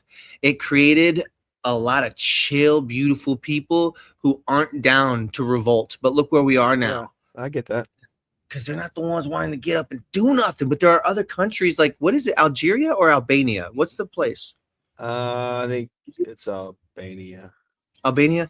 What are they? What is their religion? Like, it seems like they've got... They probably don't have a religion. Actually, the people that are wising up and are the most free right now actually have rejected religion the same way. Get this, the same way Jesus rejected religion. Jesus did. See, this is the ultimate irony, is that everyone assumes that Jesus came to start a new religion. He came to destroy all religion once and for all time, and set you free from religion. You know, the word religion comes from the Latin word religare. It literally means return to bondage. Religion is bondage. It absolutely means that. Yes, the word religion is bondage. Why would you want to be in bondage? Jesus never, just read what he said in the scriptures. He never said anything about starting a religion. The only time Jesus ever showed up in church was the only time Jesus ever showed up in a church was to tell them that they were wrong, piss everybody off, and then the one time that really got him in trouble, he went in with a fucking whip, vandalized the whole place, and beat everyone's ass. That's what Jesus did. That's what he thought of church. To a Jewish church? What kind of church? Well, that's what they were back then. You know, they didn't have Christian churches. He was fucking going to Jewish temples. He was going to Jewish temples and vandalizing the whole place, beating their asses, calling them the synagogue of Satan, telling them in John chapter 8, verse 44, Jesus said to the Jews, "You don't know my Father, you worship your father, the devil." Again, that's scripture out of the mouth of Jesus. If you don't like it, you're going to have to rip that page out of your Bible. They put Jesus on a cross and all over every religion as like their remembrance of how they fucking destroyed the first guy to call them out. Yeah, they love it. Like the Vatican, they keep him up on that cross. They don't want to take him down. They love the ritualistic blood sorcery sacrifice. Dude, they've manipulated the whole religion. The whole thing. But it's not supposed to be a religion. It's supposed to be freedom from religion. Damn. That's what real original Christianity is. See, Christianity is not an ism. You've got Judaism, you've got Catholicism, you've got Buddhism, Hinduism. There isn't a Christianism. There's no Christianism. Christianity means Christian means Christ I am. It's supposed to be freedom from religion and Christ within you, but they twisted it and turned it into a religion. So the Bible they preserved, but the way they made people perceive it is how they controlled them. Right. They didn't actually change that much of it. That's what I'm saying. I've done deep dives on this for decades. I went to seminary myself. I guess it's harder to back in that day because it's not like you fucking call up Simon and Schuster. Right. Like if you got a false one, some tribe or fucking town is be like, they'll call you out on it. What is this? It doesn't match up with the other ones, you know? Yeah, and if they get like a whole, like I don't think they're manufacturing shitloads. Most of the manipulation and the changes have taken place in the translations. And so if you go, that's why I go back to the original Hebrew in the Old Testament and the original Greek in the New Testament, and I read what it actually says, and it does not say what they say that it says in most places. The story is Jesus was a rebel. By the way, they didn't crucify spiritual hippies for praying to gods and singing songs and holding hands and healing the sick. Right. They crucified political dissidents and murderers. Crucifixion was reserved capital punishment for really bad people. But you know that they took out, I think it's in the 80s, dude. Because look, Don just commented, and I remember putting in the Tartaria film, I think they took 80 books out of the Bible. And Well, like in the book of Enoch is talking about like the masterful large. Jesus quoted from the book of Enoch, and so did Jude. Jude, he was one of the disciples. He quoted from the book of Enoch in his book in the Bible. They just kept us from knowing our history at the time that they didn't want us to know. And that's probably around Secretariat times. When is the new edition made? 1600s? Well, the King James version was translated and released in 1611. See, bro, that's probably when shit fucking started changing, because in 723 they said there was a great reset. And maybe they're just a couple hundred years off, or maybe it all happens this way, dude. But again, I'm not so worried about what books they've included under the same cover and which ones they haven't, because we have all the books. If you want to read them, just go read them, and go back to the original Hebrew and Greek. Scrolls and shit. Was that in the Bible? Yeah. No, I mean, most of that never was, like the Nag Hammadi texts and the Dead Sea Scrolls, and most of that, no, it was not included. But here's the thing: we do know what the Council of Nicaea decided should be under one cover, and that's where you've got your 73 books from the Catholic Bible, and then for whatever reason the Protestant Bible only has 66 instead of the 73. But I've read most of this stuff. I've been immersed in this obsessively as a biblical scholar myself for many decades, and you're not really missing much of anything. If you get the general scoop of what's going on, you get already what you need, even from just a handful of books out of the New Testament. So that's why this obsession with missing books or books that should be in the Bible, it's just a distraction. You really just need to get to the main point of it, is that Jesus was a rebel. He was a revolutionary. He came to destroy religion. He came to destroy the establishment, set people free. And that's ultimately the real truth of it. If you get that part of it, then you don't need the rest of it. You know what I mean? And this is coming from somebody he's a Bible scholar. So like, you've spent your time being distracted by what's exciting about these books. Oh, I did it for decades, and I finally came to the conclusion. I'm like, there's really nothing missing, so to speak. It's like the only thing missing is what we're imagining to be missing. The biggest thing that's missing is people's understanding. It's a lack of understanding that the most important thing is the core principles of what Jesus taught, which was freedom from religion, not creating a new one. Right, and that's exactly what they did. The powers that be most definitely assisted. They wanted that. Yeah. They wanted division. Let's create a whole nother religion. Yep. I mean, I've even heard people say that, there's supposed to be 777 books in the Bible. And I'm like, for what? What the fuck are you going to do with 777 books? If you can't figure it out after a few books, you got a problem, bro. You know what I mean? There's too many chefs in the kitchen, bro. Like, you don't need that many professors or prophets coming forth and giving their view. Well, one of the most important disciples, John, he said in one of his books, he said, what need have you now that any man teach you, because you have the Holy Spirit within you? He gives you instruction and guidance in all ways. And that's true. It's like everyone's still too fucking busy looking outside of themselves for the answers. Jesus was pointing you inward the whole time, and nobody ever wants to do that because it's too uncomfortable to face themselves. They don't want to enter within and see what's actually there. That's why I think when Jesus was gone for so long, he was learning the ways of a mystic, the art of meditation. And 100%. That's why I spent my whole 20s being the most spiritual person ever, by learning how to meditate. That's it. And getting inside. What Jesus taught was a mystical viewpoint, and that's why they crucified him, because he was a danger to both church and state. He was setting people free from the controls of church and state, and they didn't like that. They couldn't afford to have that happen. Jesus would have been a truther. Right 100%. Now, he would have had his own fucking podcast. 100%. Yeah. He would have been banned on all the platforms. It's everything he posted would have been fucking censored. What if and guess what? Every fucking MAGA Republican out there would have been saying, this guy is a nutbag. He's a fucking shit lib. You know what I mean?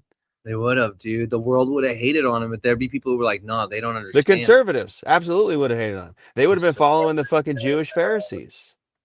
Because the modern day conservatives are the fucking Pharisees. They're the modern day Pharisees. Yep. Yep. It's insane how there's so many power structures now that are owned by Jews. And you show people and they're like, why do you say that to Jews? Why do you hate them so much? Why do you? I don't know. Why did Jesus hate on them so much? Go read John chapter 8. They almost, at the Council of Nicaea, almost didn't allow the Gospel of John in the Bible because it was so antiseptic. It was Jesus just calling out the fucking Jews on all their bullshit and calling them devil worshippers and all kinds of stuff. What if it's revelation of the method? They put it in there just so people would know. Karmic retribution, so they don't get too much pain for what they're causing and suffering because people allow for it. If they read it somewhere, I don't know. and they're like, well, we knew and we didn't stop it. Yeah, I don't know if I really believe that or not, to be honest with you. I mean, I've heard that. I understand the thought process behind that idea. It's like, well, they have to show you. They have to somehow, like, subvert their own karma. No, they don't. They don't have to show you shit. Show me the rule or the law somewhere where it says you have to show somebody that you're fucking them over. You're still fucking them over. You're gonna get the karma. It doesn't matter if you tell them or not. I don't think they believe it. I think it's a satanic principle. That's why symbolism will be their downfall, because they put all the signs everywhere. Yeah, they do. I do. But what's interesting is it's so easy to hijack that, and I think that's what's happened is that people are buying into a false narrative of Q. They're buying into a false narrative of who and what the actual Satanists are. What they don't understand is the worst Satanists in the world are actually at the heads of all the religious institutions and all of the conservatives who are running around chanting, let's take down all the Satanists. I'm like, you don't realize what you're saying. You're literally asking them to take down all the churches. Yeah. That's true. The heads of a lot of churches are, dude, greed invites people to be the head of anything. And like psychos will gravitate toward that position. They will be psychos to get there. They will eat the people in front of them. They'll find ways to expose them. That's why a lot of establishments have criminals and psychos up at the top, man. Epstein said Trump was the most the worst. The most psychopathic. Yeah. And they eat babies. Why? I don't know, man. At some point, I wonder if greed creates an illness that then eradicates your the frontal lobe. The frontal anterior region of the brain is what thickens in gray matter when you meditate. And you have no empathy is what. Yeah, that's what'll build empathy is sitting there meditating, and you get thicker material like gray matter. But criminals have almost none. It's because they don't have the empathy to feel for other people. And so these psychopaths, I think the more and more you lose that, the more and more you lose your humanity, and you probably are operating on reptilian brain function, and they just want to fuck. Well, that's why I say that whether it ever comes out that there's actual literal reptilian shapeshifters like running everything or not, no matter what, we still have reptilians running the world, because even if they're purely human, these people are so sick, they're only operating from the reptilian portion of their brain. So we still, no matter how you look at it, we still have reptilians running the world. This is true. Yeah, I do believe we do. We have them. I think they're in every sect. And I think they're like Agent Smith. They can just manifest into somebody. Right. And take over for real. Yeah. I think Elon got taken over after he called out Trump for being in the files. Sure did. That was crazy. Sure did. And I think they took him over because they made him do a job that he did well on, and then they didn't want to risk him ever exposing it, so they had to swap him. And I think what that was making sure that Trump won the 2024 election. Yeah. I mean, this is obviously not the same guy as 2016. I mean, I actually liked 45. I fucking hate 47. Dude, 45 was my man, dude. He was so on fire and passionate, direct, and had so much energy behind his words. We could feel that he meant it. and he probably really did. And then whoever this is now, it's I think what they put in Michael Jackson after they swapped him and he became a weird ass pedo. Because one of Michael Jackson's first assistants he knew since he was a kid. And then he became an assistant and they hung out all the time. He told the FBI, he said they were catching on to him, and he called them and said, look, there was a phase where, because he first sent the magazine and it had circles over where to get the nude boys videos. And he said, there was a phase where that was what he had me buy for him a lot of. And that's all he said. And that was the first one where I was like, dude. And when I see Michael, I don't see a sane person behind those eyes. I see someone who's fucking creepy. Like, I used to see him as an angelic thing, but I've seen too much. Like, it's really bad. I don't know. What's your thought on Michael Jackson? I don't know. Again, I try not to draw conclusions on things that I just don't have enough substantial information or perspective on. I don't have any personal knowledge of it, because I have the mind, especially being a biblical scholar. I look at it like, and being very much into natural law and constitutional law. I look at everything like a true lawyer, not one of the crooked attorneys, but like a true objective lawyer would look at things.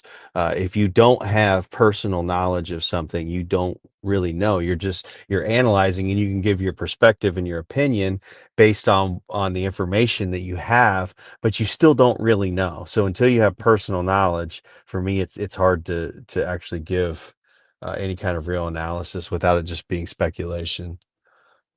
We're all speculating. What the fuck are you Oh, talking I know. But I'm just saying, with that one in particular, it's like, it's massive speculation for me, because I just really I haven't really looked Have you seen into the it. new Netflix? Whenever you can, the new Netflix documentary doesn't paint him as guilty. I don't know why people are all afraid of it. They actually I haven't seen it. They're not calling him guilty. That Leaving Neverland is. This movie is actually more protecting his image. That's the crazy thing, that people just assume it's bad because it's Netflix. But the movie is protecting his image. They show the kid who comes forth and says it, but then they show how his mom used the kid to do that with other people. Yeah. But that still doesn't stop me from. Michael admits in one of the most famous interviews ever that he sleeps in beds with kids. Like, yeah, it's kind of fucking weird, dude. That was on the interview, and the world was like, "What is he saying?" Yeah. And he was trying to justify it, making it okay. But like, bro, you would have been better off not doing that. Like, why did you do that? You created it. You created the image that you're a fucking pedophile because you weren't smart enough to realize, if you tell this famous interviewer that you sleep in the bed with fucking children. It's I mean, how I don't know how he thought that was going to end up, but oh no, his whole family was like, you fucked up. They're like, you're an idiot. That's why I think, dude, Mossad took over, and it was part of his downfall. It was all orchestrated. Possibly. Yeah, I don't know. I don't think he was, grown. I do believe he might have been molested, and maybe he was a victim. Dude, I'm sure he was recreating.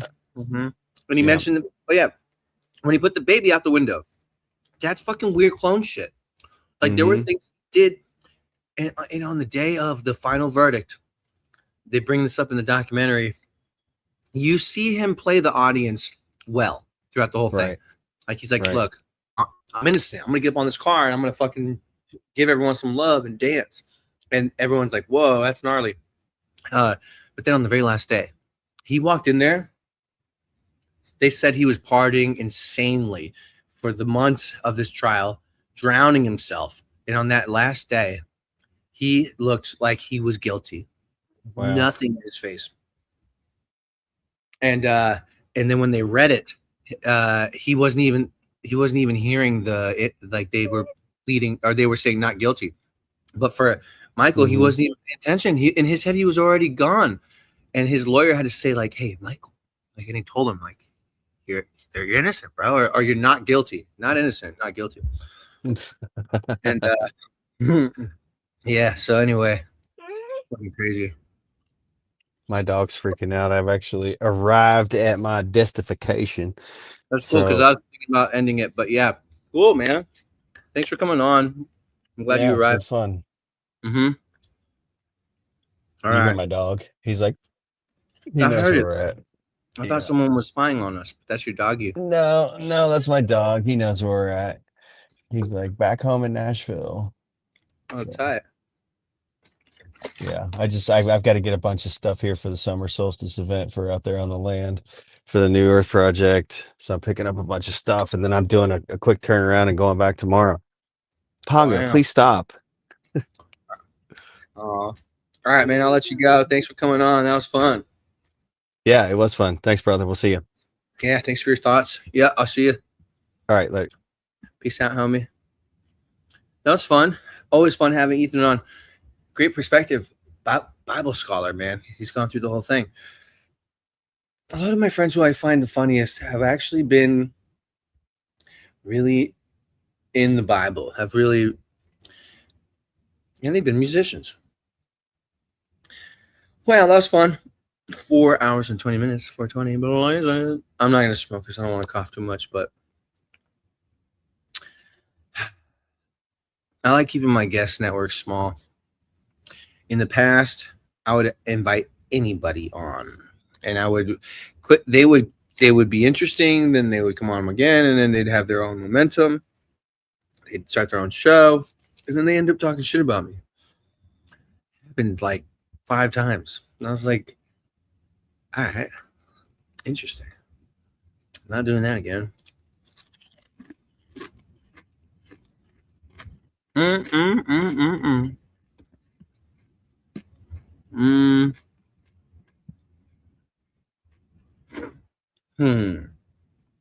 Let's see here.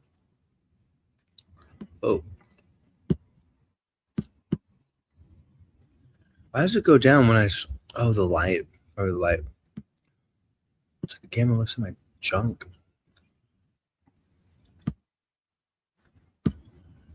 All right. Y'all, if you're not a member yet, this movie's coming out real soon. So you better come out and get it. Come get a free membership. If you don't got no money, that's no problem. And I mean it. What does that mean? Well, use the promo code FREE. You can get a month free. You can enjoy it for a month, watch the new movie, and ditch out before you fucking have to pay again. Or support the new wave of cinema. Be part of the growing movement from me, where I'm making films with a whole new approach. And I want to teach you at the same time. So I will be, you know what I'm really excited to do? I was fantasizing about it today. Right under my face right there. The Tartarian Empire 3 is going to be so fucking tight because of what I can do now with AI. I want to wake up and do that tomorrow. And I unfortunately can't because I have this movie to finish, The Greatest Show on Earth 4. And then I'm going to do The Greatest Show on Earth 5 to finish telling the story. I'm not going to stop working. I'm just going to go right into making part 2 because that's where I'm at. But I want to do that one fucking first before part 2 comes out, to be honest. But I won't. Maybe I should. I don't know. I'll think about it. Part 3. Tartarian Empire 3. Mud Floods, Orphan Trains, Cabbage Patch Kids, and more. The story needs to evolve more into the Tartarian lore because part 1 and 2 are more about like history, unraveled. That's the first one. Second one is Remnant Power. What was their power source like? And the third one, I don't remember the name. I might completely change it, but it's going to be fucking dope. So thanks for hanging out. That was a good one. 4 hours and a half today. I hope you guys have a good weekend. I'll be back on Monday. So this is a shorter break than what I normally do. And then I'm just doing Mondays and Fridays until I finish. The movie's out in 10 days or 9. So we'll basically just be doing one of these with a bunch of different other people. I haven't really decided yet. So, but yeah, anyway, fucking come over here. Use the promo code LOVE88 if you just want to get any plan and cut it in half for every single billing cycle. That is where it's at. That's what you want to do. So you go to the website, go to join, if you're on your computer and you scroll all the way down, you're going to see save 50% on all plans and billing cycles by using promo code LOVE88. That's where it's at. Also, I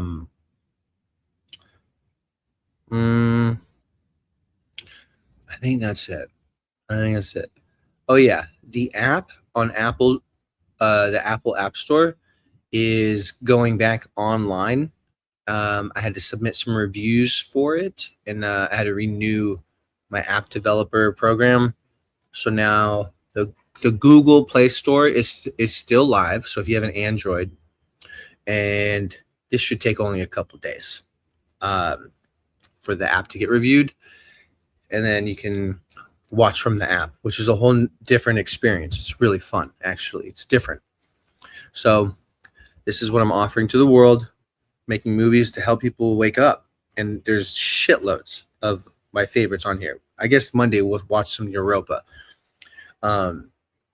It's worth it for what it helps do for people. It wakes people up to truths that may have very well been hidden and kept secret from us by design. And why? That's what we're all here to find out. So,